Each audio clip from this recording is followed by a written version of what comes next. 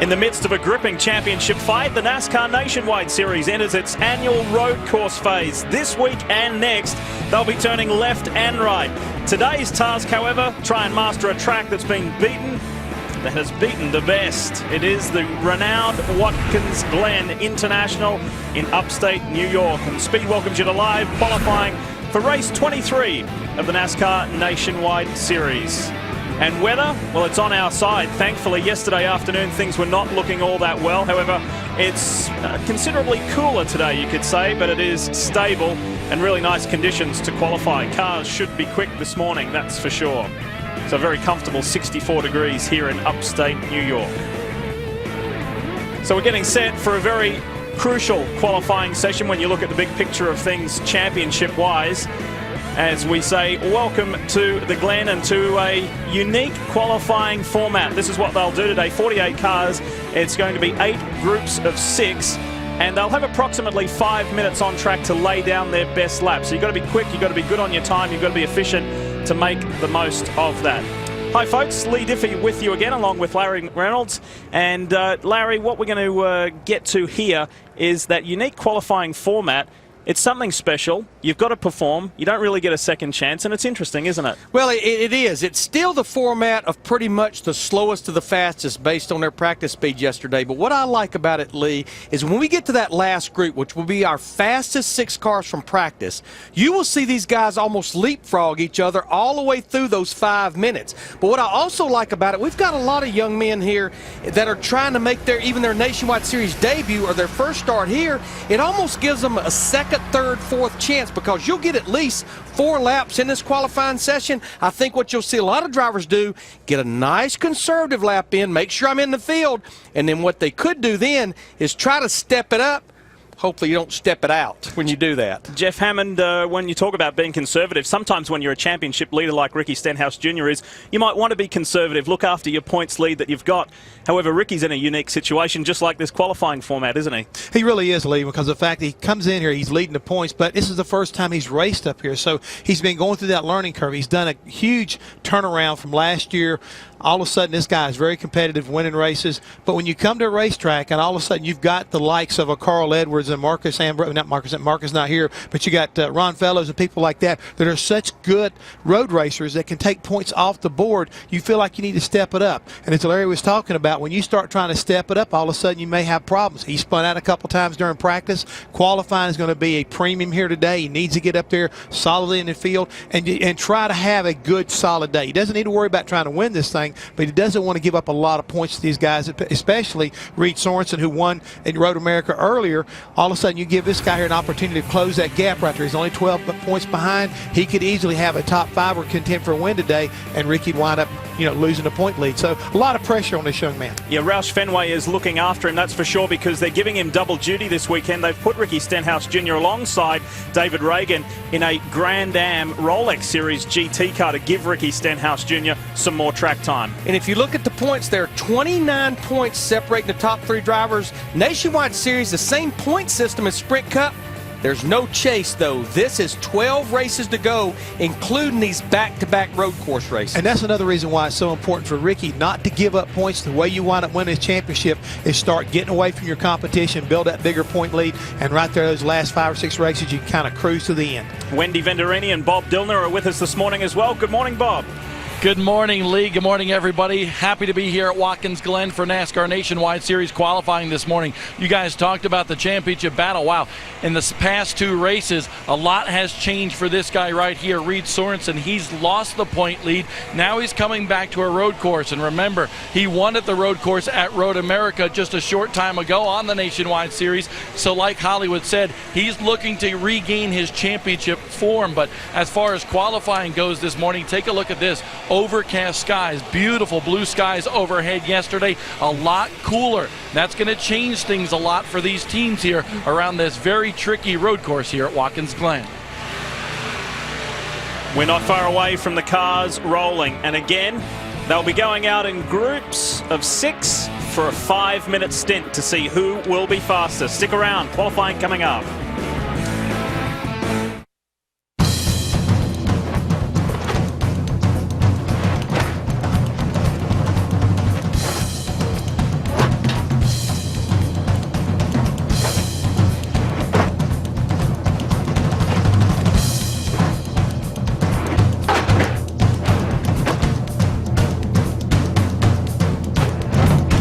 We've got all you need for back to school with low prices every day on everything. Backed by our Ad Match Guarantee. Save money. Live better. Walmart. Golden Corral's pan-seared seafood cooking stations are open and the reviews are in. My chef pan-seared my scallops right before my eyes. It was fresh, it was tasty, it was hot. It's all part of our endless dinner buffet for one incredibly low price. Only at Golden Corral. My feet are killing me. Well, we're here to get you custom orthotic inserts. Dr. Scholl's Custom Fit Orthotic Center recommends the custom fit orthotic that's best for your tired feet. Foot care scientists are behind it. You'll get all-day relief For your tired, achy feet. For locations, see drscholls.com. What does it take to be a top-rated pit crew? Your 40-hour work week, you can go ahead and throw it in the garbage. 5-hour energy is part of the team because it helps keep us going. You can do a 5-hour shot and be good to go for the whole race. Coffee just doesn't cut it. There are a few teams that do go after the 5-hour energy inside the truck. We try to keep them away. You know, they see the edge that it gives us, and they want the same thing. This is going to war. 5-hour energy. What's driving you?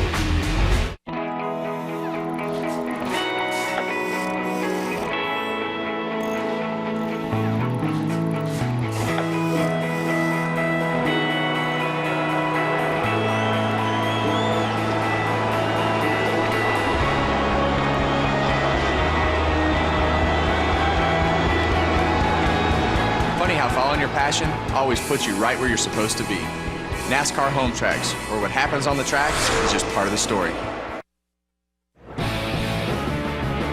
Speed's presentation of the NASCAR Nationwide Series qualifying from Watkins Glen is brought to you by AutoZone. For the auto parts, accessories and advice you need, get in the zone. AutoZone.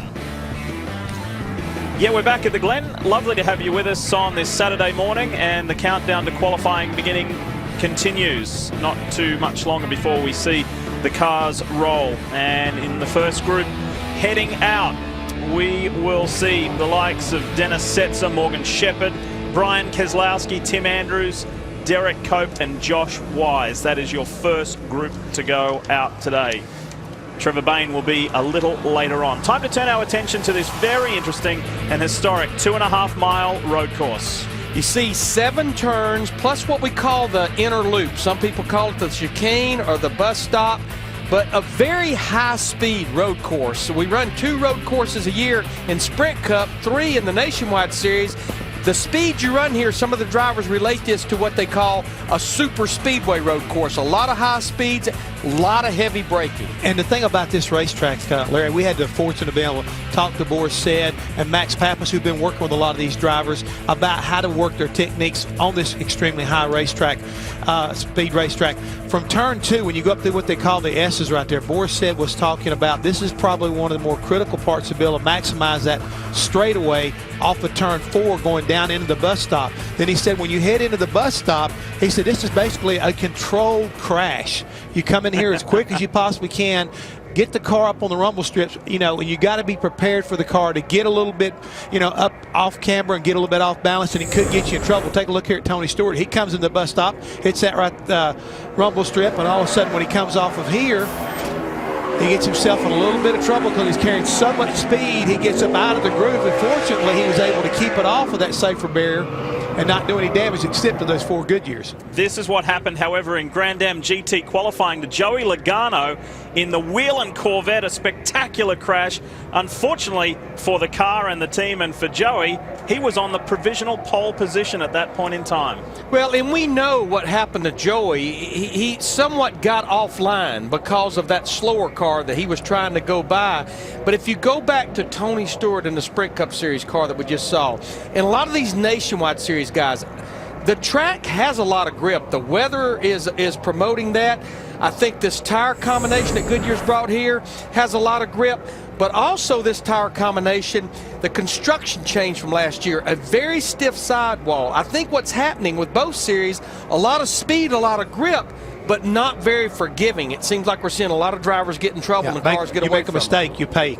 By the time JJ Yaley hits the track to qualify, 2 groups will have gone before him, so he'll get a look at conditions and how fast they really are. Bob Dillner has more with JJ. And JJ's looking forward to qualifying this morning at Watkins Glen International, but I want to know, how interesting is this multi-car qualifying going to be? I don't know. I've never done it before. It's, you know, for me it's good because I'm not I don't have a whole lot of laps as a road course guy.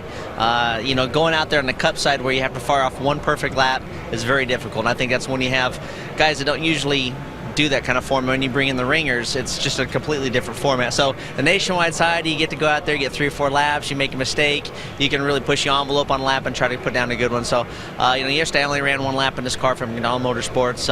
It felt pretty good, so I didn't figure there was any need of wearing it out. Hey, you're doing triple duty this weekend, the Cup Series, the Nationwide Series, and last night, for a great cause for MRO, you ran at Black Rock Speedway in a modified. How was that? It was good, except for I was the first loser. I won last year, so my streak ended at 1. So now I got to restart again next year. But, I went ahead and started on the tail. Michael McDowell won. He started on the pole. I think next time he needs to fall to the back and make it exciting with me. But nonetheless, we had a lot of fun. I tell you what, a lot of great money raised for MRO. A great cause last night at Black Rock Speedway, guys. Bob, was that you that we saw in a driver's suit? That was me, but did you borrow that driver's suit? No, actually, that's custom fit for me. But honestly, these guys are the drivers, not me. It's kind of like yesterday, Hollywood. You were talking about JR and you and so forth. Well, you've won a lot of races in NASCAR. He hasn't, and JJ's won a lot of races in his career. I haven't. I finished last. We'll have Speedy Dan Clark coming up shortly to qualify, and that's Speedy Bob Dillner right there. It was a lot of fun. Good that you enjoyed it, mate. Well done, well done. All right, final break before we see the cars roll. We'll be back at the Glen right after this.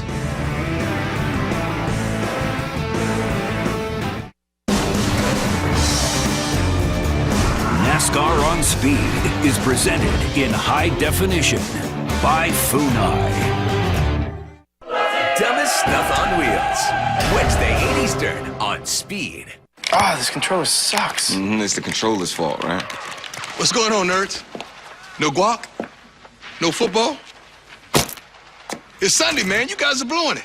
The game's over. What about all the other games? That's the only game we get with cable. It's on. Don't you know only DirecTV gets you every game every Sunday? See, we all winners now, except for whoever made this dip. That's flat out nasty. Now NFL Sunday Ticket is included at no extra charge. Call 1-800-DirecTV. Are you ready to save up to 95% on what you want most? Then try Quibids.com, an exciting new way to shop for products like iPads, MacBooks, HDTVs, cameras, appliances, and more. Imagine getting a new Apple iPad today for just $23.74. Or how about a Samsung 50-inch TV for as little as $84.95?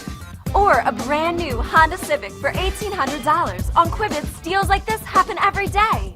Quibids is a unique auction website. Each auction starts at 0. When someone places a bid, the price increases by as little as 1 cent. The result is insanely low prices. On Quibids, you can save up to 95% off retail. I got a MacBook Pro laptop for $67. Stop everything and visit Quibids.com right now. Enter the promo code below to receive 10 free bids. That's QUIBIDS.com. Go to Quibids.com now. Couldn't be at a better place to have a busy day of action on track. Yes, triple the action today because not only Nationwide and Sprint Cup qualifying, but a little later on, 6 p.m. Eastern to be specific, the Grand Am Rolex Sports Car Series has the first of 2 weekends in a row here in Montreal. So it's a busy period of time. It's a 2-hour sprint race tonight for the Rolex Sports Car Series right here on Speed. But for now, we're talking about NASCAR Nationwide Series qualifying. And if you're just turning on, if you're a little bit late, welcome. It's going to be interesting because the guys will have to learn about how to bank a lap, get out there quick, Jeff, and really lay one down, but also be respectful of each other, try not to hold anyone else up, and get used to being in qualifying with other cars around them. That's the one thing I think it makes us so unique, Lee, is the fact that when they turn everybody loose, I mean, you could be out there on the racetrack thinking, okay, everything's great, you're having the best lap of your life, and all of a sudden one of the guys in front of you gets off course, and it could really mess up your whole effort. So a lot of guys right now depending on each other to be respectful, like you say, not kick a lot of dirt up on the racetrack, not maybe make a mistake and wreck on top of that. So, but a lot of pressure on some of these first groups because a lot of the guys that are go or go homers are in some of these early groups, and they've really got to kind of like let the rough side drag in because otherwise they're going to be going to the house. A couple of drivers there, including Josh Weiss, who's the 40 car, who's leaving pit road right now, and Tim Andrews trying to make their first start here. You see Morgan Shepherd, He started the very first Nationwide Series race here back in 1991, actually qualified 5th for that race. Yeah, Josh Wise right there coming off one of his best career finish up at Iowa last week, finishing 4th. So got a little momentum in that 40 car, but as you've already pointed out, first time on this road course, it could be real challenging. Brian Keselowski in the 47. So once again, we've got 8 groups of 6, 48 cars going for the 43 positions. And the time here begins not when the cars exit pit road, but the clock will officially start for approximately 5 minutes, NASCAR is telling us, once the first car on track crosses the line. So you really don't have much time to get up to speed, to get the tyre temps up, and you've got to get into it. And as we were saying earlier, bank a lap. Give yourself some kind of a comfort zone. That's definitely something that you have to be careful, because you have almost 2.5 miles to get heat in the tires, but with the cold weather that we have here, not a lot of heat in these tires. Another thing that these drivers and these teams had to make a decision on, Jeff, is when you're going to run for over 5 minutes, which approximately should be about 4 laps plus the warm-up lap.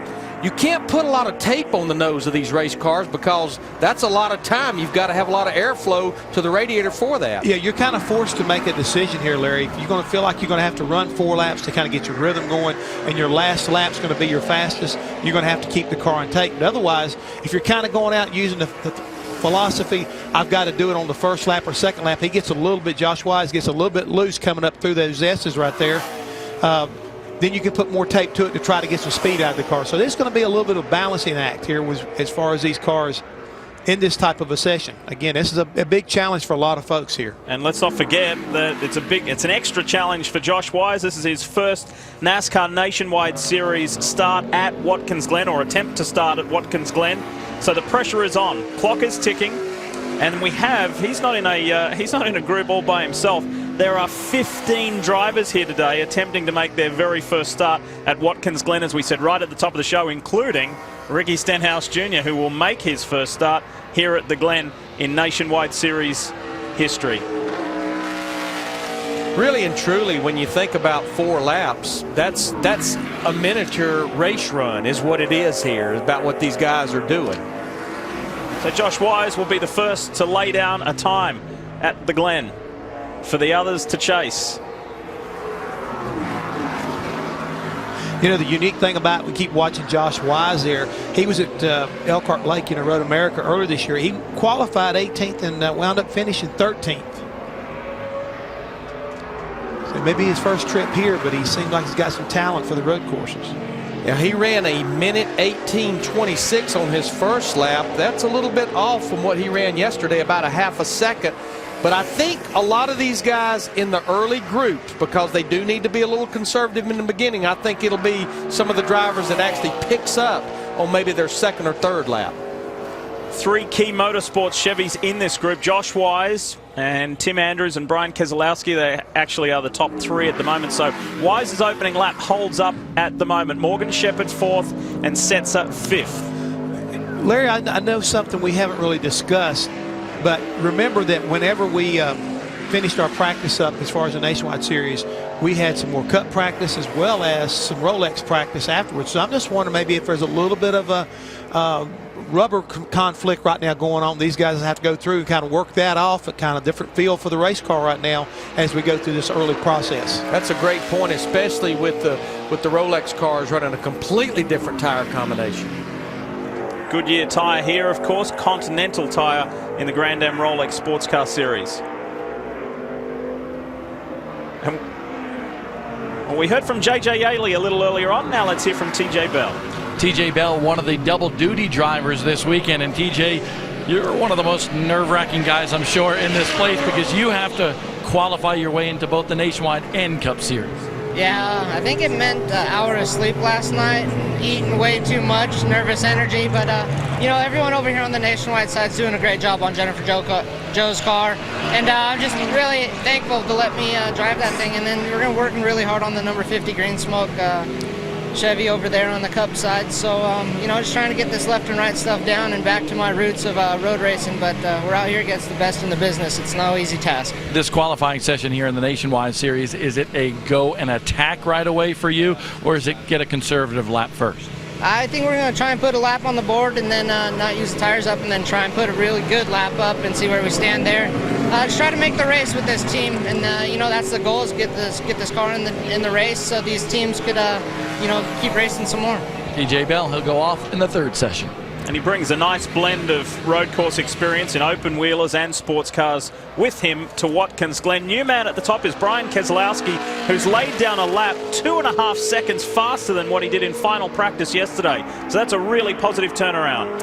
And what we've seen, we saw Morgan Shepherd, along with one or two others, they ran 2 laps and they decided to go ahead and pull it in, which you certainly have the option to do. You can only run 1 lap if you so desire, but I think what these guys did, especially in the case of Brian Keselowski in the 47, who where you going, Brian? Turn 1. Yes, he did. Got a conservative lap in on lap 1, and then he definitely stepped it up on lap 2. So it's Keselowski with a 1:16.5 over Wise with a 1:17.4. So it's a huge margin, almost a second difference between first and second. Then Andrews, Shepherd, and Setzer. This is Tim Andrews in the 42 car right now. He is third, as you mentioned, Lee. And when he came by the flag stand the last time, I did see the white flag, so this will be his final lap. As long as you start a lap in the 5 minutes in, you may go ahead and complete that lap. First road course, as Jeff mentioned, was earlier in the year at Road America, that eventful race at Road America, right down to the very end. So he's hoping that his time is good enough to put him in his second Nationwide Series road course event. And Lee, we got quite a large field here this weekend trying to make the race, and they expect even a bigger field. I've heard the numbers up to maybe 51 cars next weekend whenever we get to Montreal. We need to squeeze in a break. Group 2 coming up. The likes of Simo, Dreesy, Green and Clark. Plenty more. NASCAR Race Day twists through Watkins Glen. Tony Stewart and Marcos Ambrose join us live. Plus, Dale Jr. sits down for a candid interview about his career. NASCAR Race Day built by the Home Depot, Sunday at 10 Eastern, live on Speed. The American Garage. The temple of the tune-up. The Taj Mahal of overhaul. More of them count on AutoZone parts than ever before. But parts are just part of what we do. Our trusted advice and helping hands approach is everywhere. So, whether it's his place, her place, or the pro's place, parts are just part of what we do. Get in the zone. AutoZone. Are you ready for this summer's new look? The Buzz is sexy skin, and you can have it too. The secret is the deep cleansing wash from Proactive. It keeps your chest, back, and shoulders clear, and it's yours free with this special summertime offer. I get breakouts on my back. It's like, you know, I gotta hide this. And so now it's really good to have a product like the Proactive Body Wash that works so quickly. Acne is out and clear, sexy skin is in. So order the #1 acne system for only $19.95. And the deep cleansing wash is free. And to celebrate the season, we're offering free shipping. I recommend it to almost all my clients because it clears up their chest and their back, and they can wear a little strapless dress and feel really pretty. Get in on Proactive's hot summer deal right now. You get the deep cleansing wash and these extras free. A $72 value for just $19.95. And today, your shipping is free. With Proactive, this is the best my skin has ever been. And that feels great. Call 1-800-689-0083. Back at the Glen and Group 2 cars on the track. This is good. We're rolling through it. So it was an uneventful first group of 8, 7 to go. And as we were going to the break, I was mentioning that in this second group, we've got the likes of 44, Jeff Green on track right now, Dan Clark, Blake Cook, Tommy Dreesy is making his first Nationwide Series appearance, Brian Simo and Chase Miller. But how about that quick guy from Group 1, Wendy? That would be Brian Keselowski. Everyone wants to chat with Brad. I want to chat with Brian this morning here at Watkins Glen, his second nationwide attempt here in the Nationwide Series. You were here 1 year ago. That lap you just ran, Brian, you said, man, that was a handful. Yeah, this thing isn't quite set up for road course racing yet. Unfortunately, we just didn't have enough parts to put everything together right, and we don't have we have circle track housing in the car. When you turn right, it doesn't hold it very well. So, I got down in turn one a couple times, didn't think I was going to make it, but I tried as hard as I could. Curtis Key's been real good to me and helped me out, and now I'm trying to get my Cup deal back up and running, but it's been tough without sponsorship. So we're doing this nationwide deal for them for a little bit, and they're running 4 cars trying to afford to race one. So it's been a tough deal, and I'm just trying to help out best I can. What's the conversation been like with your baby brother and his healing of his ankle? Honestly, I haven't really talked to him too much. He's been so busy after he won Pocono and trying to get this whole deal going, and I know he's been real busy with the sponsorship obligations and stuff. So I haven't talked to him, but for just a split second when he was in the hospital. But sounds like he's doing just fine. If you can go out and win the Cup race, you can do pretty good. That's true. And Brian Keselowski, who's been racing even longer than Brad, been around for many years in the Keselowski racing family. Lee? Actually, over here to Reed Sorensen, Wendy, we're talking to the guy that won at Road America. So I want to know, can you make it 2 in a row today at the Glen? We're going to try, but I'll tell you the deal at Road America is we just try to play it smart all day. We put a whole day together without running off the course and just trying to be smart. We're going after these points, and I like this road course. It's fun. I had a lot of fun yesterday, and for me, I'm just going to try not to make any mistakes and let Trent try to call a good fuel strategy race, and we'll have a good points day and maybe have a shot at winning in the end. But pretty happy with the Dollar General car so far. All right, Reed Sorensen going for qualifying here. He's in session number 6. And guys, interestingly enough, Reed Sorensen is in a special group. And what I mean by special, not only is he up at the top of the championship order fighting for the overall honours with Ricky Stenhouse Jr. and Elliott Sadler, etc., but he's in this group that have either never had a road course start here at Watkins Glen or never had a top 10 result here. The top 5 in the championship are in that group. So it's going to put an interesting shade of light on them come race time. See Blake Cook here in the 81 car making his first start here at Watkins Glen. He has jumped up to second quickest at 1:16:52. But right now, Jeff Green, who has 5 starts here at Watkins Glen in the Nationwide Series, the 44 car, he's quickest at 1:15:52, a second quicker than Blake Cook in this 81. Jeff Green, former champion of this series. Tony Drizzy here in the 41 car, a little bit of a spin with him. Right now he's 5th quickest. This is his 2nd lap that he had a problem coming out of the chicane here. Oh, just goes straight on in the bus stop. Boy, he's very, very lucky. As we said, it's a controlled wreck, but that right there was not what you wanted for sure. He's got some kind of problem. Yeah, he's got brake issues. He got some kind of problem. He's got something like it's broke underneath there, guys. If you see it hanging down. Oh, look at the left one. And he's got a left front right there. Looks like it's gone down too. And the bad thing about it is, if he comes to pit road, which he'll have to do, his day is done. I think his day is done anyway. I think he's got something in the steering broke. It sure looks like it. Now, here's what I do feel is the time that he ran, it may be quick enough to get him in the show because he did complete one lap, but they're definitely going to have some work to do on that car. Do need to mention Derek Cope in the 28 car, who was scheduled to be in the first group. He did not start his qualifying, but he's locked into the show.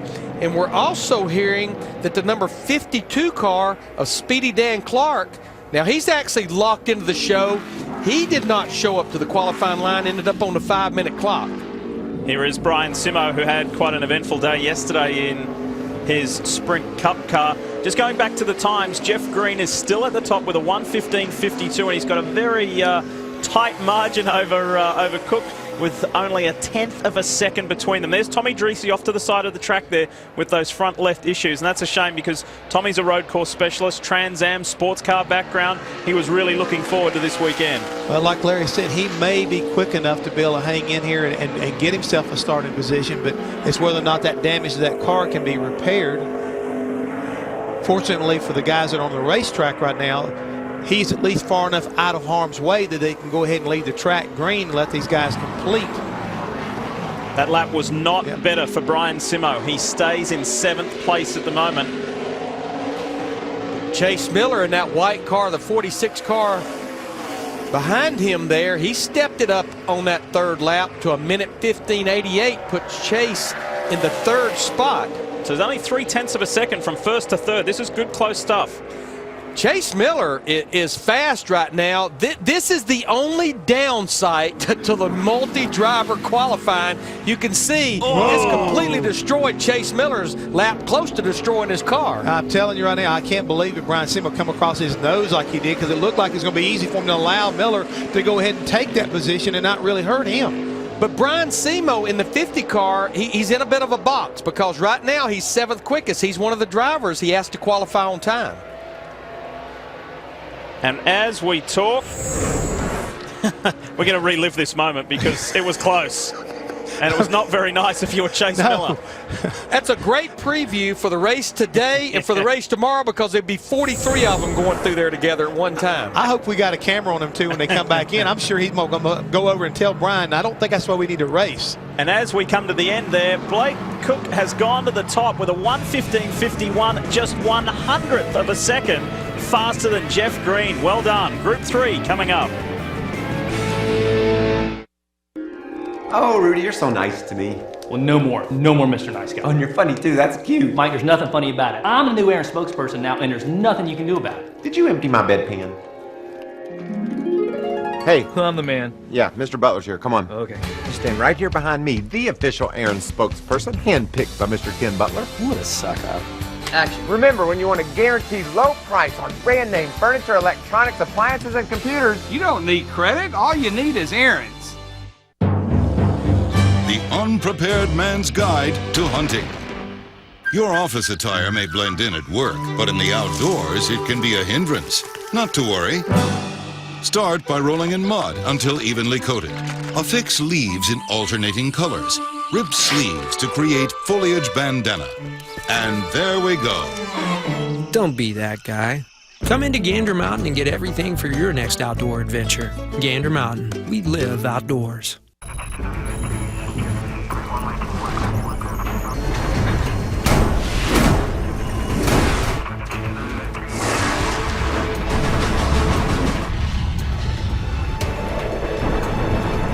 Castrol Edge, with titanium fluid strength technology, is tested and perfected to be our strongest oil, no matter what you put it through. Castrol Edge, now with titanium fluid strength technology, it's more than just oil, it's liquid engineering. Super 8 wants to turn your garage into a super destination. Pow! So we're ringing in the month of 8 with our biggest sweepstakes ever. You could win a new Ford Escape Hybrid.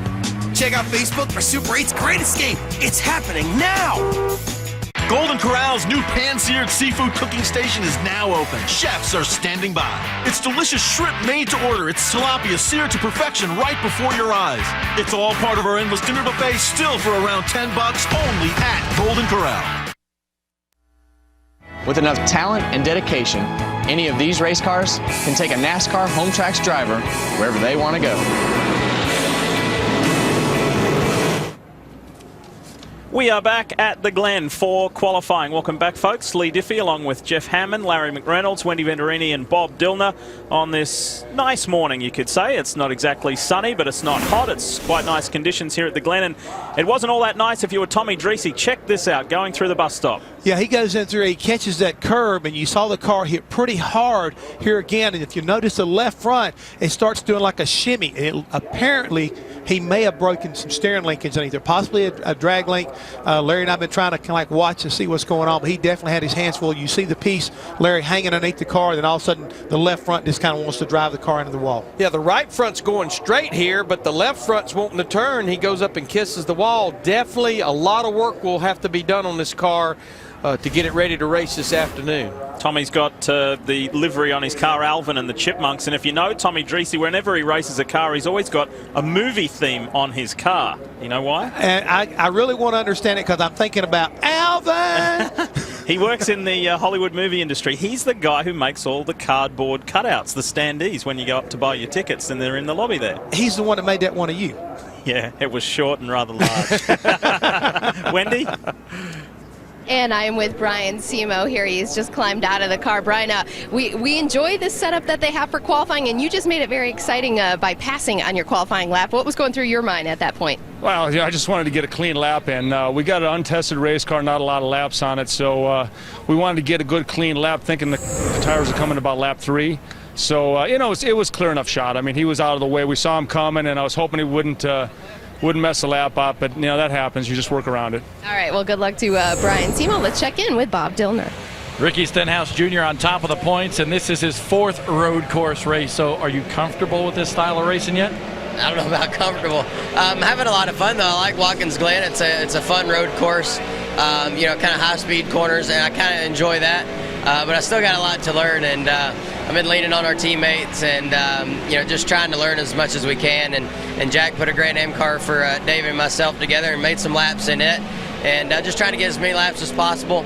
And, we'll see how it ends up later. Well, Lee, it'll be fun watching him in that Grand Am race later on today at the Glen. It will be, and that's good experience for him. And what a difference a year makes. This time last year, Jack Roush asked that young man to stand aside, and he did not take part in this Watkins Glen Nationwide Series race. Billy Johnson subbed for him. So that turnaround is nothing short of dramatic. There's very few drivers, I think, that could have taken that kind of sit down and rebounded like he has. The only thing I can compare this thing to, and Larry, I think you understand where I'm coming from, is I look at this situation with Ricky Stenhouse almost like what happened to Mark Martin. Mark Martin came into our sport, really, struggled, had a lot of problems, went away, went back to ASA racing, but when he came back, guess who he came back with and really turned his career around? Jack Roush. So I think Jack understands sometimes that there's a diamond in the rough. You just got to find it, and I think he's definitely found it in Ricky Stenhouse. Well, I think you have to tip your hat to Jack Roush because he knew there was some talent there. He just had to get this talent corralled. All right, let's turn our attention to Group 3 in this multi-group, multi-car format of qualifying. And we have got Chris Cook in this one. JJ Yaley will not come in Group 3. He'll move down to Group 4. TJ Bell on screen in the 13. Jeremy Clements, Eric McClure, and Mark Green in the 49 is your group for this 3rd of 8. Back to that interview with Brian Simo real quick in the 50 car. Of our 10 drivers that's qualified, he is the 2nd slowest of the go or go homers, and 5 drivers will not make the show today. So he's going to have to kind of bite it out because remember, as we go into this session, it's drivers that were faster in practice. I'm watching TJ Bell in his 13 car, and he really looked good through the bus stop. Car really nice and flat, and it looked like he got back to the throttle real aggressive. Lights up that left front tire a little bit coming into 6, but looks like he's got a pretty good lap going. Well, if you look at the tracker right now, he's sitting there the quickest. If he gets it back to the line, he attempted double duty, trying to make the Sprint Cup Series race here. Has no starts here whatsoever. Came up here last week and ran a Mazda around this 2.45 mile road course. Yeah, he did the Skip Barber School just to re-familiarize and get those finer details down. Clements has gone to the top ahead of TJ Bell, and we've broken that 1 minute 15 barrier down to the 1 minute 14.78 range for Jeremy Clements. Whoa, big sideways for the 51. That was a huge moment for Jeremy.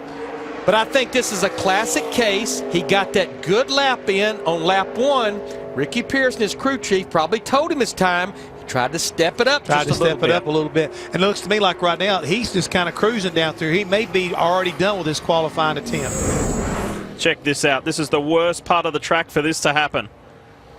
It's a fast part of the racetrack as you enter the S's there in turn 2. Good catch.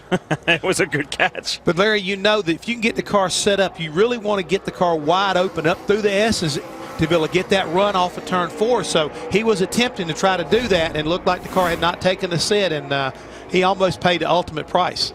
Yeah, I would say with these Nationwide Series cars, with a little bit of horsepower, fresh tires, when you pick up the throttle off turn 1, the next time you'll roll out will be all the way the end of this back chute that we see Speedy Dan Clark on right now. And Dan was originally meant to run in Group 2, so he's slid down to Group 3 in the 52, and at the moment, where is Speedy Dan? He's in 10th place.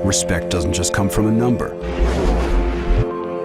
Respect isn't about where you come from, where you've been, whether you're old school or whether you're new school. Because when you're racing for fans as hardcore as ours, you don't ask for respect.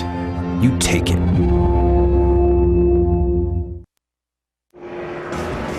Hey, there's Kenny. We just heard from him, and you'll be able to see Kenny and Kyle and JR and the whole gang on NASCAR Race Day built by the Home Depot tomorrow here from Watkins Glen.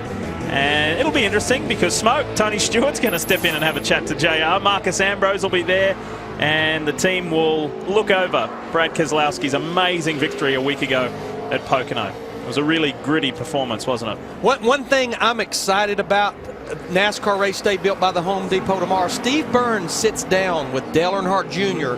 about where he thinks he's at with his career right now. I think that's going to be a great interview. That was on, I think there was part of that also on Race Hub on Thursday night, and unfortunately the hotel I was in here didn't have speed, and I was bummed. I really wanted to watch that. We're watching Kyle Kelly right there. He came into one and overdrove that corner and used up a lot of the runoff strip to get his car back on track. Interesting to see how much this is going to affect his first lap. Now, he has a start here last year in 2010, ended up with a top 20 finish. So Group 4 will also include J.J. Yaley, Kyle Kelly, J.R. Fitzpatrick, who had a really good run here last year, and Timmy Hill. So 7 cars in Group 4. Here is the 21 of Tim George Jr., who now can say that he is an ARCA race winner.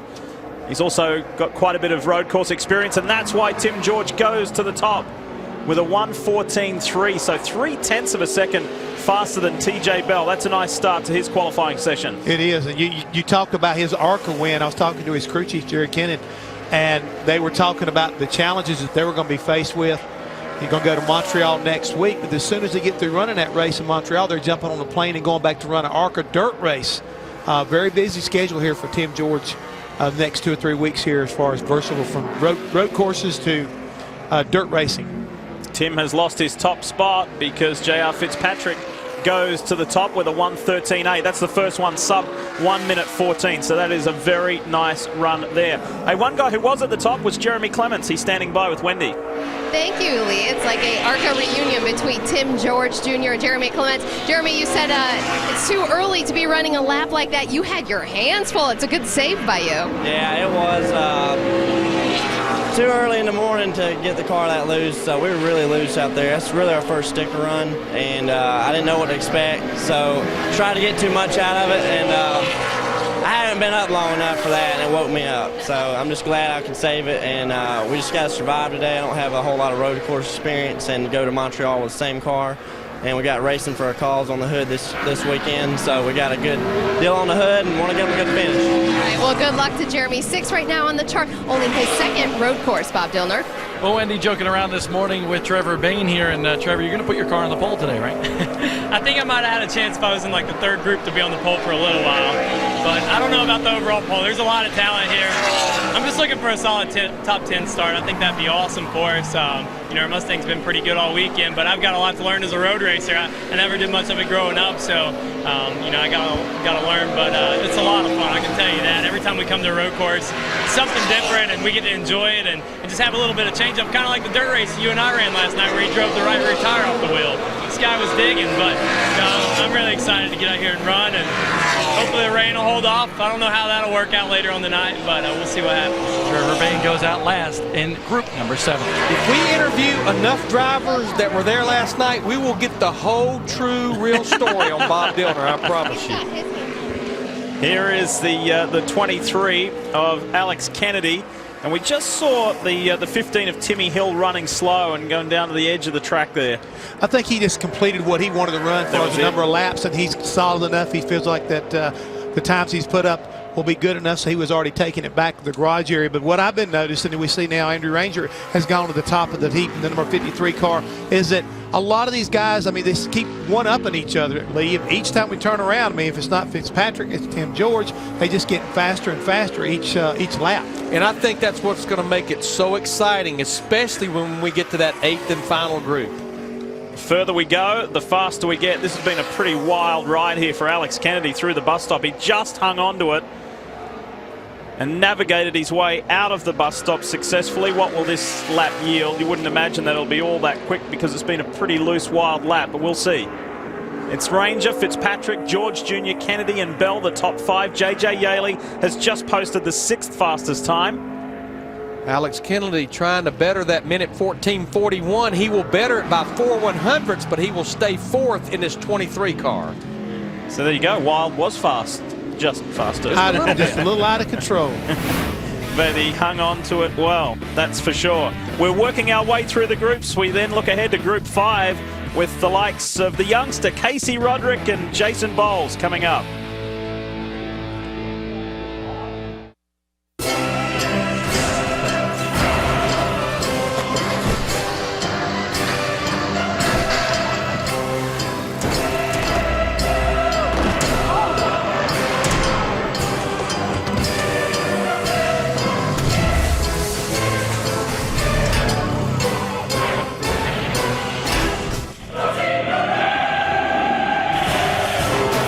Dumbest Stuff on Wheels. Wednesday, 8 Eastern on Speed.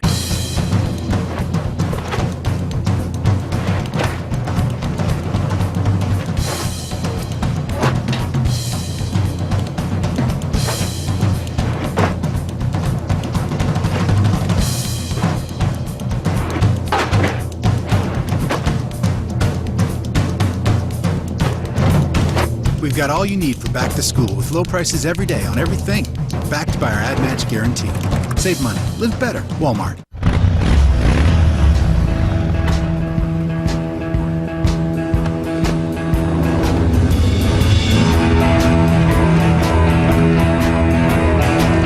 What makes us #1 in motorcycle insurance? We love bikes. We love riders. And most of all, we love to ride. Perfect hair every time. Leading the pack in motorcycle insurance. Now that's Progressive. Call or click today.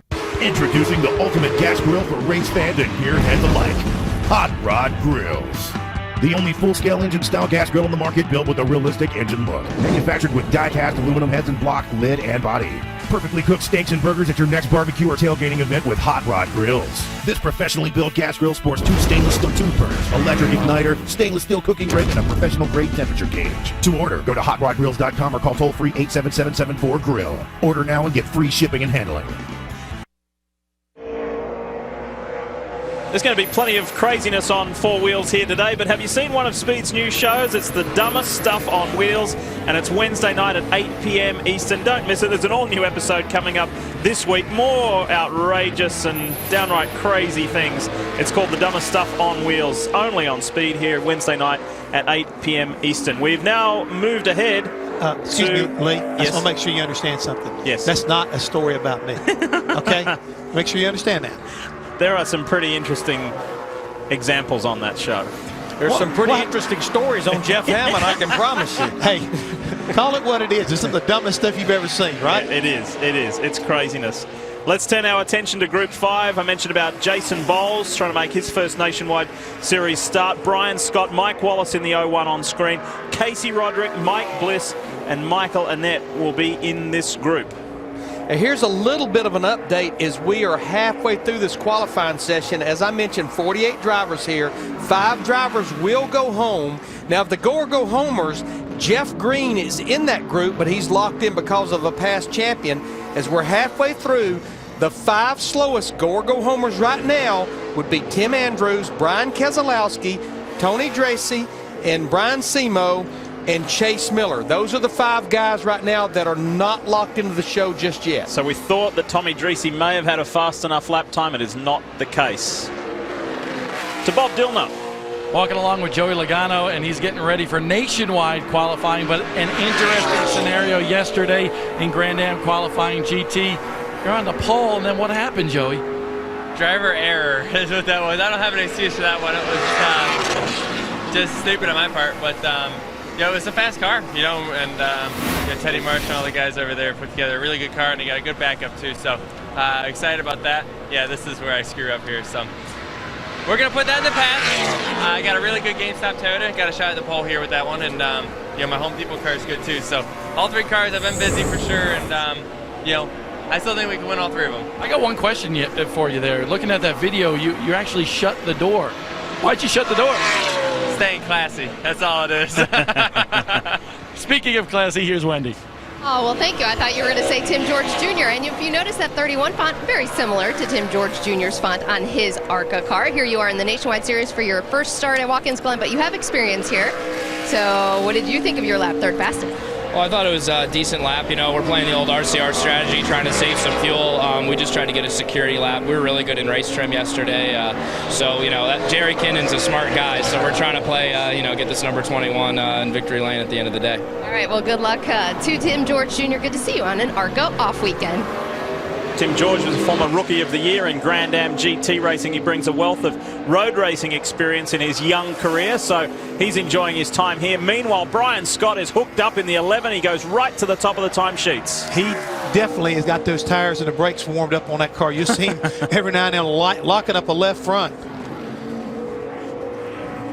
Now here we see Jason Bowles in the 64 car right now. Jason has run 2 laps. He is 17th quickest. He is the only go-or-go-homer in this group. He is now locked in, but regardless of where he qualifies, he will have to go to the rear of the field. This is one of 2 teams that had to change an engine after practice yesterday. Jason was a super go-karter in his younger days. He did do a little bit of sports car racing, and now he's in stock cars. He's a K&N West champion, and he's doing well. He's really looking forward to trying to make the field here at the Glen. And he will be racing at Montreal in the next road course race next weekend for Rusty Wallace Incorporated. Speaking of Canada, our Canadian viewers will be thrilled that Andrew Ranger is up there. He's 2nd fastest. A lot of you were tweeting yesterday and contacting Kyle Petting saying we haven't seen much of Andrew Ranger. Well, your boy's doing good right now. And another Canadian Tire Series champion, J.R. Fitzpatrick, is 3rd quickest. Now, Brian Scott stepped it up even a little bit more on his 3rd lap. He goes to a minute 13:53, about 3/10 quicker than Andrew Ranger right now. So it's Scott, Ranger, Fitzpatrick, George Jr., Roderick, Kennedy, Annette, Jason Bowles, Mike Bliss, and TJ Bell, the top 10 at the moment.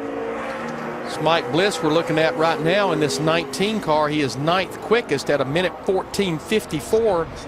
He jumps up to 5th quickest on that 3rd lap. I'm telling you right now, he's a veteran, and he will give you a solid run. If that car will go, he'll put it up there as fast as he can. And right now, he's got himself a really good-looking start to this deal. Check out Brian Scott. So he holds the fastest lap time with a 1 minute 13:53. Keep your eyes on the 11. He really got through that 10th turn. That left-hander really good. You can see the tracker go back from 2nd to 1st. He's going to step it up even more, it looks like. Actually slowed down about a 1/2 but he is the quickest. 1:13.53. That lap was a 1:13.60, so almost matched his provisional pole sitting time. 3 groups to come. Stick around. NASCAR and the American farmer are working together to bring us American ethanol, the right choice for the future of our sport, our country, and our planet. It's a brand new race day. On an all-new episode of The Car Show, can the Corvette ZR1 take down the Mercedes SLS in our supercar showdown? Power is insane. Wednesday at 10 on Speed. Where'd you get that idea? How'd you learn to do that? What'd you use? Every project we finish comes with a story built in. It's how our rough ideas become, you did that yourself? So when we can save more on the projects that let us fix, make, and do more, well, that just makes the stories even better. More saving, more doing. That's the power of the Home Depot. Add some style to your sink with this Moen Banbury faucet for the new lower price of $79. This is Lisa, who tries to stay ahead of her class. Morning starts with arthritis pain. That's 2 pills before the first bell. It's time for recess and more pills. Afternoon art starts and so does her knee pain. That's 2 more pills. Almost done, but hang on. Her doctor recommended Aleve because it can relieve pain all day with just 2 pills. This is Lisa, who switched to Aleve and fewer pills for a day free of pain. And get the all-day pain relief of Aleve in liquid gels. We're back at the Glen. Qualifying continues for the NASCAR Nationwide Series. The second road course event of the year, second of 3, and we got 2 in as many weeks here at the Glen this weekend, Montreal next weekend. Take a look at some of the names in Group 6. We've got 8 different groups, and we've got James Busher, Reed Sorensen, Justin Allgaier, Kenny Wallace, Ricky Stenhouse Jr., the championship leader, and Joe Nemechek. That's your Group 6. A lot of teammates in this group. Three of the Turner Motorsports groups. Now, every driver in this group is locked into the show. They are not a go-or-go-homer, so our 5 drivers that are still on the outside looking in, Tim Andrews, Brian Keselowski, Tommy Dreese, Brian Simo, and Chase Miller. That's the guys on the outside looking in right now with 3 groups to go. Hey, I want to mention one of the guys we didn't get a chance to talk to in that previous group, and that right there was Casey Roderick. Guys, everybody's bragging about this kid, especially Bill Elliott. Bill Elliott said he has won over 100 races, several different titles. More importantly, he has an attitude and a work ethic it takes to be a champion in this sport. So a lot of people are really watching this young man here as he progresses his career. So he's going to be I think, a star. And he's got himself a pretty good qualifying position right now. He's 6th for that previous group. Yeah, he's only 18 years old, and this will be his Nationwide Series debut. And when he spoke to Bob Dylan yesterday, he said, I just want to make the field. Yeah. Well, he certainly has. He's done it in emphatic style. Hey, speaking of Bob Dylan, here he is with a special name. That's right. I'm with 5-time Jimmy Johnson back here in the Nationwide Series. How do you get acclimated going back and forth when you don't run this Nationwide car with less horsepower, that much? Well, luckily, we get 4 or 5 laps to give it a shot, which we won't run that many. The first lap for me, I'll certainly do everything I can to put up a time, but we made sure I could run a second lap and really find my braking marks and kind of flip-flop back and forth. The good thing is you can be extremely aggressive in these cars. There's a lot of grip in them. And with the less power, it's not as fun down the straightaway, but the braking zones, man, you can really charge those. So either way, it's going to be a lot of fun. I'm excited to have Jimmy Johnson's anything with an engine on the race car. I'm excited to drive for Junior and look forward to giving it a good run. Just do me a favor, all of us a favor, and don't drive it as hard into turn number 1 as you did years ago in that Herzog car. Believe me, there's no one more than myself that wants to get the car stopped and make that turn. So we'll hopefully make the turn. All right, to Wendy. And Brian Scott is just watching Reed Sorensen's lap live because it could possibly knock him off, and it looks like right now Brian Scott has that top spot. Was it the lap that you wanted, Brian? You don't seem happy. No, I underdrove it. I'm still trying to figure out the whole road racing thing, but guys did a great job. I think we're going to have a decent car, and we're just going to try to play the road racing strategy. All right, well, so far, you're on the top spot. Guys. Interesting to hear him say I underdrove it. Looked like he was giving it pretty much everything he had. And I hate to give him some more bad news, because after all the Turner Motorsports cars completed every round, all of a sudden Mr. Scott is 4th. We got James Busher quickest. Ricky Stenhouse is now broken that little trio up. He's 2nd quickest. Justin Allgaier 3rd, as well as Reed Sorensen 4th. So speeds are definitely picking up. Yeah, Reed Sorensen, you saw him in that 32 car. He pulled off after 2 laps, but James Busher, his teammate in that 30, he has never raced on a road course in the top 3 series. I know he did a little bit of testing up at Montreal. Whoa, hang on to her now, partner. As we see his teammate, Justin Allgaier, pretty much going through the carousel in a slide, but that time that James Busher at a minute 12:71, we're down to about 7/10 off the track record that was set last year by Marcus Ambrose. And when you deal with adversity in racing, people say, oh, that's character building. Well, I think Justin Allgaier has had enough character building that he can take for one season in the 2011 Nationwide Series. So hopefully he has a good result this weekend. So far, so good. 2 guys who have never been to this track before in Nationwide Series competition are 1st and 2nd. James Busher, Ricky Stenhouse Jr. It's a great story so far. How about the 6? We'll see what he can do. Through comes Stenhouse Jr. Is this going to be an improvement? It's going to be his last lap. More than likely. Got one more to go here. Slowed down about 2.5 tenths. So right now he is 2nd quickest behind James Busher in the 30 car. But I think Bob Dillner's with a driver that didn't even know he was going to be racing here till a few days ago. That's right, but I think Kurt Busch is enjoying himself here at Watkins Glen in the Nationwide car. You got a fast car. How about putting this baby on the pole? Yeah, this is a fast Dodge Challenger. It's fun driving these Nationwide cars again. It's been over 4 years, and the game has changed for sure with the power and the downforce, but you know, this is just a great way to fill in for Brad and be a teammate because he needs to heal up. With that win, he's in great position for the chase berth on the Cup side. So it's fun for me to come back, see all these guys again, and shake hands up and down pit road.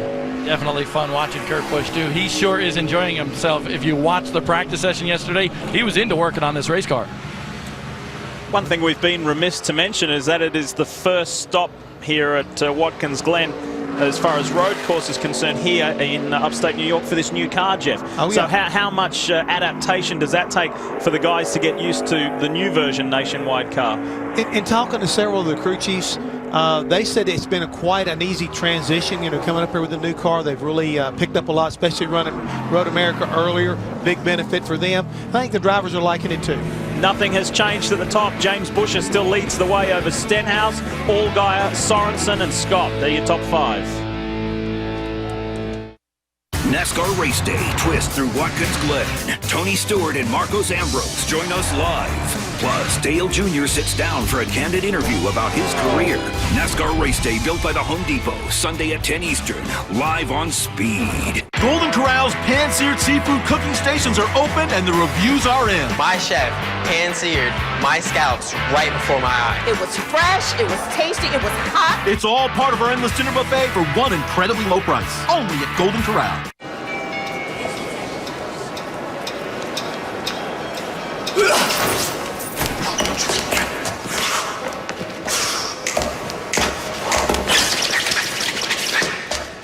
We are!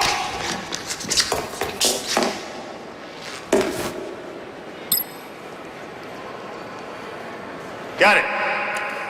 Don't be the last to know. Get it faster with 4G. It's the network of possibilities. AT&T. The American Garage. The temple of the tune-up. The Taj Mahal of overhaul. More of them count on AutoZone parts than ever before. But parts are just part of what we do. Our trusted advice and helping hands approach is everywhere. So, whether it's his place, her place, or the pro's place, parts are just part of what we do. Get in the zone! AutoZone. My feet are killing me. Well, we're here to get you custom orthotic inserts. Dr. Scholl's Custom Fit Orthotic Center recommends the custom fit orthotic that's best for your tired feet. Foot care scientists are behind it. You'll get all-day relief. For your tired, achy feet. For locations, see drscholls.com. A quick programming reminder about the car show Wednesday night. That man right there on the left, Adam Carolla.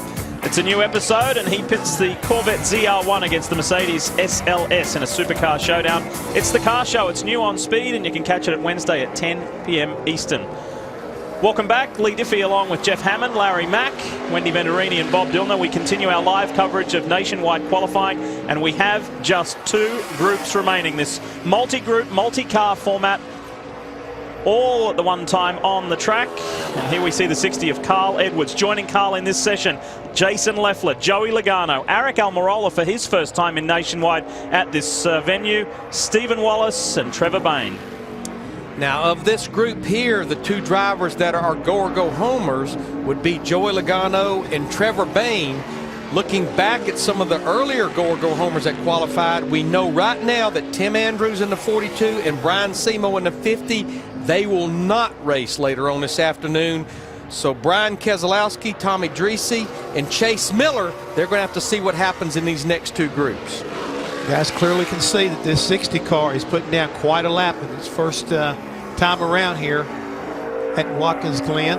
Carl Edwards. And I wouldn't be one bit surprised he doesn't run, but maybe 2 laps, because I think one thing we need to bring into play here is a little bit of strategy here. If you lay down a good lap, and he does that, he puts it to the top of the list so far, is trying to save a little bit of fuel, because they got to start the race the way they complete their qualifying. And that, ladies and gentlemen, is a new track record. You've been waiting all day to do that. I have, and I guarantee you, when we have Sprint Cup Series qualifying, it's probably going to be a new track record by over a second or better. Did you see how close Joey Logano came to giving that wall a strike? And he rocketed right up to 3rd place in the Joe Gibbs Toyota. So it's Edwards, Buescher, Logano, Stenhouse Jr. and Allgaier, the top 5 at the moment. And it's even though You could kind of say the gamble didn't quite work out with that very heavy accident in Grand Am GT qualifying yesterday for Joey Logano. It's good to give him even more track time. He put in a superb performance in the Nationwide Series race here last year, racing up against Marcus Ambrose, who we haven't yet mentioned is not in the field this year to defend his 3 consecutive victories in the Nationwide Series. He is really despondent about that, very disappointed that a commercial arrangement couldn't come together to get the car on track. He will be in Montreal next weekend, however. The thing is, that's one way to beat him. Don't get him sponsorship. Keep him on the sideline. And you know, he said yesterday, there is no way after qualifying today for Cup I'm sticking around at this racetrack. I'm going fishing. I cannot watch someone else win this nationwide race. I'm watching Jason Leffler right now. I'm not sure it's going to be quick enough to knock Carl Edwards off the top, but a great lap for Jason Leffler in this 38 car. He goes to second quickest at 1:12.66. The good news is he's second. The bad news is he's almost 3/4 of a second slower than Carl Edwards. You know what's funny is I saw him coming in the garage area just before we left early today to come upstairs, Larry, and he told me, he said, "You watch me." He said, "I've got this thing figured out today." Right now, he's looking pretty darn strong in that 38 car. How's the 66 of Stephen Wallace? He slots into 7th place. So there's been a lot of positional changes. Edwards, Leffler goes ahead of Buscher for second. Trevor Bayne just posts the 4th fastest time, and he outdoes Joey Logano, Ricky Stenhouse Jr., Justin Allgaier. We mentioned Wallace, then Sorensen is 9th, and Brian Scott in 10th. Time running out. They only get 5 minutes on track. 6 cars in a group. So you've got to make good work very effectively, very quickly. And that's good for Jason Leffler. I wish him well this year. He was involved in that horrendous accident last year, late in the race, where there was some 10 cars in just a massive pile-up that led to the race being stopped for a period of time. Wendy? James Buscher has been watching the qualifying laps. This is only his 3rd time at a road course, first time in a nationwide car. And how did you prepare for this event? Because it's pretty interesting. You know, I played this racetrack on a video game a lot, do some iRacing and stuff, but it's a fun racetrack. I really enjoy it. It's fun to do some road racing and get some experience at this. And you know, our AccuDock Solution Chevy's fast, so it makes it even more fun. And you know, we'll see if it holds up for a top 10 starting spot, but we know we'll be in the top 13, so we'll see how it goes. What did you learn watching TV yesterday, you said? I definitely learned a lot watching Cup practice. After our practice, I wasn't very good through the bus stop area, and you know, talked to a lot of people and figured out a lot of things about how I need to get through there, and went through there completely different than what I did yesterday and picked up a lot. So you know, still learning, but hopefully we can learn some more in the race. All right, well, good luck. We know at the very least he will qualify 13th, guys. How do you like the sound of this? Final group coming up. Menard, Sadler, Jimmy Johnson, Kurt Busch, Ron Fellows, and Kyle Busch. What a final group. Don't miss it. Stay with us. Each week, 4 new car freaks pit their passions. I've put all my blood, sweat, and soul into it. Against their peers. Rock and roll, baby. Let's do this. Who has the hottest car on the road? My Ride Rules. Wednesday at 9 Eastern. Only on Speed. Welcome to Camping World. Camping World is #1 for a reason. We are more convenient, more affordable, and more fun. Don't take our word for it. Just ask any one of our happy RV campers. Over 8 million served and growing. We've got everything you'll ever need at Camping World. We got everything you'll ever need at Camping World. Are you ready to save up to 95% on what you want most? Then try Quibids.com, an exciting new way to shop for products like iPads, MacBooks, HDTVs, cameras, appliances, and more. Imagine getting a new Apple iPad today for just $23.74. Or how about a Samsung 50-inch TV for as little as $84.95? Or a brand new Honda Civic for $1,800. On Quibids, deals like this happen every day. Quibids is a unique auction website. Each auction starts at 0. When someone places a bid, the price increases by as little as 1 cent. The result is insanely low prices. On Quibids, you can save up to 95% off retail. I got a MacBook Pro laptop for $67. Stop everything and visit Quibids.com right now. Enter the promo code below to receive 10 free bids. That's QUIBIDS.com. Go to Quibids.com now. And it all comes down to this, the 8th and final group, as we welcome you back to Watkins Glen for nationwide qualifying. We're live here on Speed, and we've seen some interesting stuff already. Carl Edwards holds the provisional pole position. However, there are 6 drivers, very, very talented drivers, wanting to knock him off for that pole for tomorrow's race. Now we have one go or go home driver in this final group. It was Ron Fellows in the 5 car. So after that last group went, Brian Keselowski in the 47 and Tommy Dreese in the 41. They joined Brian Semo and Tim Andrews as 4 of the 5 drivers that we know right now that will not race. Chase Miller on the 46 will be watching Ron Fellows very closely. Paul Menard in the 33 this week, and already makes very good, quick, effective work of it, goes into the top 5. So displaces Trevor Bayne from the top 5. Yeah, Menard was the fastest in practice on Friday. His teammate Elliott Sadler has just completed his first lap, and he's now moved up to 4th quickest in the 2 car. One of Canada's racing heroes, road racing heroes, Ron Fellows. He's a 3-time nationwide winner here at this track. He loves this place, and the crowd love him. He always brings something special to whether it's nationwide or cup. We'll see what Ron can bring with this lap. Yeah, this weekend on the 5 car, he's working with Tony Uri Jr. as his crew chief. They did a little swapping around over there at Junior Motorsports, and Ron's working with him. But while we're watching Ron Fellows, Kurt Busch in the 22 car sitting in for Brad Keselowski goes to 1:11.71. He betters Carl Edwards by 0.2 of a second. Oof. Fellows slotted into 3rd. Kyle Busch goes to 4th. So it's Kurt, then Edwards, then Fellows. Kyle is 4th. Logano is 5th. Leffler's been pushed back to 6th. Elliott Sadler now comes up into the top 10. James Buescher is hanging on in 8th. Menard, and then Jimmy Johnson with the 10th fastest time. And guys, I'm not too sure he's not going to run faster here, Larry. He is definitely working on it. But just remember, when you look at Kurt Busch, he has 2 starts here, 2 poles, a win in 2006. His worst of anything was finishing 3rd in 2007. Super road racer. I'm going to say, not a bad substitute, is he, Lee? He is a great road racer. Working it out well, and did we ever think that we would see the times go this low? 1:11.71. Johnson goes to 5th. We keep an eye on Busch. Does he improve on that 1:11.71? Yes, he does. Yes. Wow, minute 11:57. We now have beat the old track record by 1/2 of a second. Ron Fellows might have something for him. 3rd fastest at the moment. Does he do any better? No.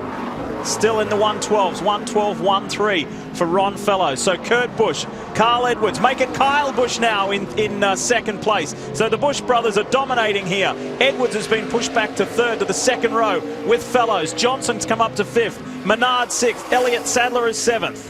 And the thing about this Kyle Busch car, they had some issues. He got in the wall a little bit and had a little extra work to get it back where it needed to be. And right now the guys have done a super job getting it tuned back up, and Kyle Busch is putting it through his paces. And one thing Kyle Busch said this week, he said, I have won at every type of racetrack imaginable with this 18 team. Except the road course. He did win Mexico City in 2008, but that was with the 20 team. He really wants to win a road course race with this 18 group. He was up the front here last year, but it didn't quite go his way.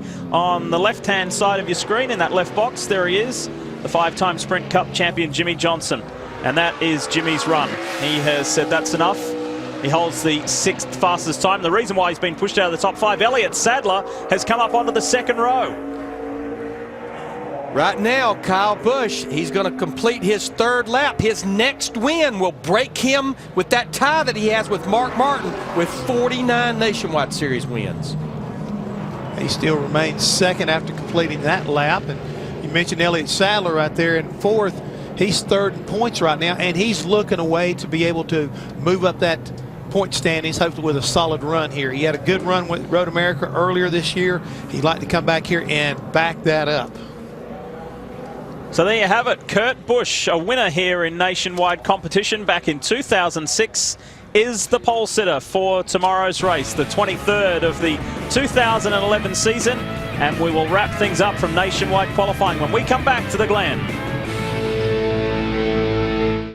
And remember, as Aaron's spokesperson, you are the face of Aaron's, the leader in sales and lease ownership. The stores where everyone is pre-approved.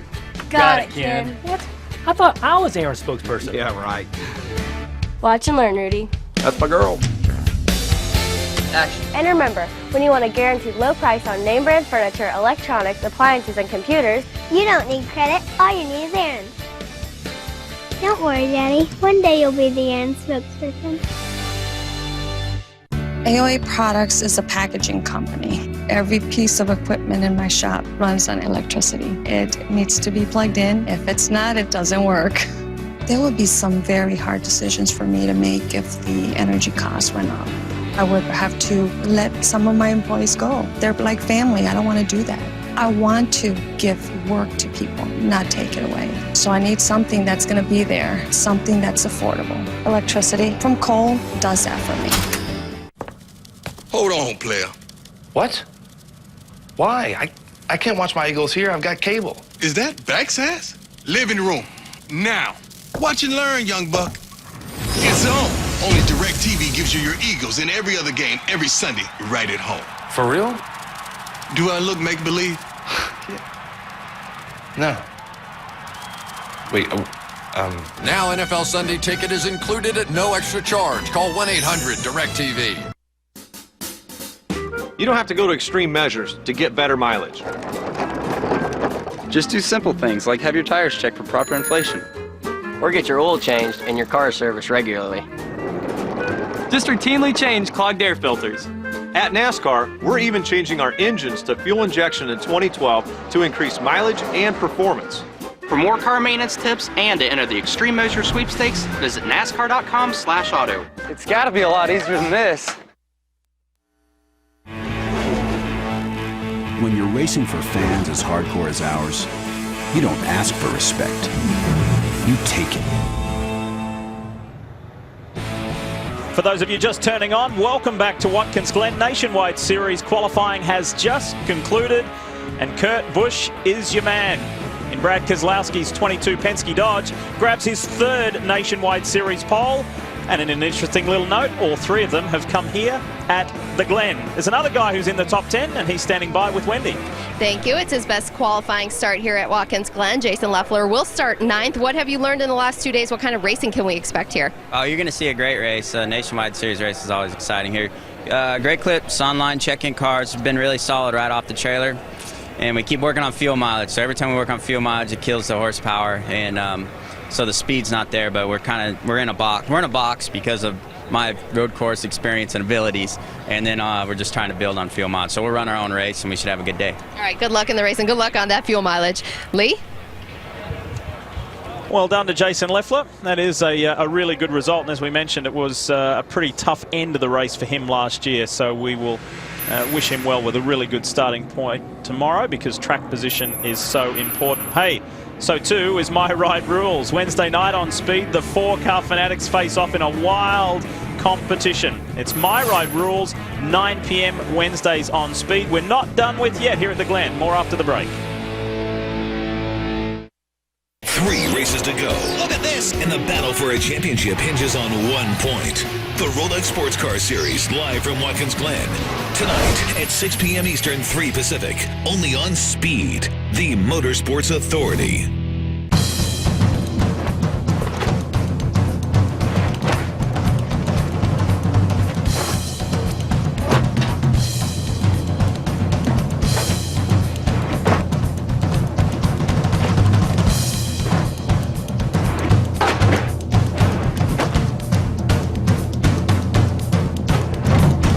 We've got all you need for back to school with low prices every day on everything. Backed by our Ad Match Guarantee. Save money. Live better. Walmart. Are you ready for this summer's new look? The buzz is sexy skin, and you can have it too. The secret is the deep cleansing wash from Proactive. It keeps your chest, back, and shoulders clear, and it's yours free with this special summertime offer. I get breakouts on my back. It's like, I gotta hide this. And so now it's really good to have a product like the Proactive Body Wash that works so quickly. Acne is out and clear, sexy skin is in. So order the #1 acne system for only $19.95. And the deep cleansing wash is free. And to celebrate the season, we're offering free shipping. I recommend it to almost all my clients because it clears up their chest and their back, and they can wear a little strapless dress and feel really pretty. Get in on Proactive's hot summer deal right now. You get the deep cleansing wash and these extras free. A $72 value for just $19.95. And today, your shipping is free. With Proactive, this is the best my skin has ever been. And that feels great. Call 1-800-689-0083. This copyrighted telecast may not be reproduced, retransmitted, or used in any form without the authorized written consent of NASCAR Broadcasting. NASCAR would like to thank all of our loyal fans for your continued support, and we hope you enjoyed today's broadcast. Last time Kurt Busch was at a road course was in Finion Raceway, Sonoma, California for the Sprint Cup Series. He drove to victory lane. Last time he sat on the pole here at Watkins Glen in the Nationwide Series, Bob Dillner, he drove to victory lane. Pretty good omen. Not a bad omen indeed. In fact, I was just told 3 Nationwide Series starts, 3 poles. You better come back and run this race more often. It's a fun race, just a great opportunity. And you know, when I came in and heard we got the pole, it's just a testament to Penske Racing and what Brad, Paul Wolf, Tom, the guys have all put together to make this car as competitive as it is. It's fun to drive, and we just got to make some of the right adjustments during the race, and we'll give it our best effort with this Discount Tire Ruby Tuesday Dodge Challenger. So I'm having fun. Hey, Ron Fellows, who's a road course ace, just came over and said, man, I am so impressed by the lap Kurt Busch put down. What does that mean to you? That's neat. I mean, I've always watched Ron, and with his Corvette days and all the racing that he's done over the world, it's neat to have a compliment from a guy like Ron Fellows. I keep trying at these road course races and keep having fun and just trying to settle in with him. I'll tell you what, Ron Fellows and everybody, including Kurt Busch, it'll be a fun race to watch today here at the Glen. And we were just saying when we were in that last commercial break, Jeff, weren't we? Ron Fellows is in a good enough position just to be dangerous there, starting 5th. Yeah, he's got a lot of experience here. He's won races here. He's in the kind of car right now with the kind of support. He can be a threat, and he will be a threat. You can promise you that right now. Mr. Busch better look in his rearview mirror because that 5 car will be definitely in there. Larry Mack, who grabbed your attention in that session? Well, I like the front row right now, the Busch brothers, and by no surprise up there, we know Kurt Busch would love to win, standing in for his teammate Brad Keselowski in this 22 car. I mentioned it with Kyle Busch in the 18 was qualifying, how much he would love to win a road course race with his 18 team and get that 50th Nationwide Series win here today. The one thing I think we haven't really talked about, weather's beautiful right now, but they are saying there's a possibility of rain coming in later this afternoon. And if they do, just remember, this series will put rain tires on and complete it.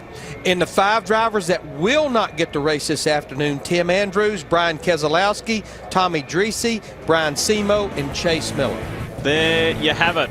And let's not forget that 5-time Sprint Cup champion Jimmy Johnson is in the field and will start 6th. So good stuff. Hey, a reminder, don't switch channels because NASCAR Live with John Roberts and the gang coming up right after this break. And then at the bottom of the hour, 11:30 Eastern, we have got Sprint Cup qualifying, which should be thrilling. See you then. Where'd you get that idea? How'd you learn to do that? What'd you use? Every project we finish comes with a story built in. It's how our rough ideas become, you did that yourself? So when we can save more on the projects that let us fix, make, and do more, well, that just makes the stories even better.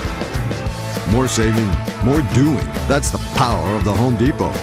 Add some style to your sink with this Moen Banbury faucet for the new lower price of $79. Engines are tuned. So are Mobil 1 motor oils. Tuned for blistering performance. Tuned for everyday extremes. And with Mobil 1 Extended Performance, tuned to keep your engine running like new for up to 15,000 miles between oil changes. Mobil 1 Extended Performance, from the motor oil brand designed to keep your engine running like new. We're making Golden Corral's deliciously endless Saturday and Sunday breakfast buffet even better. Yep, we're now grilling hand-cut USDA sirloin steak for breakfast, and we're serving it right there on the breakfast buffet. Steak for breakfast at the same low price, only at Golden Corral. Once Dave and his friends experienced the bone-rattling intensity of NASCAR, they knew it was time to reconfigure his surround sound. All right, guys, here it comes.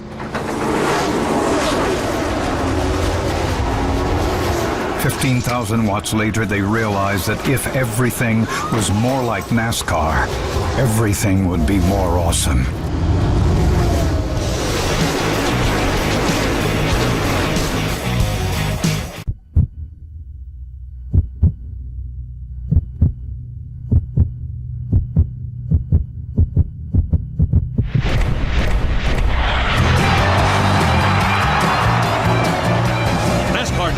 returns to Atlanta Motor Speedway with the biggest Labor Day party in the USA, featuring a pre-race concert by Leonard Skinner. Sunday tickets start at $39. Kids 12 and under free Friday and Saturday. Call 8779-AMS-TIX or go to AtlantaMotorspeedway.com.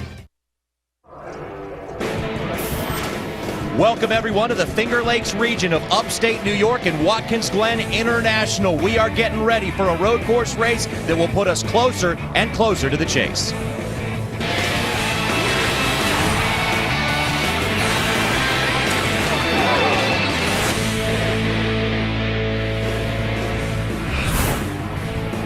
Five races to go and not much room at the end. There are 12 drivers in the chase right now, but plenty looking to knock them out. This road course at Watkins Glen could either derail someone's hopes or propel them into a position in the wild card for the chase. It should be a very wild weekend, full of strategy here at Watkins Glen. It's the second of two road course races for the Sprint Cup Series and the one that could determine who gets to go in the chase and who gets to be on the outside looking in. Hello, everybody. I'm John Roberts. Thanks for being with us. Let's take a look at the menu, see what's coming up today on Speed, and there is a lot of activity coming your way. Sprint Cup Series qualifying at 11:30 a.m. Rolex Sports Car Series at Watkins Glen. That is live at 6 o'clock Eastern Time. Speed Center and the NASCAR Performance with Larry Mack for all your nuts and bolts at 10:30 Eastern Time. Well, some of the best road course racers in the business need a win and need it in a bad way, and that's one of the things we have on tap for you in this edition of NASCAR Live presented by Geico. First of all, Tony Stewart, winless this season, but he has 5 wins here at the Glen. He will start near the front of the pack and definitely be a threat to win. Juan Pablo Montoya, also winless, but a past winner at this racetrack, could possibly propel himself into the chase tomorrow afternoon. And Marcus Ambrose, one of the greatest road course racers ever, has come so close so many times on the Sprint Cup Series at the road course, so he will start first tomorrow, and he will definitely be one to watch. A lot of beating and banging going on in the final laps at Pocono between Jimmy Johnson and Kurt Busch. Is that feud over? Well, if you listen to these two drivers, it probably is not. We'll tell you what they had to say so far this weekend here at the Glen. And also, big news from Joe Gibbs Racing is now Toyota Racing Development will provide the horsepower for some perennial title contenders. Denny Hamlin and Kyle Busch will have new power underneath their hood. Today, we'll talk about how that will affect them in their run for the championship this year and also in the future. Want to welcome in our good friend Randy Pemberton. Randy, you know, every race we go to over the next 5 pays the same amount of points to win. But you know what? There is a lot you can lose. You look right behind us. There you see the so-called kitty litter or sand trap. There's a lot to lose on the road course. Well, we talk a lot about the wild card coming up and the guys that are in position to take the wild card, but this race is the wild card race leading up to the chase. No question about it. You can be having a great day here at Watkins Glen, and in the final laps, have something go awry, somebody push you off the racetrack. The next thing you know, you might be sitting inside the chase or you might be outside, Johnny. It can happen quick in a hurry here at Watkins Glen, and also this is the last road course race where some of these ringers have a chance to get their victory and propel themselves into a wild card spot. A lot of observers will tell you that A.J. Allmendinger could possibly be the next first-time winner in the Sprint Cup Series, and Hermie's standing by with his crew chief. Hermie? I do have crew chief Greg Irwin. Is normal for Marcus Ambrose to have high expectations on a road course, but teammate A.J. Allmendinger, your driver, from polling the crew chiefs and drivers in the garage, you guys seem to be on it this weekend. Assess your chances. Yeah, the Rich Petty Motorsports group is really pretty good here, road course racing, and I was really surprised. We saw even last year AJ had a real good run, good qualifying effort. Really, my job here is to really not mess it up for him. The gains are small in practice. You're not going to find anything huge. These cars have been tested several times at various road course race tracks trying to get ready to come here, and so far everything's going pretty well, and he's really comfortable in the car. How close or how different are the setups between the two team cars? Because even though one guy can use a setup to win, every driver needs a little something different. We tried a few things yesterday that we're going to stick with, both in qualifying and race trim. I think Marcos tried a few of those changes. Didn't necessarily like them. We think he's a little faster, obviously, but they are a little bit different rear spring and some things in the front end settings are just a fuzz off. But other than that, there's the same basic chassis, same geometry configuration, things like that. So, for the most part, cars are pretty close. That's Greg Irwin, and for walking through the garage, people here say this Best Buy Ford could be have a shot to win tomorrow. We'll wait and see. Johnny? And Hermie, this has been a great year so far for upset victories. But Randy, when you look at Greg Irwin going to Richard Petty, it seems like A.J. Allmendinger may have got the best end of the deal because some of the crew chiefs that were swapped came up through the ranks and weren't proven winners. Greg Irwin's a proven winner. No doubt about it. He's a proven winner, and he's getting that experience is A.J. Allmendinger. But on top of that, you have to think in terms of this race team. If they were to pull off a win, and you look at the points right now, they are ahead of Brad Keselowski. If they were to get a win, they are next up in the chase line. So don't put these guys out of the chase yet. Nobody's talking about A.J. Allmendinger. He runs very well here at the Glen. It could be exciting. Greg Irwin could get him the win here. Well, the object in NASCAR's rule changes last year was to make winning more important, and that's exactly what they have done. A win here at the Glen could be huge for somebody, and we will talk about the winless contenders when we come back. NASCAR Live is presented by Geico. 15 minutes could save you 15% or more on car insurance. Visit geico.com for a free rate quote. Brought to you in high definition by Funai. Funai, fun and innovative. Experience more at funaiamerica.com. And by the new Low-Rise collection from Fruit of the Loom.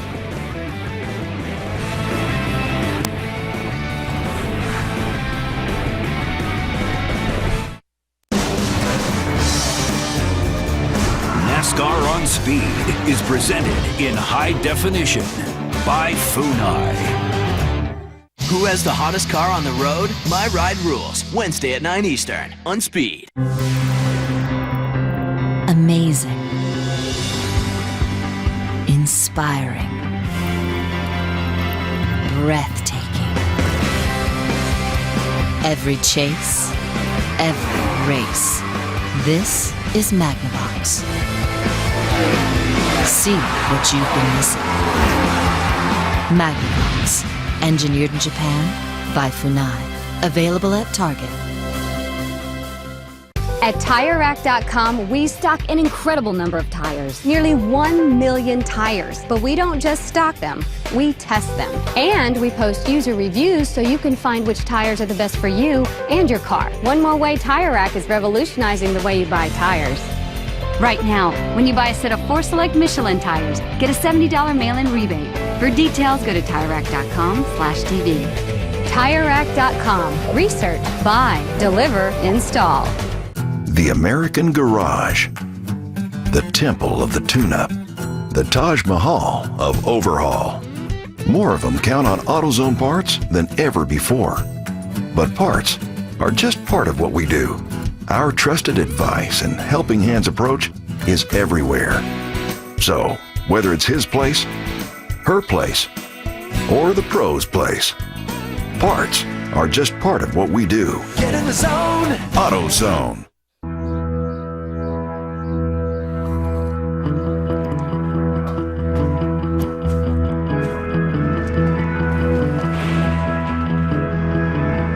There's a new team in the garage. NASCAR and the American farmer are working together to introduce American ethanol. A renewable energy solution that is the right choice for the future of our sport, our country, and our planet. It's a brand new race day. You don't have to go to Extreme Measures to get better mileage. For more car maintenance tips and to enter the Extreme Measure sweepstakes, visit NASCAR.com/auto. Last night was the 4th annual MRO night at Black Rock Speedway in Dundee, New York, about 18 miles north of Watkins Glen International. It's a 4/10 of a mile clay oval. They borrowed the cars from local racers, and the stars of NASCAR were out. Guys like Trevor Bayne, Tony Stewart, Michael McDowell, and crewmen Bobby Decker and Kevin White as well. It was a 10-lap shootout, and your winner was Michael McDowell. First win on a dirt track. He drove Russell Morseman III's car. Second place finisher was J.J. Yaley.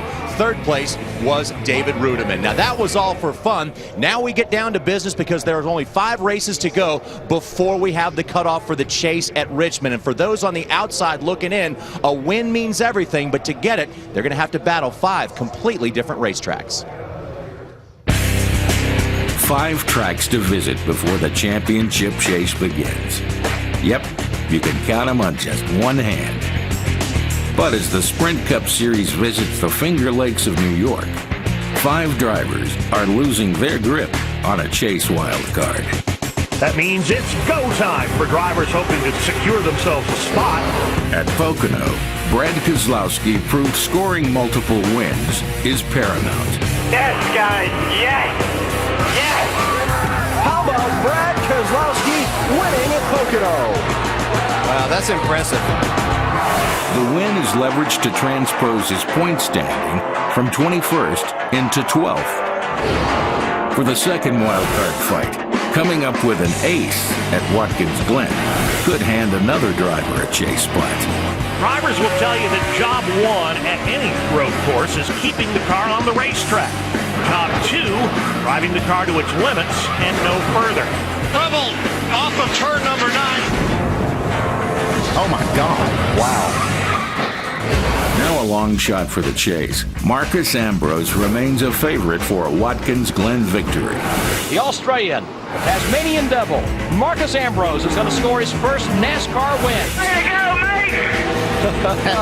I can't believe it, man. What a night. Woo! But claiming his first Sprint Cup win remains an uphill climb. Ambrose is on the track. Could get a crank. He's saving fuel. Putting us behind the 9, and I don't know why. What the hell? One Pablo Montoya sits outside the top 20. But as last year's Glen winner, a repeat could change the direction of his season. Good job, guys. Sorry about last week again. Did an awesome job. He wins the race by well over 6 seconds. Been working really hard for this. This is what it's all about right here. A.J. Allmendinger is a sleeper pick, but stats argue the 17th place driver could perform well. Kind of fun passing all these cars. And as a former Champ Car star, the Dinger is more than a ringer on the New York road course. A.J. Allmendinger gets it done. That is a stunner. Kasey Kahne appeared in the chase twice before. But even with a road course victory on his resume, We won a road course race! can he clear the mental hurdle of winning a chase position? It's all about winning. It's not about running second and a good points day. Traditionally, Tony Stewart's summer momentum puts him in a position for a title run. And this year is no different. One hell of a day, boys. One hell of a day. But adding a trophy to this season could happen at Watkins Glen. Lost man, bring her on home. Coming out of turn 11, it will be official. Tony Stewart wins at Watkins Glen. With 5 previous wins there, it's the best location for Smoke to add a little fire to his season. Now, if you told us that Tony Stewart would be winless at this point of the season this year, earlier in the season, we probably would have been called crazy, but that happens all the time. Anyway, but Tony Stewart is winless as well as Dale Earnhardt Jr. Everybody else in the top 10 has a win right now, Randy, and that makes him at least breathing a little bit more comfortably. But you have to question whether or not these guys will need a win before this next 5 races is up. And as we go to the next page here, we look at 11 through 20. You see Joey Logano all the way back there. Certainly he was looking like he could have had a win at Pocono had the rain stayed. It didn't happen. Several of these guys could jump up and grab a win, but the question is, will they need 2 victories? Because you know Brad Keselowski certainly has the deuce now.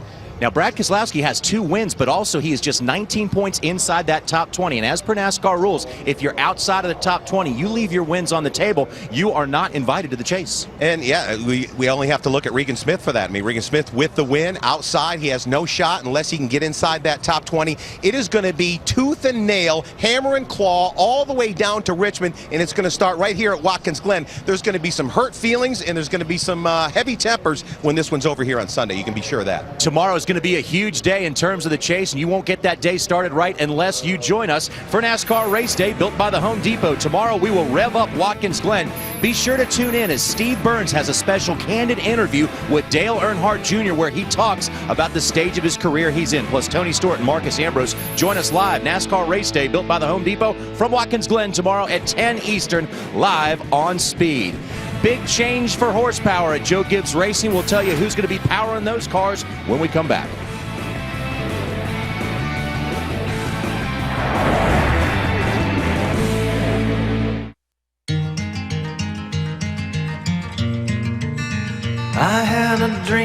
last night.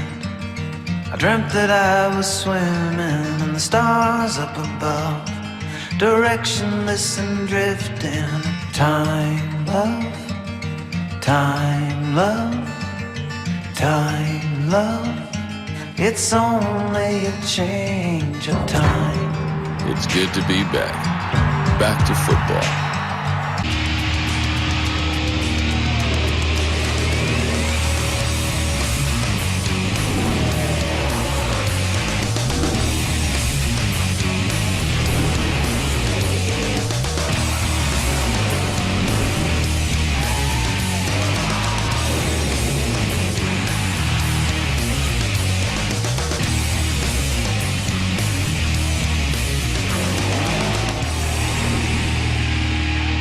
It was the best day. It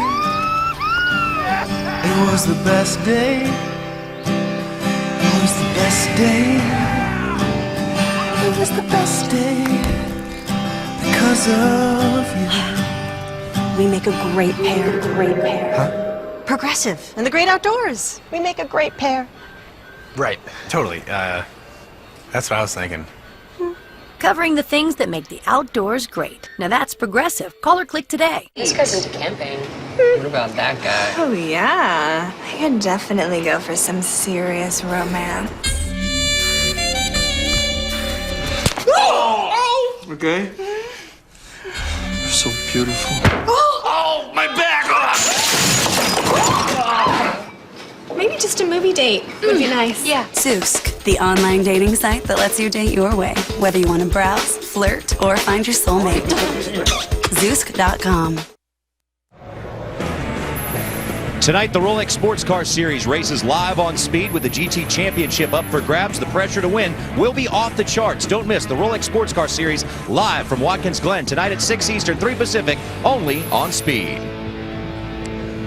Welcome back once again, everyone, to the Glen and NASCAR Live presented by Geico. We want to get you caught up right now on some of the news from the Sprint Cup Series garage, some off the track and some on the track. 2 employees of Earnhardt Ganassi Racing were arrested for possession of marijuana in Huntersville, North Carolina. Both crewmen have been terminated from the team and suspended from NASCAR indefinitely, and that means Juan Pablo Montoya will have a new front tire changer going into this weekend at the Glen, and he certainly is a threat to win. What a performance they turned in last week for Brad Keselowski at the Glen, but he won what will be the last 500-mile race at Pocono. The new ownership group, or not the new ownership group, the new guys that are running the show up there at Pocono have decided to turn both races into 400-milers in 2012, shortening them by 400 miles. And also, underneath the hood for Joe Gibbs Racing, they will have new horsepower as they have now gone to a merger with TRD and Joe Gibbs Racing. Instead of building the engines in-house at Joe Gibbs, they will merge with TRD and have the same Toyota engines that the rest of the Toyota racers in the Sprint Cup Series nationwide and trucks will have. For more from the garage, let's go to Hermie Sadler. Well, JR, just a little bit more on the merger or partnership between Joe Gibbs Racing engines and TRD. This should be, if it works correctly, take the best of both worlds from both of those engine departments, combine them, and provide a stronger, more reliable, durable product for all the Toyota teams in the Sprint Cup Series. We've seen this in similar situations with Roush Yates. In years past, they merged to make a stronger department. Earnhardt Childress merged to make a strong engine department. And Joe Gibbs Racing is one of the strongest organizations in all of NASCAR. The one problem they've had every once in a while is that engine failure or mechanical gremlins that has cost all their teams chances at wins and championships. And I did talk to, have one update, JR, did talk to officials with Joe Gibbs Racing just a few moments ago. They expect the first engine from this partnership to be in Denny Hamlin's car, the 11 car, at Michigan next week. So they're moving along with this process pretty fast. Hermie, thanks a lot. Now, Randy, we have to be honest about this thing and say it probably is about the dollar to begin with, but also what Hermie said, it should be a benefit for both organizations, Joe Gibbs and TRD. Yeah, pretty interesting that they're going to have one in a car at Michigan so quickly. But yeah, no question about it. When you talk about the engine department at Joe Gibbs Racing, they have never been questioned about their horsepower. Mark Cronquist, the leader of that engine department, has built stellar horsepower for year after year after year. Where they have suffered has been the reliability factor after we all know that they've lost several engines this year. Now, the money and the financial situation that does come into play here, of course, Joe Gibbs Racing will be taking care of most of the engines, certainly the ones for Michael Waltrip Racing now as well. We'll have to wait and see how Red Bull plays into this. Right now, they get their TRD engines out of California. Will that team be around so Joe Gibbs can supply them racing engines as well? We'll just have to wait and see, but we're going to find out real quick how the reliability is going to help out Joe Gibbs Racing once they get towards this chase, Johnny. Yeah, at last count, 9 engine failures for Joe Gibbs Racing. That's very unusual for that group. Well, Joey Logano is doing triple duty this weekend, racing in the Grand Am car and also the Nationwide and the Cup. But here he is behind the wheel of the 31. And Randy, that was a hard hit. Scary looking. Unbelievable. Okay, though. Absolutely tore that race car up. They had to ship and get another one. And of course, he was running so very, very well his first time in one of these cars. But he's got another shot at it tonight. He's going to be just fine in that Grand Am race. All right, so Joey's learning the hard way how fast those cars in the Grand Am Series go, but also Truck Series goes pretty fast as well. Next Saturday, bragging rights are on the line when the world's toughest truckers battle in the Motor City. Tune in as the summer heats up and the points battle between Sauter, Dillon, and Buescher gets even hotter. Don't miss the NASCAR Camping World Truck Series from Michigan next Saturday at noon. We got much more coming your way on NASCAR Live, presented by Geico from the Glen. Stick with us, everybody. We're going to talk about a brewing feud on the racetrack.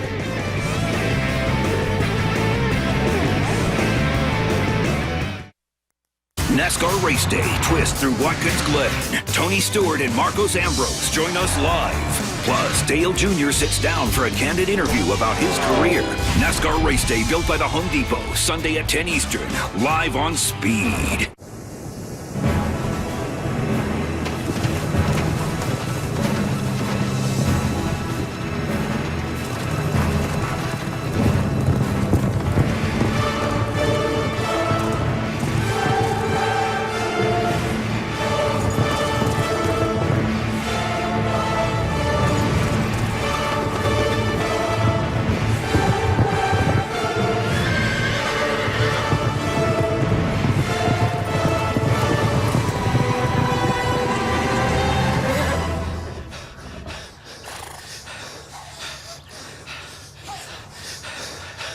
We bring news of a new team that fits like no other.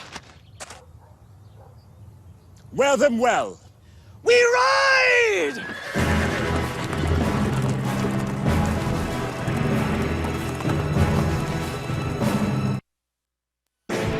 NASCAR Live is presented by Geico. 15 minutes could save you 15% or more on car insurance. Visit geico.com for a free rate quote. Brought to you in high definition by Funai. Funai, fun and innovative. Experience more at funaiamerica.com. And by Denny's. America's Diner is always open. Well, of course, the big story from Pocono last week was Brad Keselowski's win with the broken ankle. But right behind him on the racetrack in the closing laps, the confrontation between Jimmy Johnson and Kurt Busch got a lot of attention as well. Both drivers were very upset with one another after the race. They voiced their upset opinions to one another, and they are still talking about it this weekend as well. Now, certain feuds happen on the racetrack, but when you have two past champions going at it and being very vocal about it, it tends to get more attention. Let's hear what Jimmy Johnson, the five-time champion, and Kurt Busch, the former champ, had to say about their run-in at Pocono. There's two parts to this thing. First part is on the track, second part's pit road. The on the track part, we all know, we come off of turn one, and Kurt gets to me to side draft me. I try to break the side draft, and then from there, he felt it was necessary to run into the side of my car and tear my car up. So yeah, I was mad at that point. And then it brings me to the other part, which was on pit road.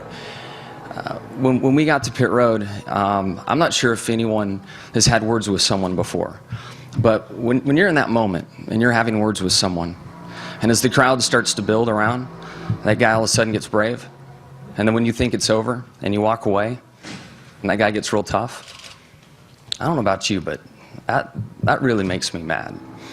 And bottom line, he just started running his mouth. And if you look at over the years and what his mouth has done for him, it got my biggest fan, Jimmy Spencer, to punch him in the face. I'm not going to let him run his mouth at me.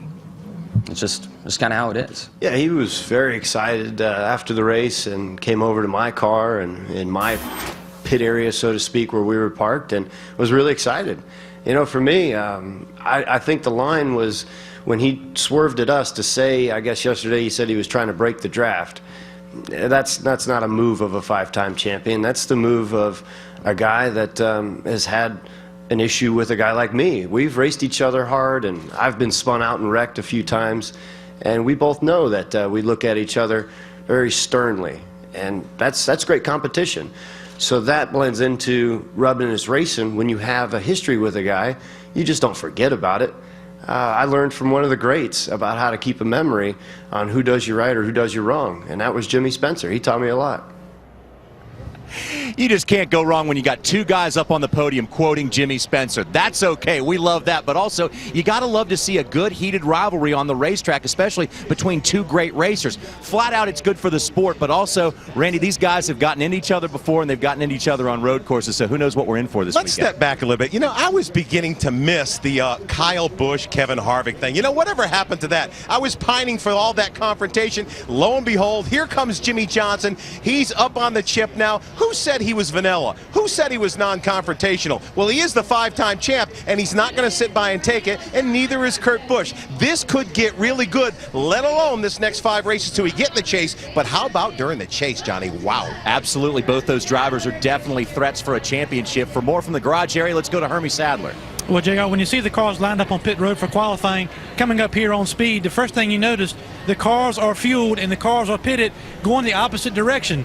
That is something we only do here at Watkins Glen, so that takes a little bit of a different mindset for everybody. And the reason I bring that up, track position and pit road position will be just as important here at Watkins Glen as it is on any other track on the circuit. Where you qualify predicts early on how you're able to manage your race and your fuel mileage to try to get to victory lane. We'll see how it plays out, Johnny. Hermie, thanks a lot. And Randy, it's a double-edged sword here. You're probably only going to have 2 pit stops, maybe 3 for some guys, but at the same time, it's a little bit different. And now there's another twist in it. Yeah, well, this is the only time they do this pit stop this way. But the other twist is the fact that no longer, NASCAR just came out with this rule yesterday, no longer can the gas man stuff a wrench in the back rear window to make any type of adjustment. They want him concentrating exactly on filling that can, or dumping the can of gas in that car. So no more adjustments. That's an additional rule change that started out yesterday. Yeah, and as Hermie put, there's no place that pit road and also track position is so important than here at the Glen and the other road course at Sonoma. But so far this season, pit position and also track position has been absolutely huge to see who can win here. There are a lot of drivers hungry for a win, including the driver of that number 33 and the 56, Clint Boyer and Martin Truex Jr. So we will see who will come to the front. Got a practice session coming your way in just a moment. But on the other side of the break, Adam Alexander has a Speed Center update. Stay with us. Amazing, inspiring, breathtaking. Every chase, every race. This is Magnavox. See what you've been missing. Magnavox, engineered in Japan by Funai. Available at Target.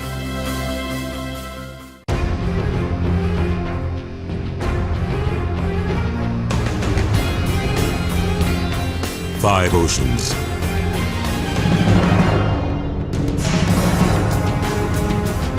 7 continents. Whatever it takes. Wherever it takes us.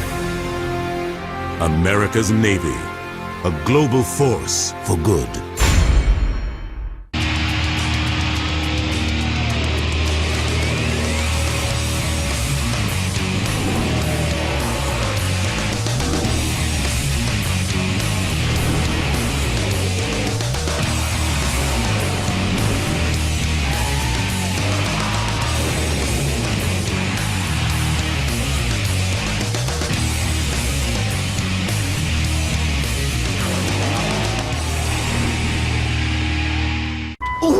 Hot seat, hot. Time to check your air conditioning? Come to Meineke now and get a free AC system check and a free cooler with paid AC service. Meineke, we have the coolest customers. The NASCAR Camping World Truck Series, all season long, live on Speed. on an all-new episode of The Car Show. Can the Corvette ZR1 take down the Mercedes SLS in our supercar showdown? Power is insane. And Dan heads up to Pebble Beach for the drunken Kentucky Derby of cars. It's another episode of motor-filled mayhem for the gearhead in all of us. We're going to put grease under your cuticles. Wednesday at 10, only on Speed.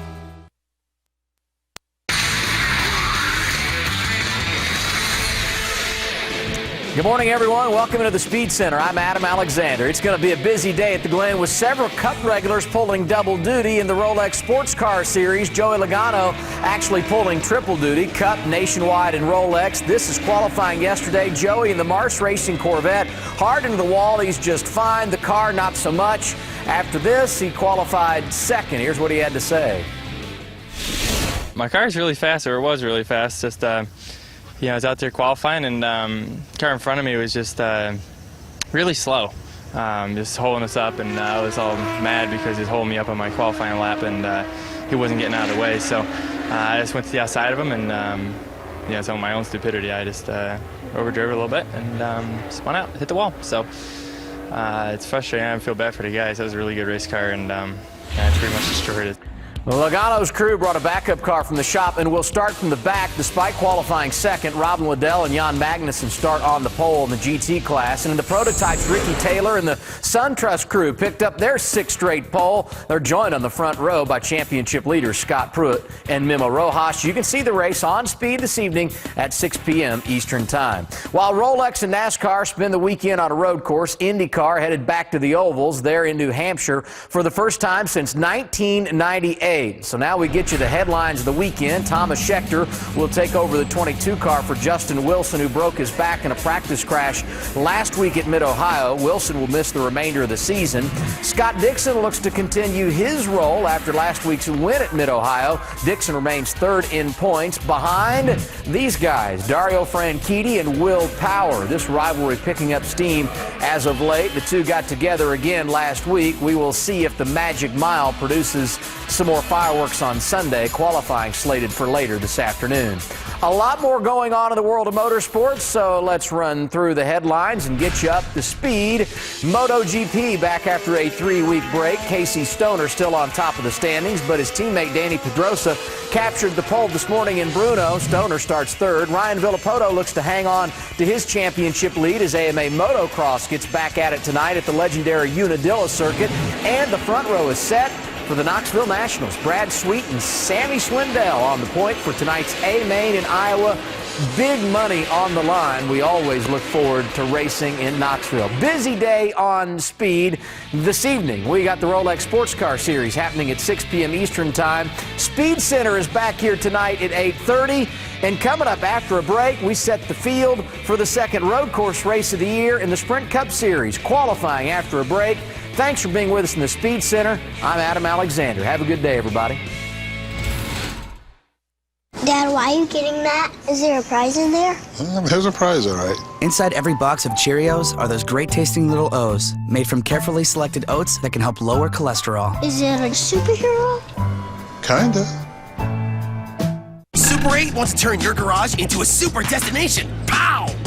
So we're ringing in the month of 8 with our biggest sweepstakes ever. You could win a new Ford Escape Hybrid. Check out Facebook for Super 8's Great Escape. It's happening now. The Unprepared Man's Guide to Hunting. Your office attire may blend in at work, but in the outdoors, it can be a hindrance. Not to worry. Start by rolling in mud until evenly coated. Affix leaves in alternating colors. Rib sleeves to create foliage bandana. And there we go. Don't be that guy. Come into Gander Mountain and get everything for your next outdoor adventure. Gander Mountain, we live outdoors.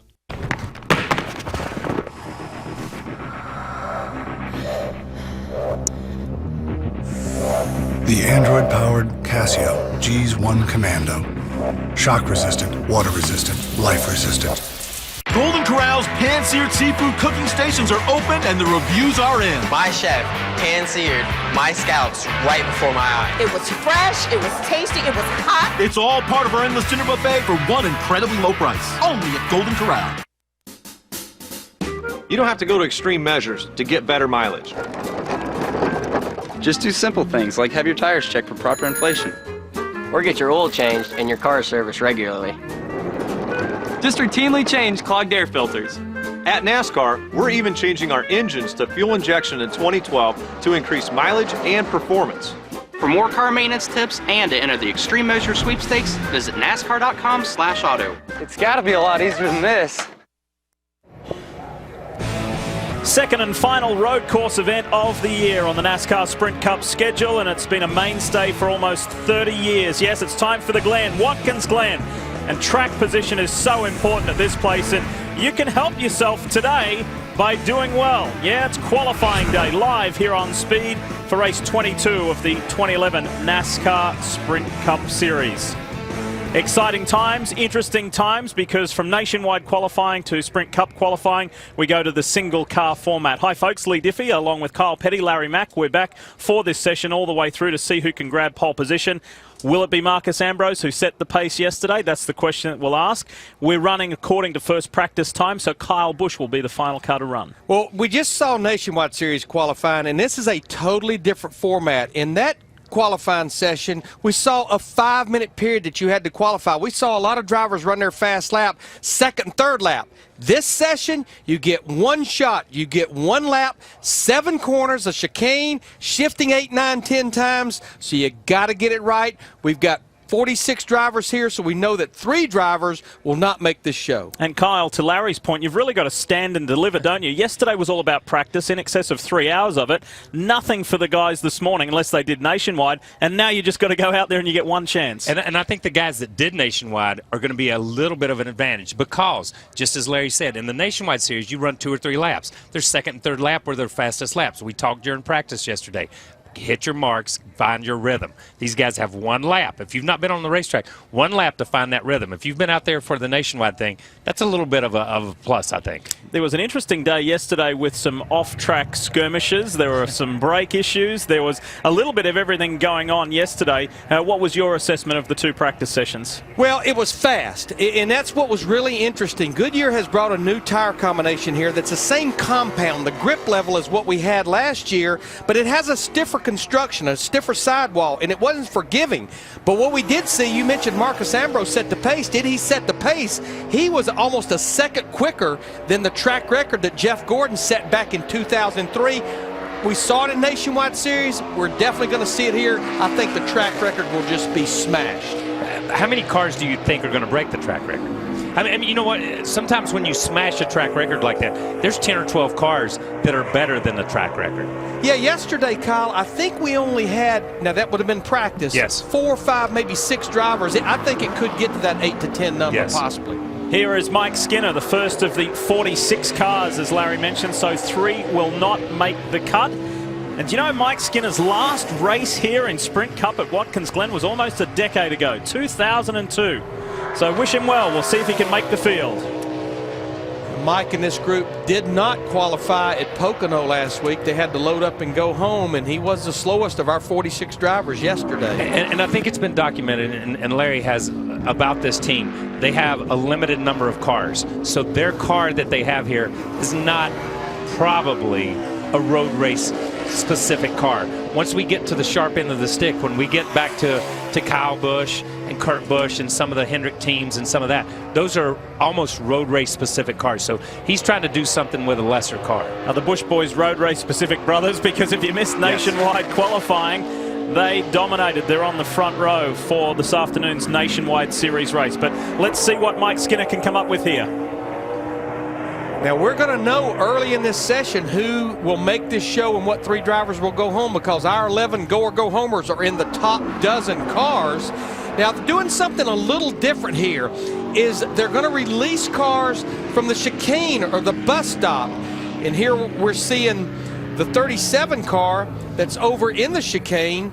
This is just to kind of save time with 46 drivers to qualify. Yeah, and they do the same thing at Infineon. you leave, once a car comes past the start-finish line, they keep a number of cars down at the end of the drag strip, and they start them through the S's. So they run about half the tracks, get some heat in their tires, so they're up to speed when they come by. It saves that extra mile and a half on, what is this, a 72-second lap, which is a minute and 15 or 20 seconds when you start looking at it. So it saves 20 or 30 seconds from each car that goes out. Former F1 driver, former Red Bull driver, Scott Speed on track, and he finished yesterday on a real high note. He was in the top 15, and that was a real shot in the arm for the 37 team to see if they can make the field on speed today. Yeah, and just because he's going early in qualifying, this is from, as you guys said, the first practice times. The second practice session, Scott picked up tremendously and did a phenomenal job of putting his car in the top 20 in the practice times. You know, back to Mike Skinner, who in that 60 car was our first driver to qualify. He ran a minute 12:21, which was about 4.5 tenths quicker than he ran in the final practice, which was the quicker of his two practices. If Scott Speed can make the field right here, right now, it will be his third start of the year. He, of course, raced at the Brickyard 400 and at Pocono a week ago, so we'll see. Hasn't had a really good track record as far as road course sprint cup events. His best finish was at Infineon in California, in Sonoma, where he finished 18th. Attempted to make the Indy 500 this year and did not qualify for that race back in May. Coming to the end of the lap, this is turn 6. One more turn on the Watkins Glen short course, the 2.45-mile circuit. And the checkered flag is out for Scott Speed. The lap speed set lap time from Mike Skinner. Let's see what Scott Speed can do. Yeah, he eclipses it, goes straight to a 71.48. So 1 minute 11.48. But I think what's going to be disappointing to him, that's about a half a second off from what he ran in that final practice, because he ran a minute 10.98. Scott Speed done, Mike Skinner done. TJ Bell will be the next car that you see out on track. And while we wait for TJ, let's turn our attention to the Sprint Cup Series standings after 21 of the 36 race schedule. And Larry, let's highlight and let's draw the viewers' attention to the plus numbers there and just expand on what we're looking at there. Well, this is critical because this is how many points these drivers are in front of the 11th place car of Denny Hamlin, because the top 10 will be locked in by points. When I look pretty much at Jeff Gordon towards Carl Edwards, those drivers, those 7 drivers, are more than one race in front of 11th place. Feel pretty good about those 7 guys. Ryan Newman getting close to one race. Yeah, and when you look at that, when you look at Carl and Jimmy Johnson and Kurt Busch, those guys are more than one race, almost 2 races with only 1 win. Everybody else has 2 to 3 wins, so those guys are going to get a wild card no matter what. Now remember here that you're looking at the points as they stand. However, we're not factoring in the wild card situation, so you have to look a little further down to 14th, Paul Menard with 1 win, Brad Keselowski a little further down with 2 wins, and that's the all-important thing, as TJ Bell has his hands full here. Yeah, he got into the bus stop wrong, got into the inner loop wrong, which messes up your exit. And this is all about, just as we talked in the opening here, it's all about hitting your marks and finding that timing. And when you're off just a little bit in a place like that, that transfers to as fast as he is right here. The messing up the bus stop transfers all the way around this far. TJ's doing double duty. He actually qualified 29th for the Nationwide Series race a little bit later on this afternoon. It's a guy who's done Le Mans, he's done Sebring, he's done the Rolex 24 at Daytona. Will his time be good enough to see him in his first NASCAR Sprint Cup race at Watkins Glen? Well, he eclipses Mike Skinner's time, but did not quite do better than Scott Speed. So we'll see where that puts him. There's a road race legend, Canadian Ron Fellows. What can Ron do here? We'll find out. On an all-new episode of The Car Show. Can the Corvette ZR1 take down the Mercedes SLS in our supercar showdown? Power is insane. Wednesday at 10 on Speed.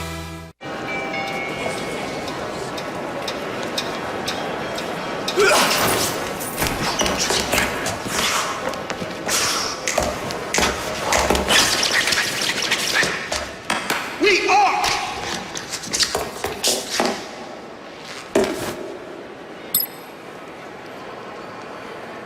Got it. Don't be the last to know. Get it faster with 4G. It's the network of possibilities. AT&T. Are you ready for this summer's new look? The Buzz is sexy skin, and you can have it too. The secret is the deep cleansing wash from Proactive. It keeps your chest, back, and shoulders clear, and it's yours free with this special summertime offer. I get breakouts on my back. It's like, I gotta hide this. And so now it's really good to have a product like the Proactive Body Wash that works so quickly. Acne is out and clear, sexy skin is in. So order the #1 acne system for only $19.95. And the deep cleansing wash is free. And to celebrate the season, we're offering free shipping. I recommend it to almost all my clients because it clears up their chest and their back, and they can wear a little strapless dress and feel really pretty. Get in on Proactive's hot summer deal right now. You get the deep cleansing wash and these extras free. A $72 value for just $19.95. And today, your shipping is free.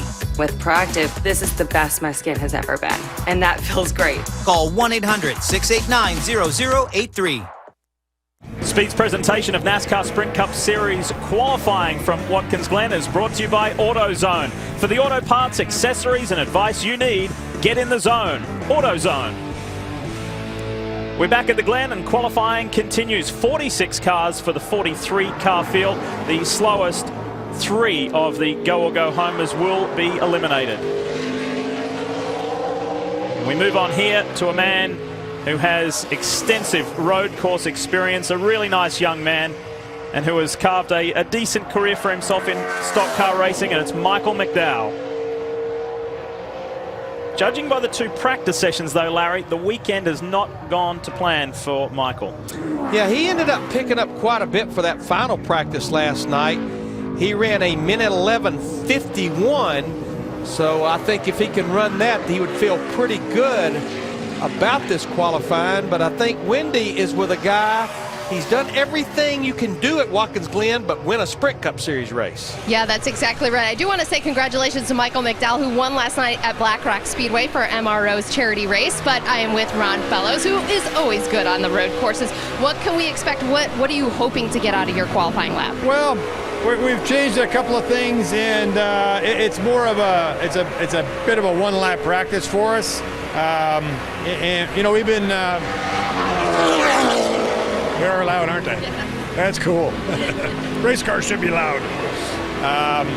We've been struggling a little bit, and just the difference between a nationwide car and a Cup car, there's like 200 horsepower, and we're a little on the loose side and trying to deal with that. So we'll do the best we can and see what we can do for Golden Corral. All right, well, good luck to Ron Fellows, and you guys realize how close we are to the action right here on pit road. Bob? Scott Speed, a very good lap yesterday in the final practice session. I know this wasn't the lap you had wanted, but you're kind of in a pickle with this team this weekend because you have a certain strategy to make it through the weekend, don't you? Yeah, well, I mean, our strategy for the race tomorrow is to save our stuff as much as we can to the first half of the race and hopefully get a caution there halfway through or so and then start to attack. So for us, qualifying isn't going to be super critical, and the bottom line is we got to make the race. So we have to put in conservative qualifying efforts at the moment, and it is what it is, though. The car should be good, though, for tomorrow, and hopefully all things go well and we have a good showing. Speed's going to go for broke in the last half of the race tomorrow. And he's given himself the best chance by still holding the fastest time, but it went all wrong at turn 1 for P.J. Jones. And quite honestly, he has to qualify on time. Kyle, I'm not so sure. Well, he's already taken the green flag. So yeah, he's over. It's done. It's done. Yeah, it's done and that's the problem with a place like this. When you have that, and we talked about it, and Larry talked about it yesterday, you can't be overly aggressive because you've only got this one shot at it at a racetrack like this. Some of the ovals, and you see he gets in too hot, locks the brake, and totally misses the corner. He just got in a lot harder than he wanted to, and right here, he just gives up on the lap right there. Instead of trying to salvage something, he just gave up on the lap. But once you take the green, you're on the clock, and you only get one shot at it. It's one of those popular spots here at Watkins Glen, turn 1. It's so easy to overdo it. We saw Dale Earnhardt Jr. do it yesterday. Road course specialist Brian Simo did it yesterday. So much so, he ended up going to the opposite side of the track and damaging his car. But for the 77 of PJ Jones, who's done 10 races here at Watkins Glen in Sprint Cup, he will not see his 11th. I think I'm right on that. Are we not right on that? You only get one lap? Yeah, you only get one lap. We talked about that at the top of the show. Once you take that green flag, I almost for a second had the oval mentality. I did too, thinking he was just slowing down and going to come back around and take the green again. You know what I mean? No, I mean, he's going to pit road, and we know he will not be one of the drivers that does not make the show. We just talked to Scott Speed. He's locked in, and this should lock Michael McDowell in that 66 car in. That's a shame for PJ and those guys, because it's all about, as we said before, you've got to hit your marks. You've got to be where you need to be. See the feature winner there for Black Rock. That's a nice little touch to Michael's car. It was a shady group he was racing against. I saw the picture earlier. Yeah, and I saw the stuff on. I mean, I think he had to outrun Bob Dillner to win that thing, if I remember. Next one up, it's the 35 of Dave Blaney here at the Glen. Thanks for being part of our qualifying coverage to see who will take that top spot and be nice and high on confidence going into tomorrow's 90-lap race. As Dave builds speed, let's go and hear from Michael McDowell with Bob Dillner. Michael McDowell waxed the field last night at Black Rock Speedway. So what I want to know is this car here or the car last night, which is a better race car? Yeah, the car last night for sure. We've been really struggling here with the 66 car, and it's not a road course car. It's just one of those events where we were hoping to get locked in here, so which I think we have. Got motor racing outreach on the hood, and that's what we were supporting last night at Black Rock Speedway. My first career dirt win, I was pretty pumped up. To beat Rudiman and Yaley and those guys is pretty cool, so it was a lot of fun. And guys, I love the picture he tweeted last night. He actually slept with the trophy. Good on you, Michael. He has had a vast racing career in open wheel and sports car and now stock car.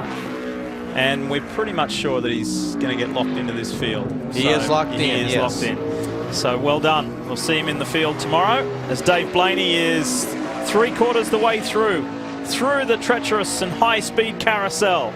We'll see what this lap yields for Dave. Yeah, Dave is normally in the 36 car of Tommy Baldwin Racing. We interviewed Ron Fellows a little bit ago, and he's in that car, so Tommy Baldwin brought a second car that will have to qualify on time for Dave Blaney, the 35 car. Final corner, final opportunity to do something about his lap. Comes to the flag. Where will this slot Dave Blaney into the mix? He is 5th. It's good news for TJ Bell in that 50 car. He'll make his first Sprint Cup Series start here a little bit later on tomorrow. And I think he'll be relieved because that wasn't, in all due respect to TJ, that wasn't the smoothest lap that he has turned this weekend, but it's good enough to put him in the 43 car field. This lady's got to be excited about being at the racetrack. I've seen a lot of things going on at the racetrack. That may be a first for Nitty. Yeah, that's a first for me. Obviously, she should be watching us on speed. Okay, let's be honest. Let's move ahead. The next one out on track is the 38 of Texas Terry Labonte here at Watkins Glen. Now, Terry's a go-homer, but he will be locked into the show by virtue of the past championship provisional. Terry has a couple of poles here at Watkins Glen in the Sprint Cup Series, plus a Nationwide Series win. Set on the pole and won the inaugural event back in 1991. Yeah, you know, we were talking yesterday about road course ringers and about guys that were great road racers. When we would come up here, when we came up here for the first time in those first few years, when we come up here, Terry was the guy, Ricky was the guy, Rusty was the guy. There were only 2 or 3 guys that you really looked to. And you would look at those guys' times and say, man, I just need to get within a second of what Terry's running. Now, I mentioned he won that inaugural Nationwide Series race back here in 91.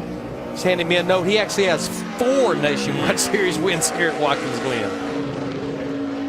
He'll make his 6th Sprint Cup start here at Watkins Glen this weekend in 2011. And he's halfway through his lap. Just for interest's sake, it's a pretty good looking lap, so we'll see where this slots Terry in the mix. And Terry's advantage is, just as you said, he's locked in, so he doesn't have to force the issue. He does not have to overrun these corners. He's just got to get this car back to the start-finish line. He's going to start the race tomorrow and then move up through the pack from there. Scott Speed holds the fastest time. How about Terry Labonte? He has the 6th quickest time. So, unfortunately for PJ Jones, it all went wrong at turn 1. He did not get to turn a time. Jeff Hammond wanted to go on that. I wonder if he will before he goes home. He's down there somewhere. He's in line.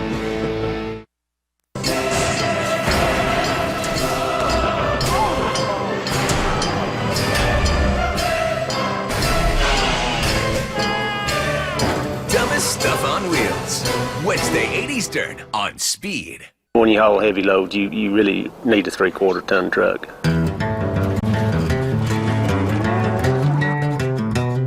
Some days I'd do 200 miles on that truck. It handled everything you'd ever saw. And it had no problem towing those trailers? Oh, no. No, you could tow it way faster than you needed to be. It was not a 3/4 ton, but it did the duties of a 3/4 ton. After 100,000 miles, we took it apart to see how it held up. See what happened next at youtube.com/Tundra.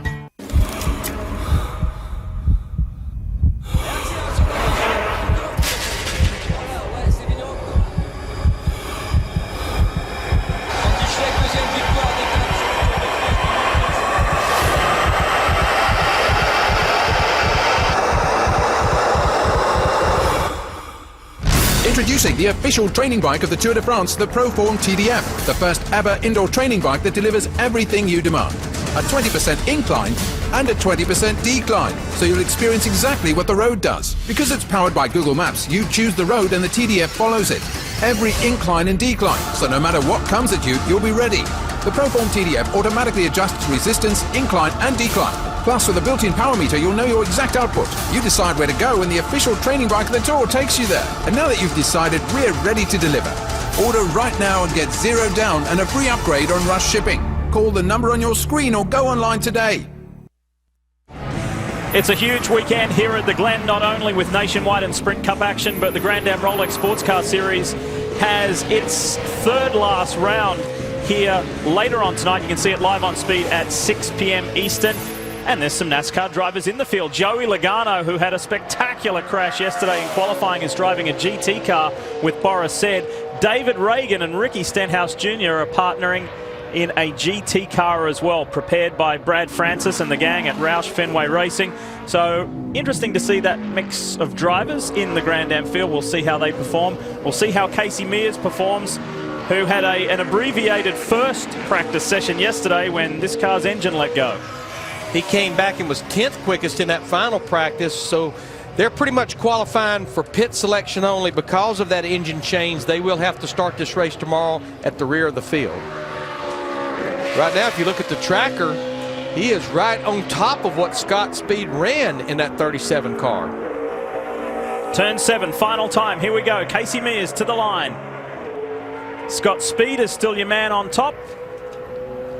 Until now. Good lap from Casey Mears. A 1 minute 11.44. Had a good last 2 corners there. Even though the car looked a little out of shape, he got good forward drive on it. Yeah, 2.5 mile road course. He beat Scott Speed by 4/100ths of a second. Good work. We spoke about drivers doing double duty. Here's one of them with Wendy. Thank you, Lee. I'm with Boris Said, one of the drivers I get to look up to. Now, Boris, you're in for Phoenix Racing. What you're watching qualifying behind us on the monitors. Is there anything you've learned so far that can apply to your lap? Well, hopefully I can just go a little faster than I did yesterday. I mean, we were decent in race pace in the Thank Your Teacher Chevrolet, but I need to pick it up for qualifying. So I'd really like to get in the top 15 for qualifying, but you know, yesterday I think I was 28th, so I got some work to do. So hopefully I can keep it on the road, but I'm going to go for it. Joey Logano scratched up your GT car a little bit. I hear there's a backup on its way. Yeah, it's here. I mean, unfortunately, race car drivers wreck cars occasionally. He was doing really good. He was on the pole till he did that, but we'll start the race today, and hopefully we'll have a good race tonight, Joey and I. All right, good luck to Boris. That busy weekend of racing, Lee. And Speed's Brian Till went to the infield care center to wait for Joey to be released, and he interviewed him, and one of the first things Joey said is, "I'm still on the pole, right, aren't I?" and Brian had to break the bad news to him that when you cause the red flag, you lose your fastest lap. Yeah, you're on the pole, but the car no longer is. All right, we saw one of these Speed machines eliminated. That was PJ Jones. Here is team owner Robbie Gordon in the 7. And Robbie being forced to qualify on Speed as well.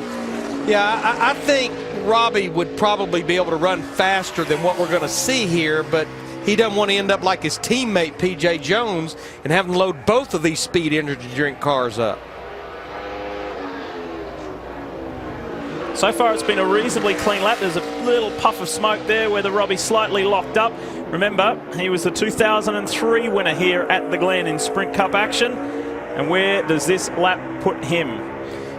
Yeah, he swept the races that year here and in Infineon. Third place for Robbie Gordon. Yeah, good solid lap. And I think you're right. After watching what PJ did, he had to back it up a notch and be a little bit conservative for the whole team. It wasn't just, now he's the sole guy. So right now, our 3 Gorgo homers that are just watching these next 3 drivers would be Mike Skinner, Dave Blaney, and PJ Jones, which we know his lap is not going to get him in. He didn't even complete a lap. Just to see the extra challenge that this offers the drivers. The regular conversation topic has once again raised its head of whether there should be a road course event in the chase. We'll talk about that more in just a moment, but first, here's Wendy. Thank you. I'm with another one of our first-time winners, the 2011 David Reagan. David, you're getting ready for this qualifying lap. How difficult is it for a driver to kind of get used and get normal when you get into the car and get to a road course track? Well, for me, I mean, I think sometimes my 5th and 6th lap are the best laps, and for me, I have to find that point I can drive into where I'm okay, don't overdrive corners.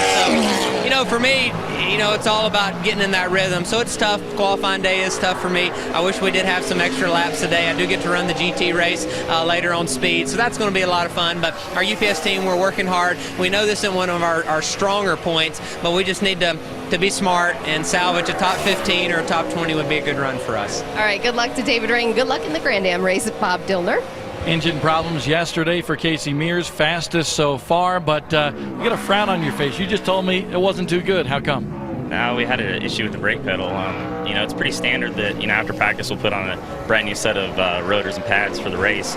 But for some reason it took them a real long time to seat in right. And the pedal was traveling, almost 3/4 of the way down before it was working. I could pump it up and kind of get it there, and then if I was off of it for a little bit, I'd go to get to it, and it would almost travel 3/4 of the way down. So when I went into the bus stop, it traveled all the way down, and the rears locked up getting in, and lost a lot of time through there. But the guys have done a real good job. It's been a lot of hard work this weekend already with the engine, but decent spot. We got to go to the back because we did change the motor, but I was just hoping for better than that. Those brake issues that can really slow down your lap time. And that's something that we see a lot here at Watkins Glen. Good lap from JJ Yaley, 3rd fastest with a 1 minute 11.5. So that's nice one for the USAC star. He also qualified the 55 in the field at Pocono, so he's on a good couple of weeks.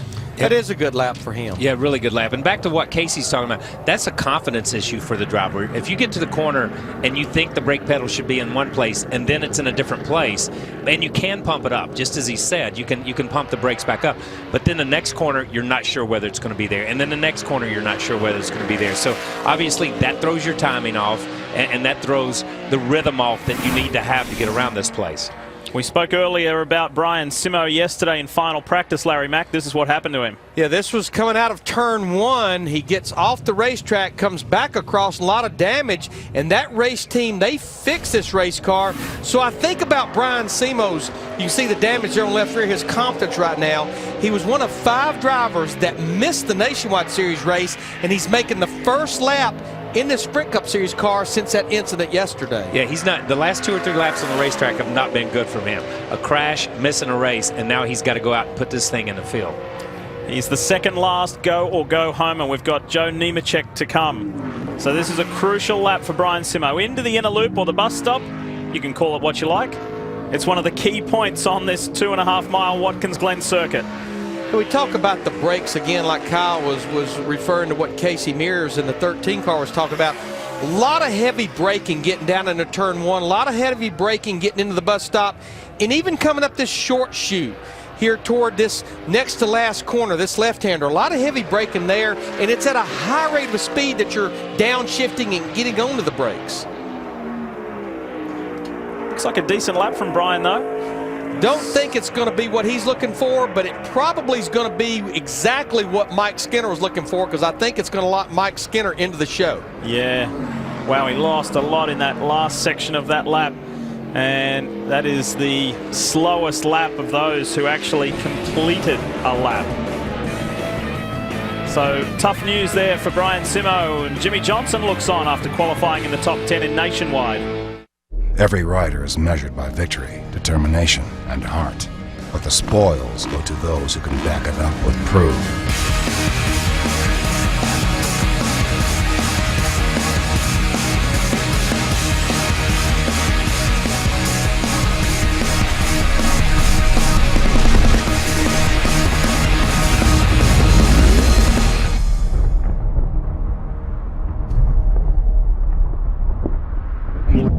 Super 8 wants to turn your garage into a super destination. Pow!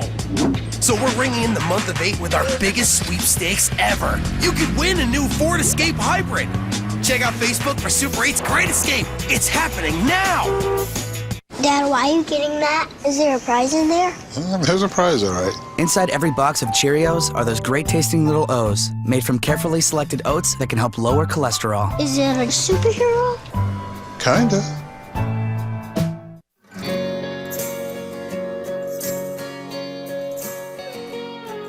An everyday moment can turn romantic anytime.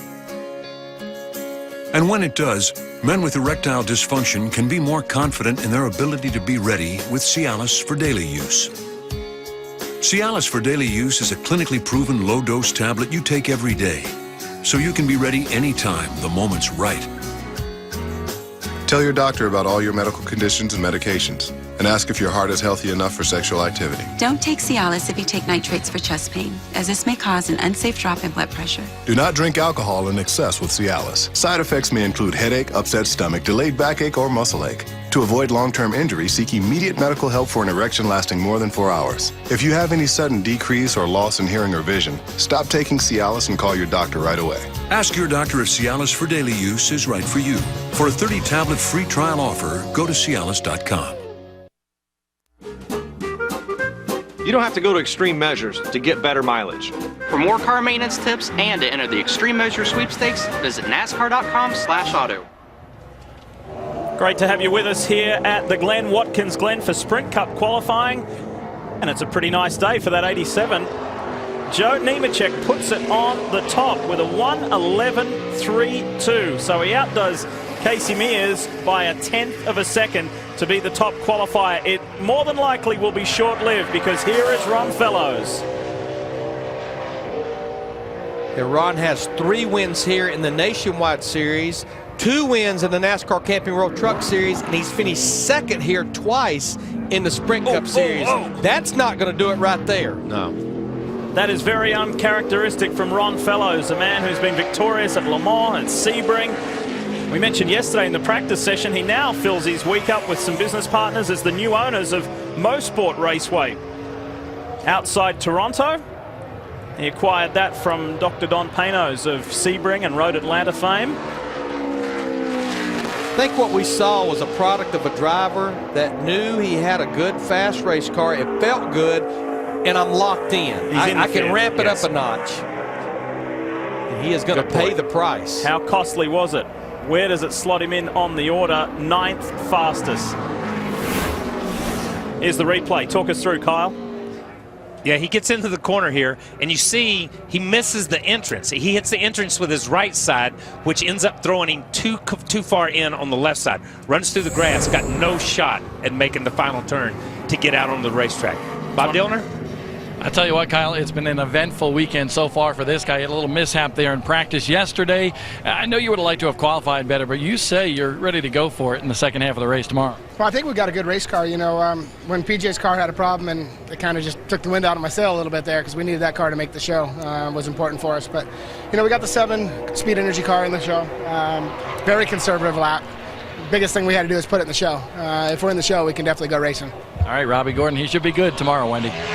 Jimmy Johnson still waiting out his lap. Jimmy, from practice yesterday, how do you feel your car will be as we get a run by David Rudiman? How your car will be versus qualifying versus race trim? Yeah, we've been looking for a little speed, a little consistency in the car. The back of it's been really nervous. We made a decent qualifying run yesterday, but still need a chunk of speed. And we made some good changes, I think. We made some big changes, so I will be learning my way around the track and see what type of stability we have in the back of the car as we make our lap here. But the race is long tomorrow.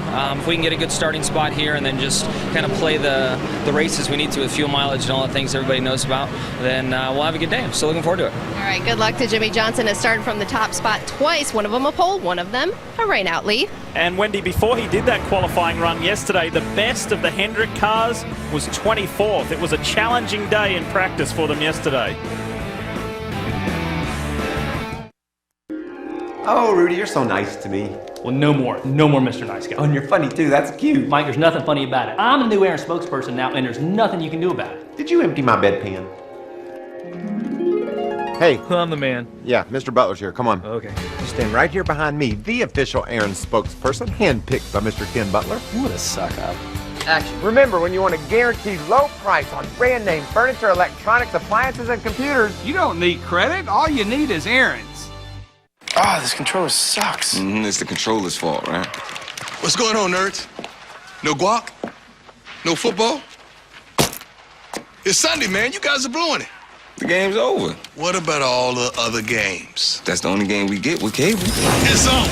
Don't you know only DirecTV gets you every game every Sunday? See, we all winners now, except for whoever made this dip. That's flat out nasty. Now NFL Sunday Ticket is included at no extra charge. Call 1-800-DirecTV.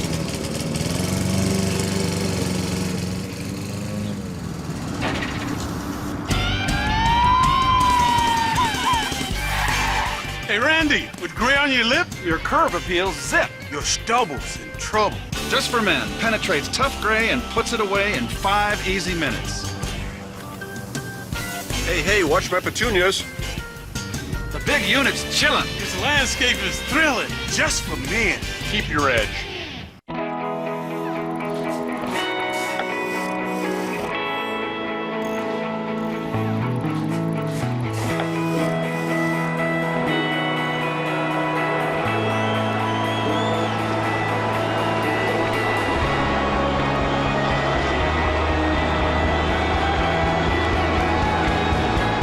Following your passion always puts you right where you're supposed to be. NASCAR home tracks, where what happens on the track is just part of the story. Back at the Glen, qualifying continues. However, the challenge continues for David Gilliland in the 34, who just had his hands full in the bus stop, trying to keep this 34 on the blacktop. And did a really good job, because the bus stop right now, that inner loop, is full of trash because so many people have been out through the grass and so many people have messed up the racetrack. It's kind of like when we used to go to Riverside and somebody would go out and blow up through the S's and then you had to go out after him. It was terrible, but I mean, he did a great job. Got in there a little hot, but it really had nothing to really save him. We kind of watched him yesterday in practice go through this. This is what Kyle was just talking about, going out into the bus stop. And again, and look at all that trash. Look at all that grass and stuff out there. And what he did, this is a product, and this is hard for cup guys or for non-road racers to understand.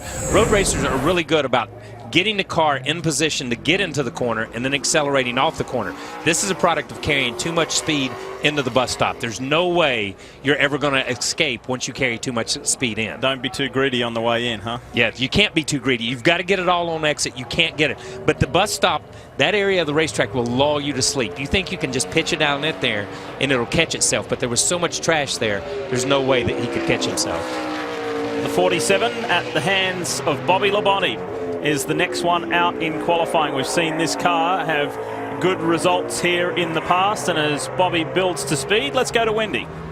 Thank you, Lee. We know Martin Truex Jr. was very good at Sonoma at Infineon Raceway, so we expect you to be just as good here in Watkins Glen. Martin, are you looking forward to it? I am. I always enjoy coming up here. I've been coming up here a long time and enjoy the track. And our Napa Toyota's been really good this weekend. Guys have done a great job with it. And, here it's just about putting together that perfect lap. We haven't been on the track since yesterday. Coming in and getting in the mindset to go out there and put together a good lap is tough to do here, but we're looking forward to it and hopefully get this thing in the top 5 or so. All right, good luck to Martin. I know they want to back up their performance and the quality car they had at Sonoma. Lee? This man here, Bobby Labonte, Wendy, has sat on the pole here at Watkins Glen back in 2000, and as we enjoy the rest of his lap, Larry Mack, what do you think about that thing that we were talking about earlier? Should a road course event be part of the chase? What's your personal feelings on that?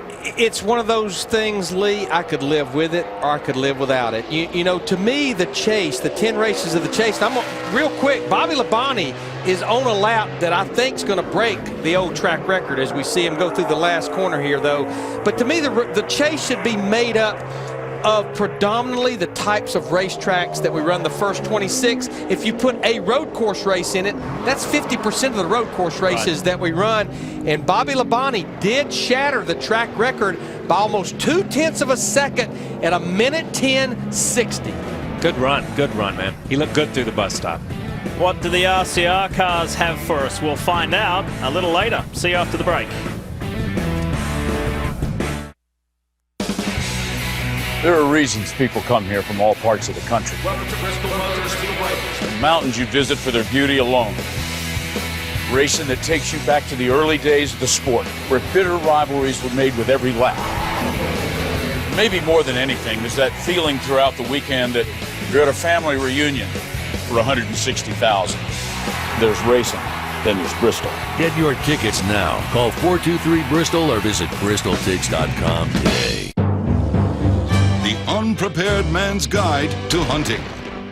Your office attire may blend in at work, but in the outdoors, it can be a hindrance. Not to worry.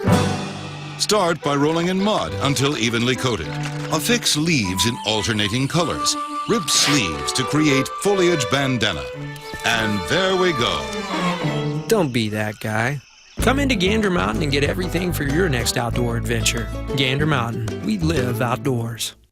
Are you ready for this summer's new look? The Buzz is sexy skin, and you can have it too. The secret is the deep cleansing wash from Proactive. It keeps your chest, back, and shoulders clear, and it's yours free with this special summertime offer. I get breakouts on my back. It's like, I gotta hide this. And so now it's really good to have a product like the Proactive Body Wash that works so quickly. Acne is out and clear, sexy skin is in. So order the #1 acne system for only $19.95. And the deep cleansing wash is free. And to celebrate the season, we're offering free shipping. I recommend it to almost all my clients because it clears up their chest and their back, and they can wear a little strapless dress and feel really pretty. Get in on Proactive's hot summer deal right now. You get the deep cleansing wash and these extras free. A $72 value for just $19.95. And today, your shipping is free. With Proactive, this is the best my skin has ever been. And that feels great. Call 1-800-689-0083. Back at the Glen, and let's remind you that Sprint brings you an inside look at what is happening now in the NASCAR Sprint Cup Series, and very much now is the 47 JTG Doherty Racing Toyota. It is on top at the hands of Bobby Labonte. And for more NASCAR stats, in-car audio, and live race radio, check out NASCAR Sprint Cup Mobile at sprint.com/speed. They got some pretty good data here from years gone by, wouldn't you say?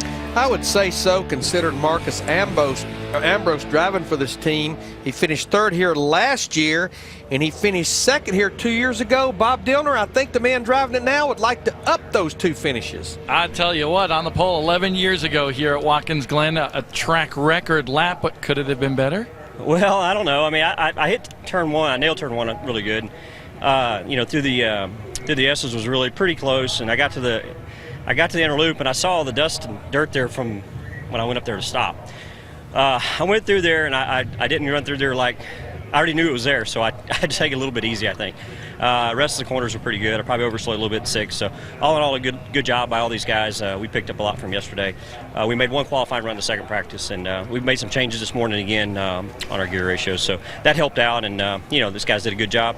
We're not quite where we want to be on it, but hopefully it'll be a good lap by the end of the day. Hey, Kyle Petty, I love it. Drivers never satisfied. Never. Never. Hey, I'm gonna go back to Sun. Why, Lee? Why didn't you ask me the question about the chase? I appreciate. You just asked Larry. I had to go to the break. You just asked Larry. Thanks for. He wanted your opinion, but that little man counting backwards on our ears. You get to the break. Well, listen. Mike Helton from NASCAR has said never say never. So it's not something that is on the table now, but maybe in the future. So, with that being said, Kyle Petty, the 1992 race winner here at Watkins Glen, what are your feelings? Here's what I think. I think there should be a road course in the chase, because I think the chase should be a mini season. And because you get there and you're taking these 12 competitors and you're putting them in another place and saying, now show us who's the best in these 10 races. And if you're going to be the best, you should be the best on the short track, a mile track, mile and a half track, a 2.5 mile track, and a road course, because that is a microcosm of what our season is. So I would like to see a road course in the Chase. Which road course? Road America. Maybe a third so one. So something different. Yeah. Something totally. Let's just throw something different in. I mean, I don't care. I mean, we used to run, and Larry goes back this far. Used to run Riverside, the same road course, 3 times a year. Yeah. Used to run January, June, and November. It was your last race. So I don't care. Pick whichever one you want to.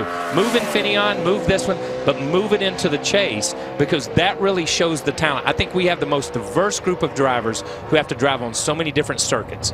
And whether it be the half mile of Bristol or the half mile of Martinsville or the 2.5 mile of Daytona or Talladega and the odd shape of Pocono. So throw this in and let's see who's the cream of the crop on a small season, a mini season. As we see the 78 of Regan Smith, the Southern 500 winner. This is his home race. He hails from New York, not too far away.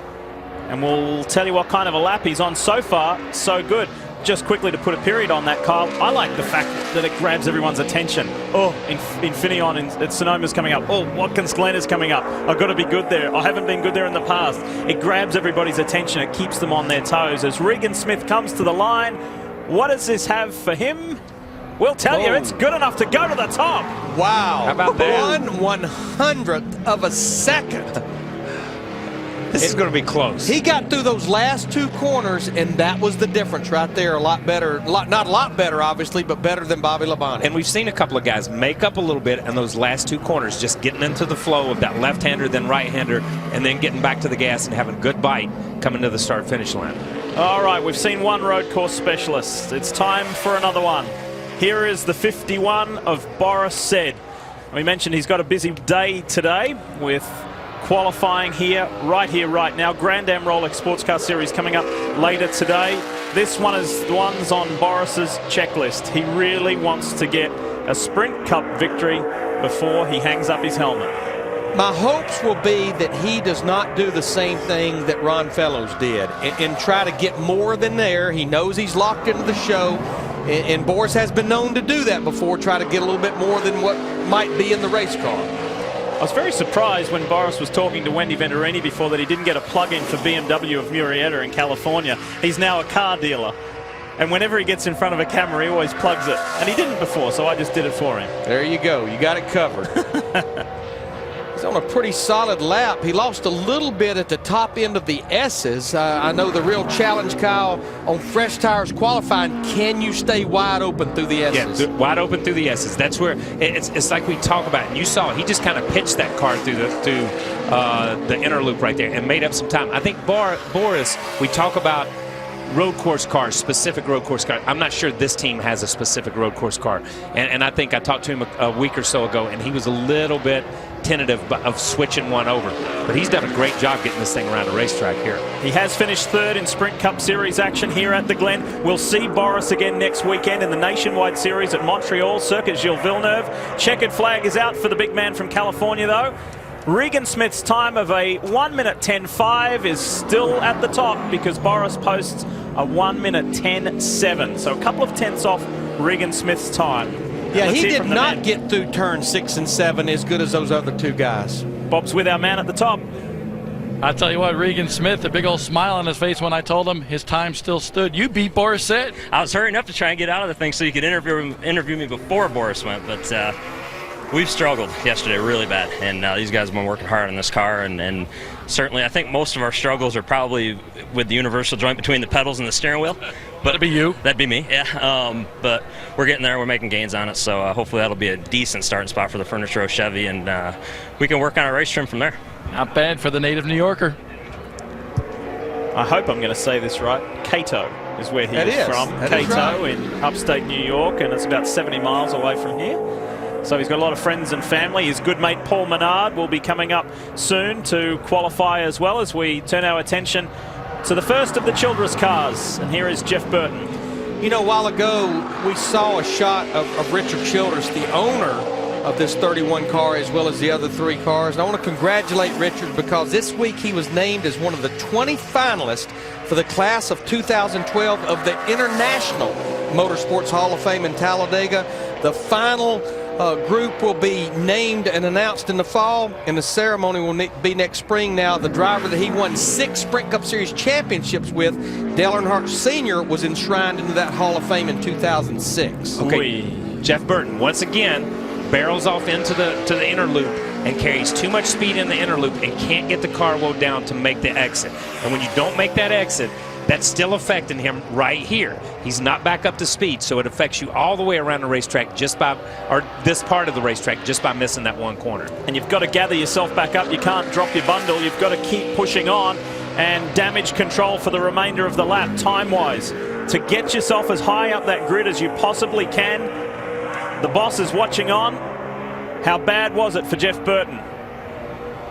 It's not going to be what he was looking for. Not good at all. Because he was actually 9th quickest in that final practice. You saw that shot of Richard Childress there on the left. And he was in pretty good shape on the tracker until he got there. If you go back, he was really doing good. You watch, too much speed. He turns in, hits the inside, boom. You see the wheels turn to the left. He's out in no man's land right here. Can't make the exit. Has to woe it down, slow it down enough to come through the grass and not tear the splitter off. Back onto the racetrack.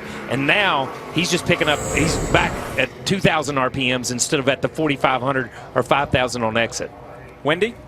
And I'm with Kurt Busch, who was pretty fast in practice yesterday. We know you're going to have a decent race car, but we saw the hood up and they saw it on the speed cameras. Any concern for you? No, they're just making sure the throttle was going wide open throttle.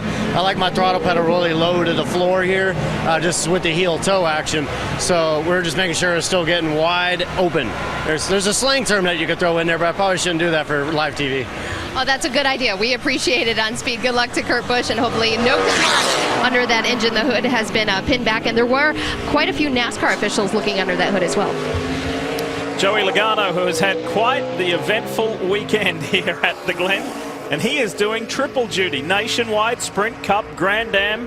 There's nothing this young man isn't driving this weekend. Tried to eliminate himself from triple duty yesterday during that one practice session. And will have learned from it. Yes, he definitely will have learned from it. And that will be a lesson that he'll carry in the Grand American race, the Grand Am race, to the Nationwide race, and into the Cup. See, now Joey got in the corner really good, floated out to the black, to the really grippy area of the racetrack, and made looks like pretty good time through the inner loop there. Yeah, he did make some pretty good time. He lost at late exit, entering turn 5. The last time we were at a road course at Infineon out in Sonoma in June, Joey sat on the pole for that road course race. Of course, you're all familiar with the Whelen Modified Series. The man behind the name Sonny Whelen, who of course sponsors and supports the series, is the owner of the car that Joey is driving in later this evening, in fact, in the Grand Am race. How does Joey do time-wise, speed-wise? Not bad, 3rd fastest. Slots in behind Regan Smith and Bobby Labonte to put the Home Depot Toyota in 3rd place at the moment. This is what we were talking about last night as he comes around the Salins Mazda. Watch what happens here. It's ugly. Oof. That was a big hit, and if you weren't with us earlier when we were talking about it, he was on the provisional pole, but he was very caring about the car that he just destroyed. Wanted to make sure the door tried to shut, almost. Very nice of it. They've got a new one though. There it is. They brought a new car up from Connecticut and will race today. Joey and Boris together. Each week, 4 new car freaks pit their passions. I've put all my blood, sweat, and soul into it. Against their peers. Rock and roll, baby. Let's do this. Who has the hottest car on the road? My Ride Rules. Wednesday at 9 Eastern. Only on Speed. The American Garage. The temple of the tune-up. The Taj Mahal of overhaul. More of them count on AutoZone parts than ever before. But parts are just part of what we do. Our trusted advice and helping hands approach is everywhere. So, whether it's his place, her place, or the pro's place, parts are just part of what we do. Get in the zone. AutoZone. We're making Golden Corral's deliciously endless Saturday and Sunday breakfast buffet even better. Yup, we're now grilling hand-cut USDA sirloin steak for breakfast, and we're serving it right there on the breakfast buffet. Steak for breakfast at the same low price, only at Golden Corral. Super 8 wants to turn your garage into a super destination. Pow! So we're ringing in the month of 8 with our biggest sweepstakes ever. You could win a new Ford Escape Hybrid. Check out Facebook for Super 8's Great Escape. It's happening now! Amazing. inspiring, breathtaking. Every chase, every race. This is Magnavox. See what you've been missing. Magnavox, engineered in Japan by Funai. Available at Target. We've been treated to a beautiful day here in upstate New York at Watkins Glen International as qualifying continues here on speed. Lee Diffie, Larry Mack, Kyle Petty, Wendy Vetturini and Bob Dillner with you. From the Glen, as it's affectionately known, racing began on the streets of the village in the late 40s and has just made some incredible history ever since then. It's the 40th anniversary, incidentally, of the short course that we're competing on this weekend. We're looking at Brian Vickers in the 83, sideways onto the front straight. Whew, it's been a bit of a ragged lap because it started in a bad way too, Larry. But he made a great recovery. But yeah, he overdrove turn one, locked the brakes up, and he had shot way down the tracker. But quite honestly, Brian Vickers looked about as good as anybody I've seen getting through the chicane or the bus stop. Watch this. Almost out into the safer barrier. In fact, he did just glance it. I'm not sure that really cost him a whole lot because we didn't see the tracker move. Turn one is what really hurt him, but he recovered nicely, Bob. We watched Jeff Burton's lap just a while ago here on speed, and we saw on the inner loop, that's where you had some difficulty. What happened, Jeff? Well, we had difficulty in one also. We struggled this weekend, really hadn't been very good, and last night we decided to make a lot of changes, which was the right thing to do. There's no sense in, we thought we could go out by 25th the way we were, and we made a lot of changes, and it just didn't work out for us. But it was the right strategy. What we figured is that we either get better or we won't. If we don't get better, then that puts us in a position to play some different strategies than some other people can play. And as you know, that means as much here as anything. So, it's bad to qualify bad, but on the other hand, you can make it work here because that just puts you in a different strategy position than everybody else. So disappointing because it certainly wasn't what we wanted, but it is what it is. We'll go figure a way to make it work. The only way to get better is to try, Wendy. Well, thanks, Bob. Here on my end of pit road, I'm with Tony Stewart and a very young budding driver, Santino Ferrucci, which we'll get to in just a minute. Young 13-year-old Tony. Why is Santino trying to team up with you here? Well, he's my driver coach this week here. He was here when Lewis Hamilton and I did the seat swap a couple months ago and got to meet him here, and he's doing an awesome job. He's a development driver for McLaren, so he's got it going on. At 13, he's got more poise and composure than anybody I've ever seen at his age, and he goes out and he gets the job done. He does a pretty good job. Now, those are high praises, Santino. 13 years old, we got to remind our viewers, so it's pretty cool you got to team up and get to know Tony now. Yeah, he's a great guy. I mean, he's awesome. He's super humble. I think he's just spot on. He's there. I mean, if we get the right focus, everything he's got this weekend in the bag, I mean, you just got to push. I mean, it's all there is to it. Pushing and hard teamwork. It's all about the guys around you. All right. Should I remind you you're 13 because you are very mature and very advanced for your age? Thank you very much. Are you excited to maybe team up? Maybe you can work for Tony in the future and drive for him. What do you think? Yeah, I think that'd be a great idea. I mean, if I go through the steps of McLaren and I go through getting F1, I mean, after I'm done retiring, I definitely want to come down for NASCAR and drive for Tony. I mean, that'd be great. All right, Tony, there you have it. He's got to get an F1 championship before he'll consider working for you. Well, as hard as he's been working, and he's been flying overseas twice a month to race, so he's been working really hard at this F1 side, and like you can see, he's very wise beyond a 13-year-old. So he's a pretty cool kid, and I guarantee we're going to hear a lot from this kid in the future. All right, good luck to Tony Stewart. Thanks to both of you guys giving you the stories behind the stories here on Pit Road. He's got it all going on, hasn't he? You saw David Reagan there on the right-hand side of your screen. David posted a very impressive lap. He's 5th fastest at the moment with a 1:10.8. That's pretty good going. Good, really good going, because we saw him have a couple of issues yesterday in one of the practice sessions. And we heard David talk, my 5th or 6th lap is my better lap. I've just got to get into that rhythm. So to bust off that lap just on a one-off is a good job by David Reagan. Yeah, considering his best finish here at Watkins Glen in 4 starts has been 24th a couple of years ago. Yeah, and back to our chase issues and what races should be in the chase. I've got a lot of stuff on Twitter here about dirt. Daytona's not dirt. These racetracks aren't. We don't race on dirt. So let's be real clear. Whoa! Denny Hamlin's lost it. Wow. Into the wall. And he was on a pole run coming out of the carousel turn 5. Yeah, that's just that one corner in a nutshell has been Denny Hamlin's year. So close, yet so far away. I mean, they've been right there to win races. They've been right there in contention to do stuff. And remember, he's back there in the points where he's 11th or so with one win. So he's in that hot spot on that hot seat right there. And we were watching the tracker right here. He was on the pole at this point and just gets away from him. Late exit of turn 5. He almost keeps it out of the Armcorps barrier, but unfortunately not. So this is the final lap that these drivers will make before taking the green flag tomorrow. And it's going to be interesting to see if they can fix this thing or go to a backup car, because obviously he hit it with the right front pretty good. And as far as the lower suspension points, body panels and stuff, it's creased pretty good. I'd be shocked as long as NASCAR will approve it that they don't go ahead and go to a backup car. That would be a lot of work to do between now and in the morning. That's a pretty solid hit right there. You see the right rear stick out from under the fender a little bit. We've seen plenty of trouble in the carousel, but normally it's on the way in or mid-corner, not on exit. That's the first major one we've seen there this weekend. Not good for Hamlin.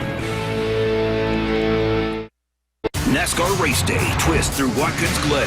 Tony Stewart and Marcos Ambrose join us live. Plus, Dale Jr. sits down for a candid interview about his career.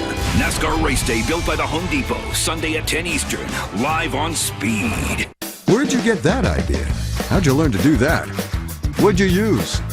Every project we finish comes with a story built in. It's how our rough ideas become, you did that yourself?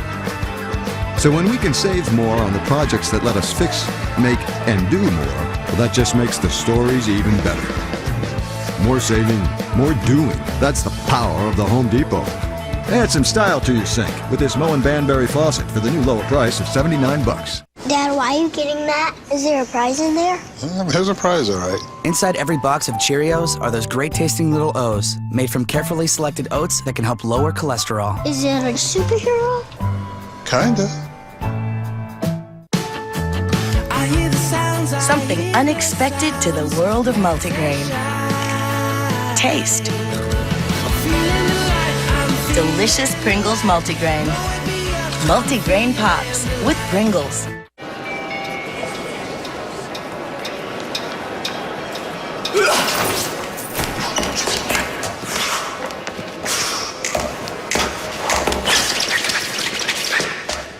We are!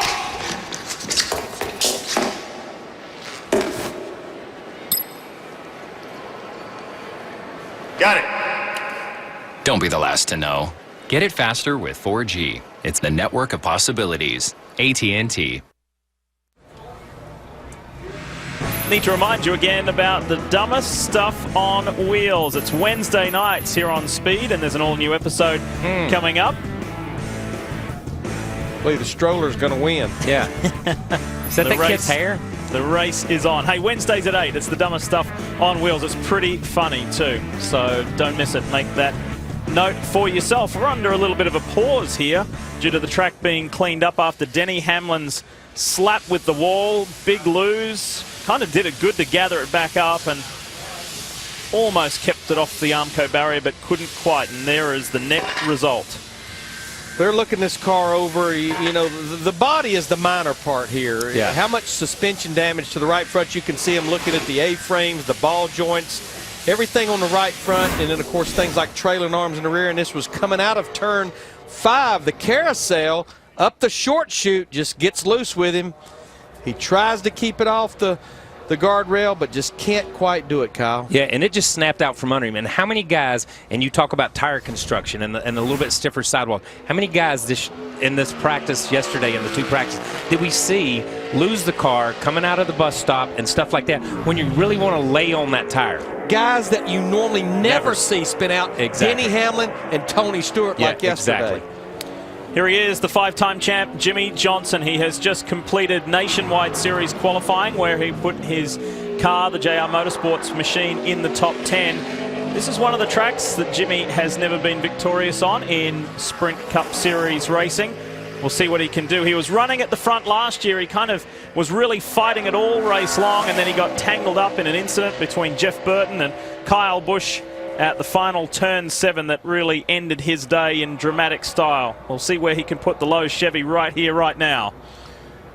Well, this seems to be a big key, getting through the carousel or the inner loop and then turn 5. It's almost like if you can have a good run through these two areas, you can end up with a good lap. And if you look at the tracker right now, he's about 3/10 quicker than Regan Smith in that 78, and it seems to be growing from there because he got off turn 5 good.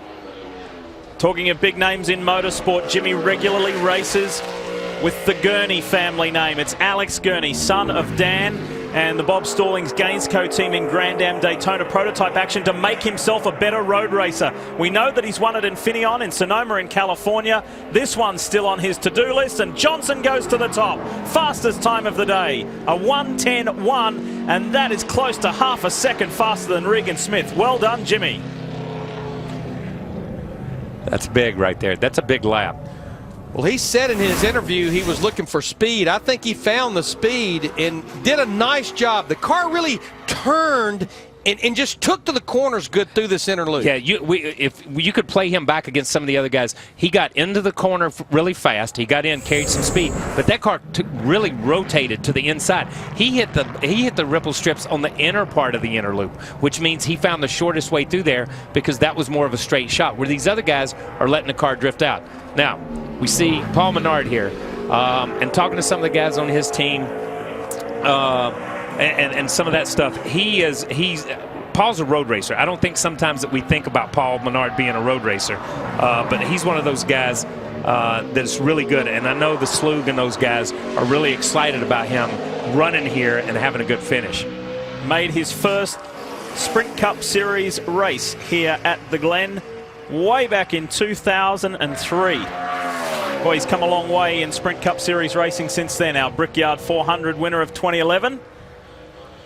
He's doing double duty. He qualified that number 33 car for Kevin Harvick Incorporated for the Nationwide Series race in the 7th spot earlier. And a lot like his teammate Jeff Burton, not to the degree of Jeff Burton, but did not get through the inner loop good at all. Yeah, didn't get through the inner loop the way he wanted to get through the inner loop. But still, I mean, this is a team that's really come on in the last. I mean, they started off really strong, kind of don't know where they went, and then all of a sudden, I mean, they've just been on fire here the last few weeks. And Kyle, you know better than anyone, when you're a driver, you've got to find a happy home, and Menard has found that happy home at RCR.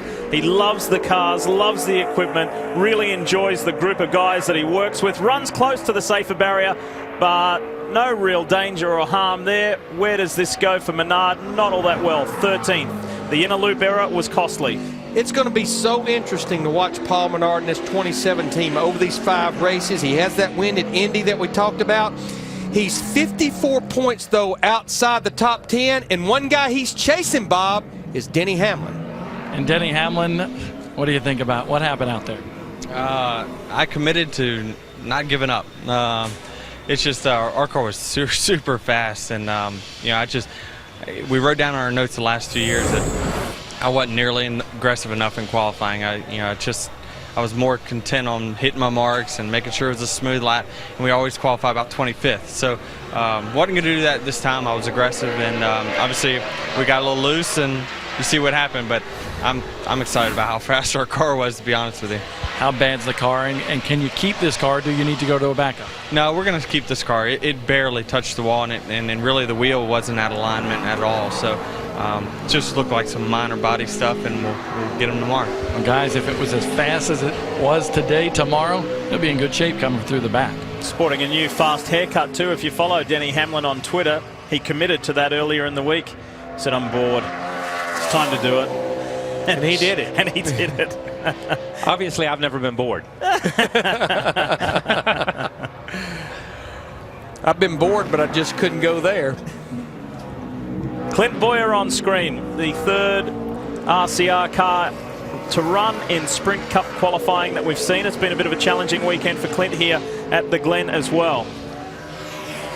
Now, Clint finished 4th at Infineon back in June. In fact, that was his last top 5 finish. Yeah. No. Clint's one of those guys that I don't think about being a road racer, and you look at his finishes like you're talking right there. He's had great finishes on road courses. It's going to be a solid run for Clint, working on a top 10. Remember where he is in the point standings. He's in that pressure zone as well. He's got to deliver. He's got to get a good result here at the Glen this weekend. 7th fastest for Boyer in the 33 with a 1 minute 11.2 for the 33. One guy who is always in the spotlight at Watkins Glen is standing by with Wendy. And it's Marcus Ambrose, who's a sure bet this weekend to do well. We saw you work on your brake package a lot yesterday in practice. Did you get it where you want, Marcus? Yeah, I think we're great. I think we're ready for it. Really, it's just trying to suit what I'm looking for from the car. It wasn't anything bad about the brakes. We're just trying to match, what I'm looking for to carry momentum, through a longer run. The tyres got so much grip here that it actually puts a lot of stress on the brakes. So, I'm happy with what we got. We've got a fast car for qualifying. The Stanley team have done a great job. I just got to now deliver for them and start somewhere near the front. All right, Marcus Ambrose getting ready for that qualifying lap. And I know, Lee, you are just thrilled that I chatted with him. He's a good man, and we've been friends for a long time. I remember when Marcus was racing Formula Ford back in Australia, he used to come up to the booth as a young guy and say, can I just sit in and do a little bit of commentary and learn and watch, and just in case my motorsport career doesn't go where I hope it will. And well, here he is in Sprint Cup, chasing his first Sprint Cup victory, perhaps here tomorrow. Let's hear from a man who knows all about winning with Bob Dillner. Well, Jimmy Johnson signing autographs for his fans down here in the NASCAR garage area. I want to know, good time. Did you leave anything on the table? It's hard for me to say that I did. I didn't meet the pace of what some guys did yesterday, so I think there might be some speed out there, but the changes we made really calmed down my car, and I knew that it was the fastest lap I had made and the most put-together lap I had made. So very, very proud of the effort Chad and the guys put into this thing, and hopefully that gets us close to the front. Big improvement from yesterday, guys. Yes, it is, and I'm just not sure that lap is going to hold up for the pole, but it's been almost a year since Jimmy Johnson sat on the pole last September at Dover. Martin Truex did not have a very positive first practice session yesterday. Final practice was completely the opposite. It was very productive, and so too is this run. Truex puts the 56 second to Jimmy Johnson with a 1:10.5. Nice work. And there is the 4-time champ to your left, and our most recent winner with that gutsy performance, Brad Keselowski. We'll see what these two come up with.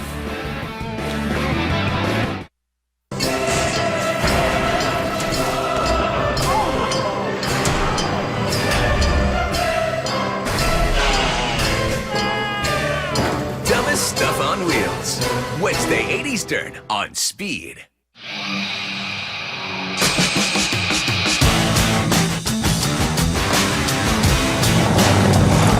On the road of life, there are many paths. The secret is not being afraid to pave your own. Star Motorcycles. We build it. You make it your own. And introducing the all-new Striker from Star Motorcycles. See your Yamaha dealer today. Are you ready to save up to 95% on what you want most? Then try Quibbits.com, an exciting new way to shop for products like iPads, MacBooks, HDTVs, cameras, appliances, and more. Imagine getting a new Apple iPad today for just $23.74. Or how about a Samsung 50-inch TV for as little as $84.95? Or a brand new Honda Civic for $1,800. On Quibbits, deals like this happen every day. Quibbits is a unique auction website. Each auction starts at $0. When someone places a bid, the price increases by as little as 1 cent. The result is insanely low prices. On Quibbits, you can save up to 95% off retail. I got a MacBook Pro laptop for $67. Stop everything and visit Quibbits.com right now. Enter the promo code below to receive 10 free bids. That's Quibids.com. Go to Quibbits.com now. When you're live, sometimes commercials work in your favor and sometimes not. Unfortunately, Tony Stewart has just finished his run. He's not on top, but he's very close. Second fastest for Tony Stewart. There is no one better here at Watkins Glen as far as Sprint Cup race victories. Tony has 5, and again, he's given himself another good opportunity by putting it up there right near Jimmy Johnson. So it's Johnson, Stewart, Truex Jr., Regan Smith still owns the 4th fastest time, and then Bobby Labonte. Great run from the 56, Bob. Yes, it was. Martin Truex Jr. very fast in practice yesterday. What about that inner loop? You said you were skating out there? Yeah, it just was real slick through there for some reason compared to yesterday. But, you know, the car was solid everywhere else. I feel like it was a decent lap. Just the inner loop was real slick, and I lost a lot of time there. So disappointed in that. But the guys did a great job with our Napa Toyota all weekend. It's been fast, and I'm excited to race whenever we get to do it, hopefully tomorrow, but we'll see. Truex awfully good on these road courses, Wendy. Kevin Harvick just watching qualifying. When you see someone like Denny Hamlin go around, hit the wall, Tony Stewart twice yesterday, spun around, does that go into your psyche at all and put it in your memory bank for when you make a lap? Well, I really hadn't paid any attention to most anybody else, just other than my teammates, just listening to what they've had to say on the radio and knowing that, you know, they have the same brake packages and same air pressures and things in their cars. So they've all had trouble in different spots, and we're just trying to decide how hard we need to go in what areas. So Budweiser Chevrolet, I've been pretty happy with it. It took me a little while to get going, and haven't been in anything this morning, so I'm kind of that rhythm guy. So we're trying to make a decision on how far we need to drive it in before we even get started. Now, practice, I did follow you guys on the scanner between the wheel hopping and the shifting. You got that all figured out by the end of the day yesterday? Yeah, we had all that happen in the first session. We changed the transmission and all that went away. So I had a lot of trouble with the shifter with the first transmission, but they fixed it with the second one. All right, good luck to Kevin Harvick, a rhythm driver. And rhythm has not been one of the strong points here for Kurt Busch. I think he'll be frustrated with this lap. It was pretty wild. How about the time? How damaging was it? Very. 13th fastest for our most recent road course winner at Infineon Raceway in Sonoma, California. Our nationwide pole sitter for this afternoon. It was a ragged lap. He was in good shape until he entered the bus stop. The inner loop here, you can see the car just will not grip there, just in a four-wheel slide.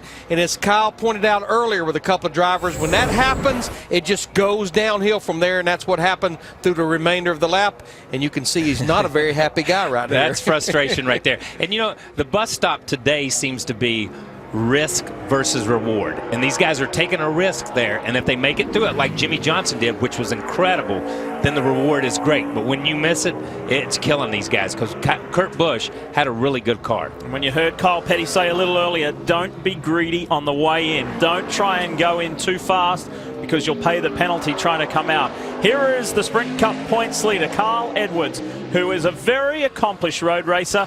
However, this place, he has never led a lap, and he's yet to drive to victory lane at Watkins Glen International. That may change this weekend in the Sprint Cup race. We'll see. Yeah, he pretty much shocked everyone a year ago when he sat on the pole for this race. But he, as you mentioned, Lee, he did not lead a lap, ended up finishing 5th. And this is the same car that finished 3rd at Infineon in June. He actually got through that inner loop pretty good, too. Yeah. It was a little bit of a slide, but it really wasn't affecting the way the car was going through there. And you can see he's right on top of the lap that Jimmy Johnson ran, uses all of the racetrack and then some there. About a half a tenth behind, losing a little ground coming up the short chute. Jack Roush to the left there in his familiar hat, looking on at the man who he has just re-signed. He has the services of Carl Edwards for the future. How does the 99 look here at the Glen? It looks pretty good. It's not the best, but it's 3rd. Where he lost so much ground, it just stepped out big time. Late exit of turn 6. He couldn't put the power down, and that's what cost him about another 1/10 and a half. So Jimmy Johnson is still looking good to the tune of 2.5 tenths of a second. It's a comfortable margin when you see how close this field is.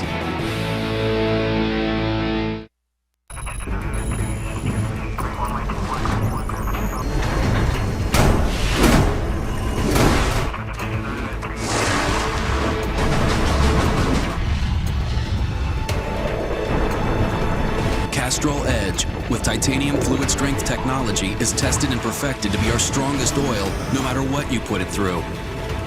Castrol Edge, now with titanium fluid strength technology. It's more than just oil, it's liquid engineering. A moment that starts off ordinary can become romantic just like that. A spark might come from a touch, a glance. It can come along anywhere, anytime. And when it does, men with erectile dysfunction can be more confident in their ability to be ready with Cialis for daily use. Cialis for daily use is a clinically proven low-dose tablet you take every day, so you can be ready anytime the moment's right, even if it's not every day. Tell your doctor about all your medical conditions and medications, and ask if your heart is healthy enough for sexual activity.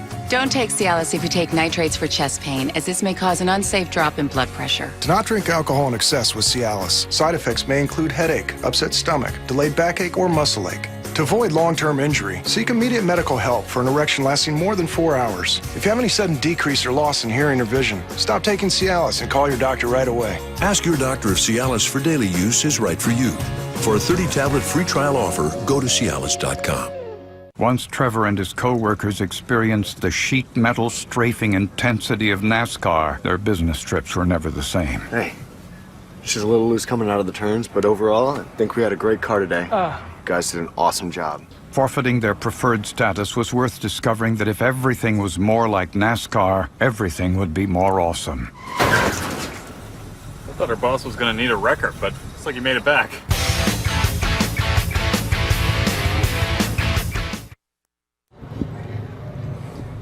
Sprint Cup qualifying continues here at Watkins Glen, live on speed, and a frustrating lap for TRG Motorsports' Andy Lally, the rookie Sprint Cup season driver who has done hundreds, if not thousands, of laps around Watkins Glen over his years in road racing, has posted the 22nd fastest time. Now, he's locked into the field because Kevin Buckler's TRG Motorsports is 35th in owner's points for the 71, but Andy knows that it could have been a whole lot better. Wendy?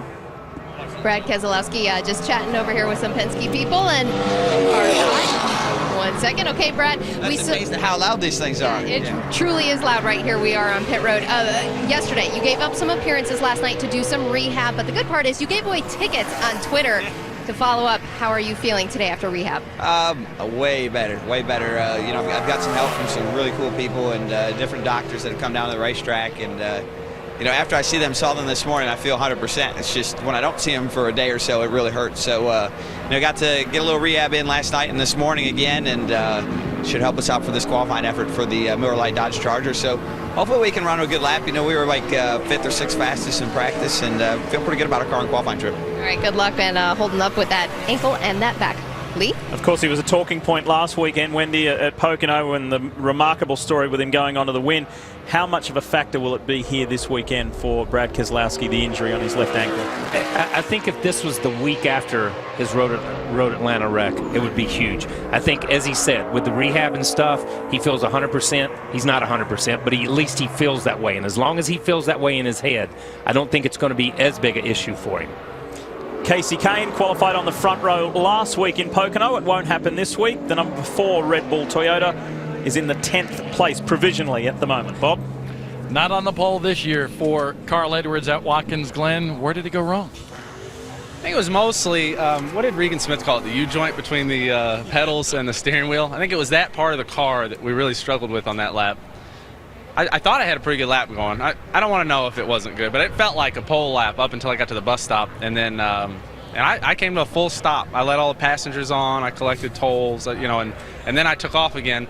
And I did my best. But, man, I put in all the effort I could after that, but I just got to thank Ortho for being on board. Ortho, Aflac, Scott's, Ford. I'm excited about this race. You know, even if we don't get it in tomorrow, it's going to be a good race. It's one of my favorite racetracks, and we'd love to get a win here at the road course. Larry, Matt, can you believe all these drivers blaming themselves? Well, they're in the biggest control when they're out there during qualifying. So, you know, actually, I think when Carl looks back at that lap, he's going to see where turns 6 and 7 really cost him a lot of time. But look at this lap by Marcus Ambrose. In this 9 cars, he comes up through the S's 2/10 quicker than Jimmy Johnson right now. Watch the little plus or minus number in the blue box down in the bottom right-hand corner. Jimmy Johnson's fast time, Marcus, gets a little squirrely there. Jimmy Johnson's time was a 1:10.18. Yesterday, Ambrose was the only guy to go into the 1:09s, and he separated himself from the rest of the field, Kyle, by almost half a second in final practice. And I'm telling you something, he got through that bus stop. That thing, he carried a lot of speed, but he controlled the speed, and that was a great bus stop for him. He has never qualified on the front row here in Sprint Cup at Watkins Glen. He's never finished any worse than 3rd in three finishes here. To the line. Yeah, he has nailed every corner, it looks like. Does he go to the top? Yes, he does. Marcus Ambrose with a 1:10 flat. Provisionally on the pole. Let's go back and analyze that bus stop experience. Yeah, I think when he approaches the bus stop, you see he's on the brakes right here at hard. Right here, you almost get off the brakes. He lets the thing float over the right side of the car with the right side. He's already turning in at that point. He keeps it just as Jimmy Johnson did on those inner ripple strips. He never really leaves that patch. Comes straight off and accelerates straight through here. You can see the car just digging forward as he comes through here. As it bounces over, it gets a little bit out, but he's in the right place in the middle of the racetrack to make that entrance into the next corner. First of the two RPM Fords. We'll see AJ Allmendinger a little bit later. Speaking of Ford, Ford is in search of its first victory here at the Glen in quite some time. The last Ford to win was Jeff Bodine back in 1996. It's been a long time between victory lane celebrations for the Blue Oval boys. We'll see what Matt Kenseth can do, who had a little bit of an awkward day yesterday with Robbie Gordon. Yeah, it was right as practice was starting. The second practice there, and as they went off into turn 5, looked like Robbie locked it up, and Matt got into the back of Robbie, did some damage to the car. This is a brand new race car, but Jimmy Finney and that group ended up repairing it. And let's see what Matt Kenseth in his 17 car can do, because he has a teammate, Carl Edwards, in the 99 that right now is 4th, and quite honestly a pleasant surprise, David Reagan in that 6 is still holding in 10th. That's a really good effort. Perhaps that extra time in the Grand Am GT car is paying off for David Reagan. Jack Roush watching one of his men go to work. The revised order is Ambrose, Johnson, Stewart, Edwards, Truex. That's the top 5. Regan Smith, Bobby Labonte, Joey Logano, Boris Said is in the 10. And as we mentioned, David Reagan rounds out the top 10. Kenseth gained a little ground there through turn 6. It's going to be about a mid-pack qualifying effort for Matt Kenseth. Let's give you the exact number as the 17 comes to the line. It's in position 15. Minute 11:41 for Matt in this 17 car. We wouldn't be out of line by saying this is not one of Matt Kenseth's favorite venues. Let's hear from the man who was on the provisional pole. Here's Ambrose. Marcus Ambrose climbing out of the car, putting on the hat. How good was that lap? It was okay. Maybe a little too conservative, you know. Would have loved to have done a 9 something, but, you know, really proud of my Stanley team. Just been a lot of fun this weekend. We've got a great chance to win the race. I'm really happy with our race setup. Fingers crossed it goes our way. Come on, you could have pushed it more? Yeah, a little bit more.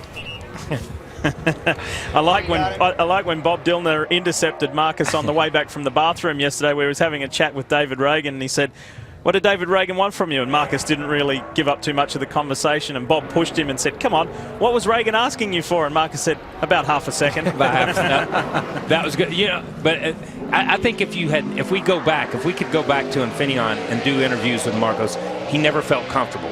I don't think he had that confidence. In that interview right there, he's got that confidence that it takes to win a race. He's confident in the car, he's confident in the team, and he just put down a good lap. But he never really got over that hump at Sonoma, at Infineon this year. Yeah, he finished 5th, but like you say, just never was what he had been the year before. Yeah, what he thought he should be. Is it going to be a clean run for Dale Earnhardt Jr. through the bus stop? So far, so good. Well done.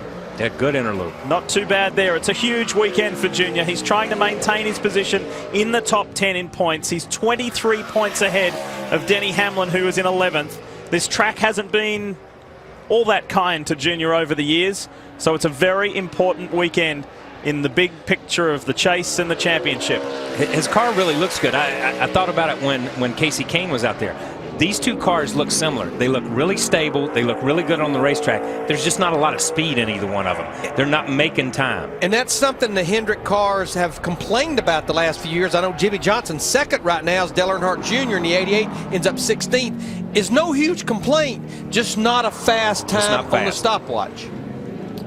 We're going to leave Watkins Glen momentarily. The big names coming up. Harvick, Gordon, Newman, Juan Pablo Montoya, and the 18 of Kyle Busch will be the final car on track. On an all-new episode of The Car Show, can the Corvette ZR1 take down the Mercedes SLS in our supercar showdown? Power is insane. Wednesday at 10 on Speed. Did you know you should review your insurance every year or two? There are big differences between specialists and non-specialists when it comes to RV coverage. For example, the Good Sam Vehicle Insurance Plan offers $3,000 for personal belongings, optional full replacement cost coverage, and more. RV customers who switch save an average of $349 a year. Auto customers save an average of $442 a year. This means better coverage at a lower price. Call 1-866-SAVE-A-LOT. Speak to one of our insurance specialists. You can see why millions of people trust Good Sam's Vehicle Insurance Plan. Are you ready for this summer's new look? The Buzz is sexy skin, and you can have it too. The secret is the deep cleansing wash from Proactive. It keeps your chest, back, and shoulders clear, and it's yours free with this special summertime offer. I get breakouts on my back. It's like, I gotta hide this. And so now it's really good to have a product like the Proactive Body Wash that works so quickly. Acne is out and clear, sexy skin is in. So order the #1 acne system for only $19.95. And the deep cleansing wash is free. And to celebrate the season, we're offering free shipping. I recommend it to almost all my clients because it clears up their chest and their back, and they can wear a little strapless dress and feel really pretty. Get in on Proactive's hot summer deal right now. You get the deep cleansing wash and these extras free. A $72 value for just $19.95. And today, your shipping is free. With Proactive, this is the best my skin has ever been. And that feels great. Call 1-800-689-0083. This is for Lee Diffie here. Wednesday night on Speed, 4 car fanatics face off in the wildest car competition ever. Don't miss an all-new episode of My Ride Rules, Wednesday night at 9 Eastern, exclusively on Speed. That's what we call a network promo. Well done. A little round of applause. Yes, thank you very much. Thank you very much. Very nice. Thank you very much. I think Jamie McMurray will get a little round of applause. Yes. Top 10 run as we're into the Fast 10, the last 10 drivers to qualify. He qualifies at 1:10:67. Jamie's always looking for something to sweeten the season because it's been a bit of a tough one in comparison to 2010. So that will help with a top 10. Here is the 29 final RCR car to come on track, and it's Kevin Harvick, who is another very effective road course racer. He is a winner here in Sprint Cup competition at Watkins Glen. Not that long ago, 2006, he drove to victory lane. Smoked it a little bit getting into turn 1, you see, and he didn't use all the racetrack. I think it wore down a little bit faster than what maybe he thought it would have because he didn't go out over the ripple strips, and we've seen most of the fast cars really go out. This is an important part of the racetrack. It looks incredibly simple. Once you go into turn 1, if you can run up through the gears and run up through that part of the racetrack pretty much flat-footed or as close as you can to it and get the car set, you're good. Yeah, a lot like his teammates, just not a lot of speed in this 29 car right now. The fastest Richard Childress car is Clint Boyer in the 33, who is 13th. Menard is 23rd, and Jeff Burton, who had all types of issues in the inner loop, the chicane, is 32nd. As the lap has progressed, Harvick has got a little bit of time back, but not enough. You can see the projection there, 18, 17, it's dropped back to 19, got a little wide at turn 6. It's damage control from here because we have highlighted before track position so important at Watkins Glen. You can help yourself in qualifying. Yeah, and and once again, as you said, starting position, track position is so important. But I want you to watch that little corner there. He's a 2nd and 4/10 slower than a car that just went 2 cars ago than Marco Sambros. That's absolutely phenomenal for me to fathom. That one car is 1.5 seconds faster than what Kevin Harvick can be. Wendy? I'm with AJ Allmendinger. You've been watching the majority of qualifying. Do you think the track has changed much from practice yesterday?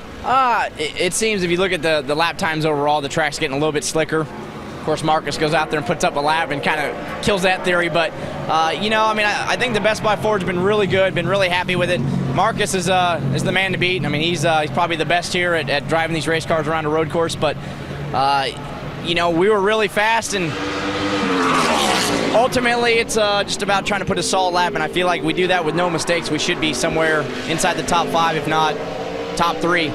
But it's easier said than done. All right, good luck to AJ this week. It's always good to hear the opinion of the other competition that's fast in the driver's eyes, Lee. And he's being very modest there too, isn't he? Because that's a young man who Red Bull showed an interest in to take him off to Europe to become a Formula 1 driver. He won 3 champ car races.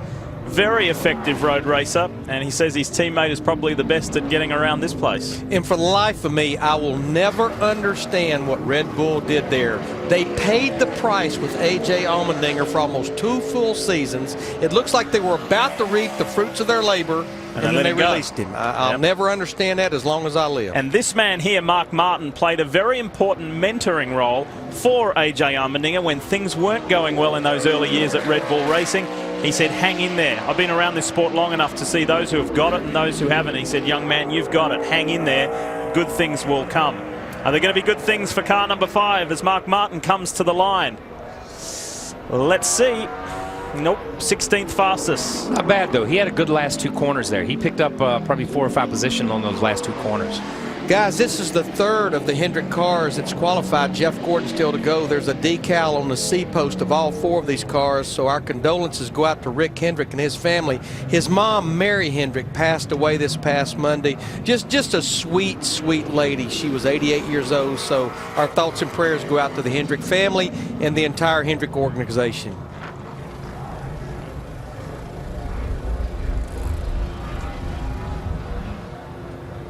To the 24 of Jeff Gordon. Who is left to challenge the time set by Marcus Ambrose? Well, here's your list. Jeff is up now. The Biff is coming. Greg Biffle, Keselowski, Newman, Allmendinger, Montoya, and Kyle Busch are the final runners in live qualifying here at Watkins Glen. Nobody in the history of road course racing at this circuit, not even Tony Stewart, has led more laps than this man here. Jeff Gordon really enjoys Watkins Glen, has been very effective here. We'll see if he can continue that. Not only is he a 4-time Sprint Cup champ, he's a 4-time winner here at the Glen.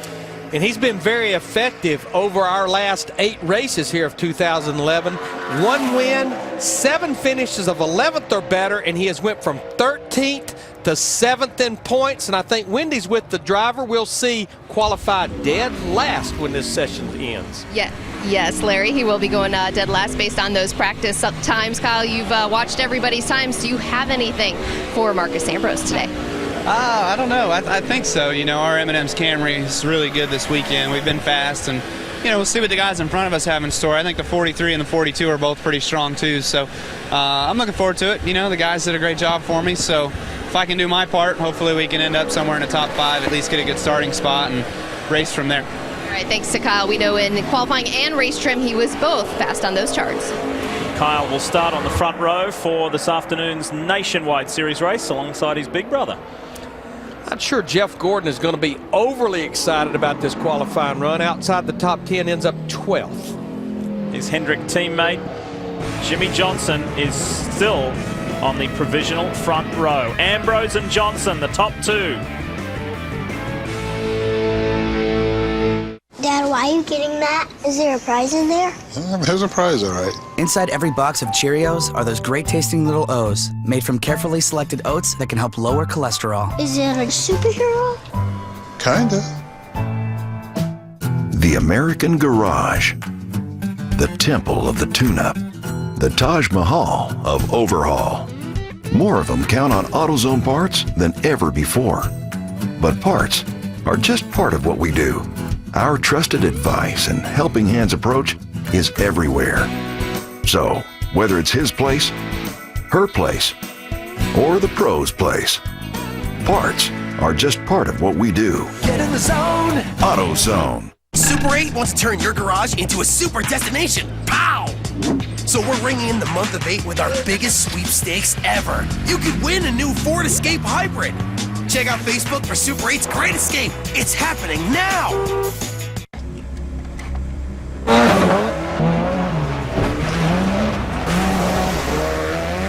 The Android-powered Casio G's1 Commando.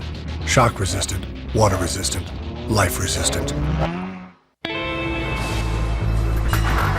So you think you can hang with us? Then you'll have to endure some bumper-to-bumper traffic. Deal with some tough customers getting up in your grill. And get into a few scrapes. And to those who don't expect us to go all out on every lap, we've got one word for you. Tough. The 200-mile-per-hour gravity-defying action of the Red Bull Indianapolis GP is bigger and better August 26th through the 28th. Because when the sun goes down, the party fires up. Celebrate IMS After Dark with concerts Friday and Saturday nights. Main Street will be rockin' till 10 inside IMS. Plus, feel the Harley Thunder with the new XR 1200 Racing and visit the new Beach Glen area. Tickets are just $10 Friday, $20 Saturday. Race day tickets start at $40. Kids 12 and under are free with the purchase of an adult general admission ticket. Visit IMSTix.com to get your tickets today. NASCAR and the American farmer are working together to bring us American ethanol, the right choice for the future of our sport, our country, and our planet. It's a brand new race day. And the driver who just featured in that piece you were just watching comes back to the garage area behind pit road. Greg Biffle with a very unsatisfactory 23rd qualifying position. He'll be frustrated with that. Yeah, he was almost out in the cornfield out there when he came through the inner loop. He had that thing cut full lock to try to get through there. He's not happy with the lap, but he's proud that he's able to drive it back to the garage. Yes, absolutely. The Blue Deuce has been the talking point for the last 2 weeks because it and its driver, that testing crash, the road course testing crash at Road Atlanta in North Georgia, that left Brad Keselowski with a broken left ankle and in a lot of pain, and turned it round and drove to victory lane the very same week, just days later, last weekend in Pocono. It's been a remarkable story, remarkable comeback, and he's on a pretty remarkable lap right now. And looked pretty good through the inner loop there. When you've got momentum on your side, there's just no substitute. I found it interesting talking to his crew chief, Paul Wolf. I said, Paul, what does that do to you guys to completely destroy that car in Road Atlanta? He said, well, you never like losing a race car, but he said that was our backup car. We did not take our primary car down there to test. With 5 races to go to the chase, remember, courtesy of his 2 victories this year, he's effectively in 11th place, Brad Keselowski, and this will be a good time. This will put him in a nice spot, top 10, 8th. For tomorrow's race. Good lap. We are down to our fast 5 drivers, 5 to go, including Brad Keselowski. Here's the list. Next one up, it's Ryan Newman. Following Newman, it's Allmendinger. Following Allmendinger, Montoya. And Kyle Busch will be the 46th and final driver to qualify. He gets off in the inner loop there, and you see he gets back to the gas really quick and drives it straight into that next part of the racetrack. And the car gets a little free right there, but still, he put himself in position to exit. And when you can exit that corner, that inner loop, as we've said almost on every guy that's come, you get into this corner, which carries that momentum to the 2 short chutes. Here's a man who's been victorious in Nationwide Series competition here, Ryan Newman, for the Stewart-Haas organization. And he's had good results here in the past. Let's see how he sets himself up for the 2011 edition. And Ryan Newman and this 39 team, they're coming to life when they need to come to life. They sat on the pole and won the race at Loudon about a month ago. Had a 5th place finish at Pocono. He's putting a little bit of a cushion between he and the 11th place. He sits 8th in the points right now. He's on a pretty good lap right here. Coming to the key part of this track, and that was smooth. Well done, Ryan Newman. That looked good. It's almost like he played a little conservative getting in, and he was able to reap the reward on the exit of the inner loop. And that's the way, you know, when you really watch, coming up here and watching Boris Said and watching Ryan Fellows and watching guys that are true road racers, I would go over to the inner loop and watch how they got through that area. And that was the thing that amazed me the most. I'm thinking, my God, they're so slow when they get to the corner. But they exited so fast and carried that momentum again all the way back around the racetrack. Newman has qualified well here as he slaps the safer barrier on the way out of turn 7. His highest has been 3rd, and he gets that position right now. Ambrose, Johnson, Newman. Fine qualifying performance with a 1:10.3. And with still 3 drivers to go, he joins his teammate and owner Tony Stewart on row 2 temporarily. Here's the revised order. Ambrose, Johnson, Newman, Stewart. They're the provisional front 2 rows. Edwards and Truex Jr. Regan Smith's time is still good enough for 7th. That's excellent for the 78 team. Bobby Labonte in the 47. That's a nice shot in the arm as well. And then Keselowski and Logano round out the top 10. Here's a guy who we heard from with Wendy just a few moments ago.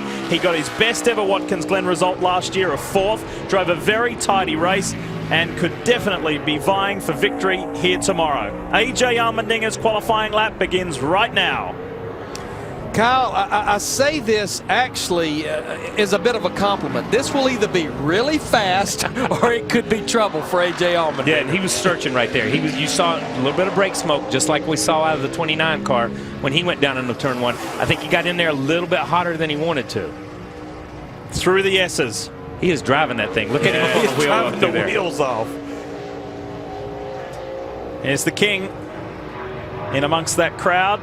One of 3 spotting locations here at the 2.5 mile Watkins Glen International. What's he doing over there? He knows where all the excitement is in the inner loop. They either got popcorn or barbecue over there. If he's way out of shape right there. Way out of shape as he comes, which is going to hurt him because he's way out of shape. He has to check up out of the gas to let the thing settle down because he came through there all but sideways. Yeah, that hurt him all the way through turn 5 and probably even up this short chute. And up this way, and that's the problem. Greg Irwin, his new crew chief, been on board now for about 3 races with him. Moving over from Roush Fenway was Greg Biffle's crew chief. And this is a teammate thing. You want to be somewhere close to your teammate. Wow! Wow. How about that? A.J. Allmendinger steals the pole from his RPM teammate. After saying nobody's better here than Marcus, A.J. Allmendinger shocks everybody and breaks into the 109s. And that was a cool shot. That's cool. Jack Roush shaking Greg Irwin's hand. Of course, Jack Roush releasing Greg Irwin from the 16 car right before the Brickyard 400. Happy for Greg Irwin. Happy for Allmendinger, but he's got a couple more bullets to dodge. Happy for the Dinger in that 430 car and Best Buy and all this. I would have never got that from that lap. That was not a tidy lap. You said he ran a tidy race. That's not a tidy lap. Here's the 420 car out there right now. So we're going to see if Juan can put something up. I said either really fast or it was going to be big. And we had a little glitch with our tracker there, so we couldn't monitor his lap in progress. Now we've got it back. We needed a glitch with that tracker. That tracker throws me. But I'm going to tell you something. When we go back and look at that total lap, a little bit of brake lock in the turn 1, got through the chicane or got through the inner loop pretty good, but not good going into turn 5, it didn't look like. Here's last year's race winner, Juan Pablo Montoya. He was victorious by over 4 seconds to get another road course victory to his NASCAR career resume. Completed almost 100 Formula One Grand Prix. He won 7 Grand Prix. What this guy can do in a race car is magical. Can he complete it here in qualifying and edge Allmendinger and Ambrose off that front row? He's right on top of him right now. A little bit of a slide through turn 5, but you look at the tracker, he lost a little bit of ground late exit of turn 5. What this guy did best last year not only was speed and traffic management, but he looked after his car very, very well.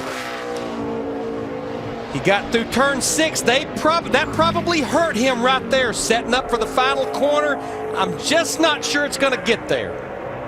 To the line, he's losing a bit, he's back, he's off on the second row. We'll see where it slots in. Montoya steals 4th from Ryan Newman. So at the moment it's a Jimmy Johnson, Juan Pablo Montoya second row. Let's go back to the bus stop, the inner loop, mid-lap.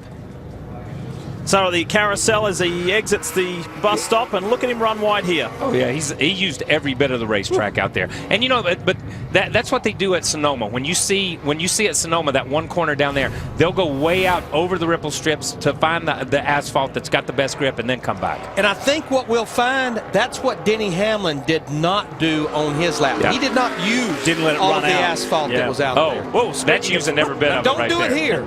And that's coming to the green. This is coming to the green for Kyle. If you think Kyle Busch is not pushing, this is coming to the green. Here we go, final car, 46th and final car in qualifying to see if anybody can stop it from being an all Richard Petty Motorsports front row at Watkins Glen 2011. A little bit of smoke right there off him too, but it didn't seem. But no, it was at least it wasn't that close. If you beat me by like 100th, I know where I lost a little bit, but 2/10. Proud of everybody on the Best Buy Ford, everybody at Richard Petty Motorsports. I'm not gonna lie, pretty cool to beat Marcus. I mean, he's the man. So to be able to put up a lap a little bit better than him is cool. I think he's still gonna be the guy to beat. But we got a great starting spot and great day. I tell you what, the Dinger is a threat tomorrow. He will be, based on how he ran last year. That was nice, and he gives himself a really good opportunity tomorrow. We're not done with yet here at the Glen. More when we come back. We congratulate the 18, Kyle Busch. It's his 8th Sprint Cup pole. The only thing better than a $5 Pizzone is a free Pizzone. This week only, when you like us on Facebook or sign up for emails, we'll give you a free Pizzone with your online pizza order. Visit pizzahut.com/deal for all the details. The free Pizzone, only at your Pizza Hut. Another good thing about Geico is they've got, like, real live people working there 24/7. So, like, say you need to report a claim, right? A real person will be there to help you. Then you can use geico.com to view photos of the damage, track your claim, print an estimate. You want an English mug? Rated telecast may not be reproduced, retransmitted, or used in any form without the authorized written consent of NASCAR Broadcasting. NASCAR would like to thank all of our loyal fans for your continued support, and we hope you enjoyed today's broadcast. You know, Sprint brings you an inside look at what is happening now inside the NASCAR Sprint Cup Series, and this is what's happening now. This man here, the 18 Joe Gibbs Racing Toyota of Kyle Busch, the fastest ever qualifying lap in a Sprint Cup car around Watkins Glen. For more NASCAR stats, in-car audio and live race radio, check out NASCAR Sprint Cup mobile at sprint.com/speed. How about that lap, Wendy? First pole here at Watkins Glen for Kyle Busch. Kyle, it sounded like you were confident, and man, you pulled it off. We were confident going in before. You know, certainly we knew we had a great race car this weekend. The M&M's boys have brought a great race car to the racetrack here. So can't say enough about all the guys at Toyota and JGR, everybody at Engine Shop, Chassis Shop. It's cool to come out here and get a pole. Joey got it in Sonoma. We got it here. So JGR swept the poles this year at the road courses. Hopefully we can get a win here Sunday and see if we can't try to get another one that we've won here before. We certainly want to win here again. Race trim looked good in practice. Will it back up the times tomorrow in the race? You know, I was actually surprised there with my lap time. You know, I came to the checker and I'm like, it was okay. It wasn't great. I felt like I screwed up a little bit here, a little bit there maybe, but maybe those were good screw-ups. I don't know. But overall, you know, it was a fast lap time for what I expected it to be. You know, I thought maybe it'd be about a 15 or a 20 or something like that, but not a 70. But you know, race trim is faster this year too. It's really quick out there, as a matter of fact, and getting in the braking zone is kind of crucial, and being able to make sure that you can just make sure that you get the throttle down off the corners and get turned. And the bus stop obviously has been a crucial area here today with everybody qualifying. We seem to hit it right, so great job by the team. All right, good luck later on today. Kyle Busch got a lot of cheers from the crowd here in Watkins Glen. We got the pole. Lee? Well, it was a superb performance. What a lap. He knows how to tie it together here. Drove from pole to victory in 08, as we mentioned. We'll see if he can do it in 2011. Yeah, hard to believe that's his first pole in 44 races. And can he become the driver to take the lead in the most wins of 2011 with 4 if he can seal the deal tomorrow? Yeah, and look, he's in the best position. He's got a great history here. He's won races here. It's truly amazing what this kid has done. And you know, Lee, the storylines that I see in the top 10, can A.J. Allmendinger or Marcus Ambrose become our 5th first-time winner of 2011? And can Montoya get his first win, or possibly Tony Stewart this year in 2011? Allmendinger's in the top 20 in points. Ambrose, Montoya are not. They're looking for that. Let's give a pat on the back to Regan Smith in the 78. He put his car in the top 10. That was a nice result. Whatever's going to happen tomorrow, you know that it's going to be entertaining, because that's what Watkins Glen is all about. Lee Diffie, I want to say, I know you've never done any NASCAR before, but we have thoroughly enjoyed you guiding our ship for the last 2 days. Thank you very much. Thanks for having me. It's been a ball. It's been a lot of fun. And don't forget, folks, Grand Am coming up tonight, 6 p.m. Eastern, live on Speed for more road racing here at Watkins Glen. On behalf of the entire Speed team, thanks for joining us. We'll see you soon.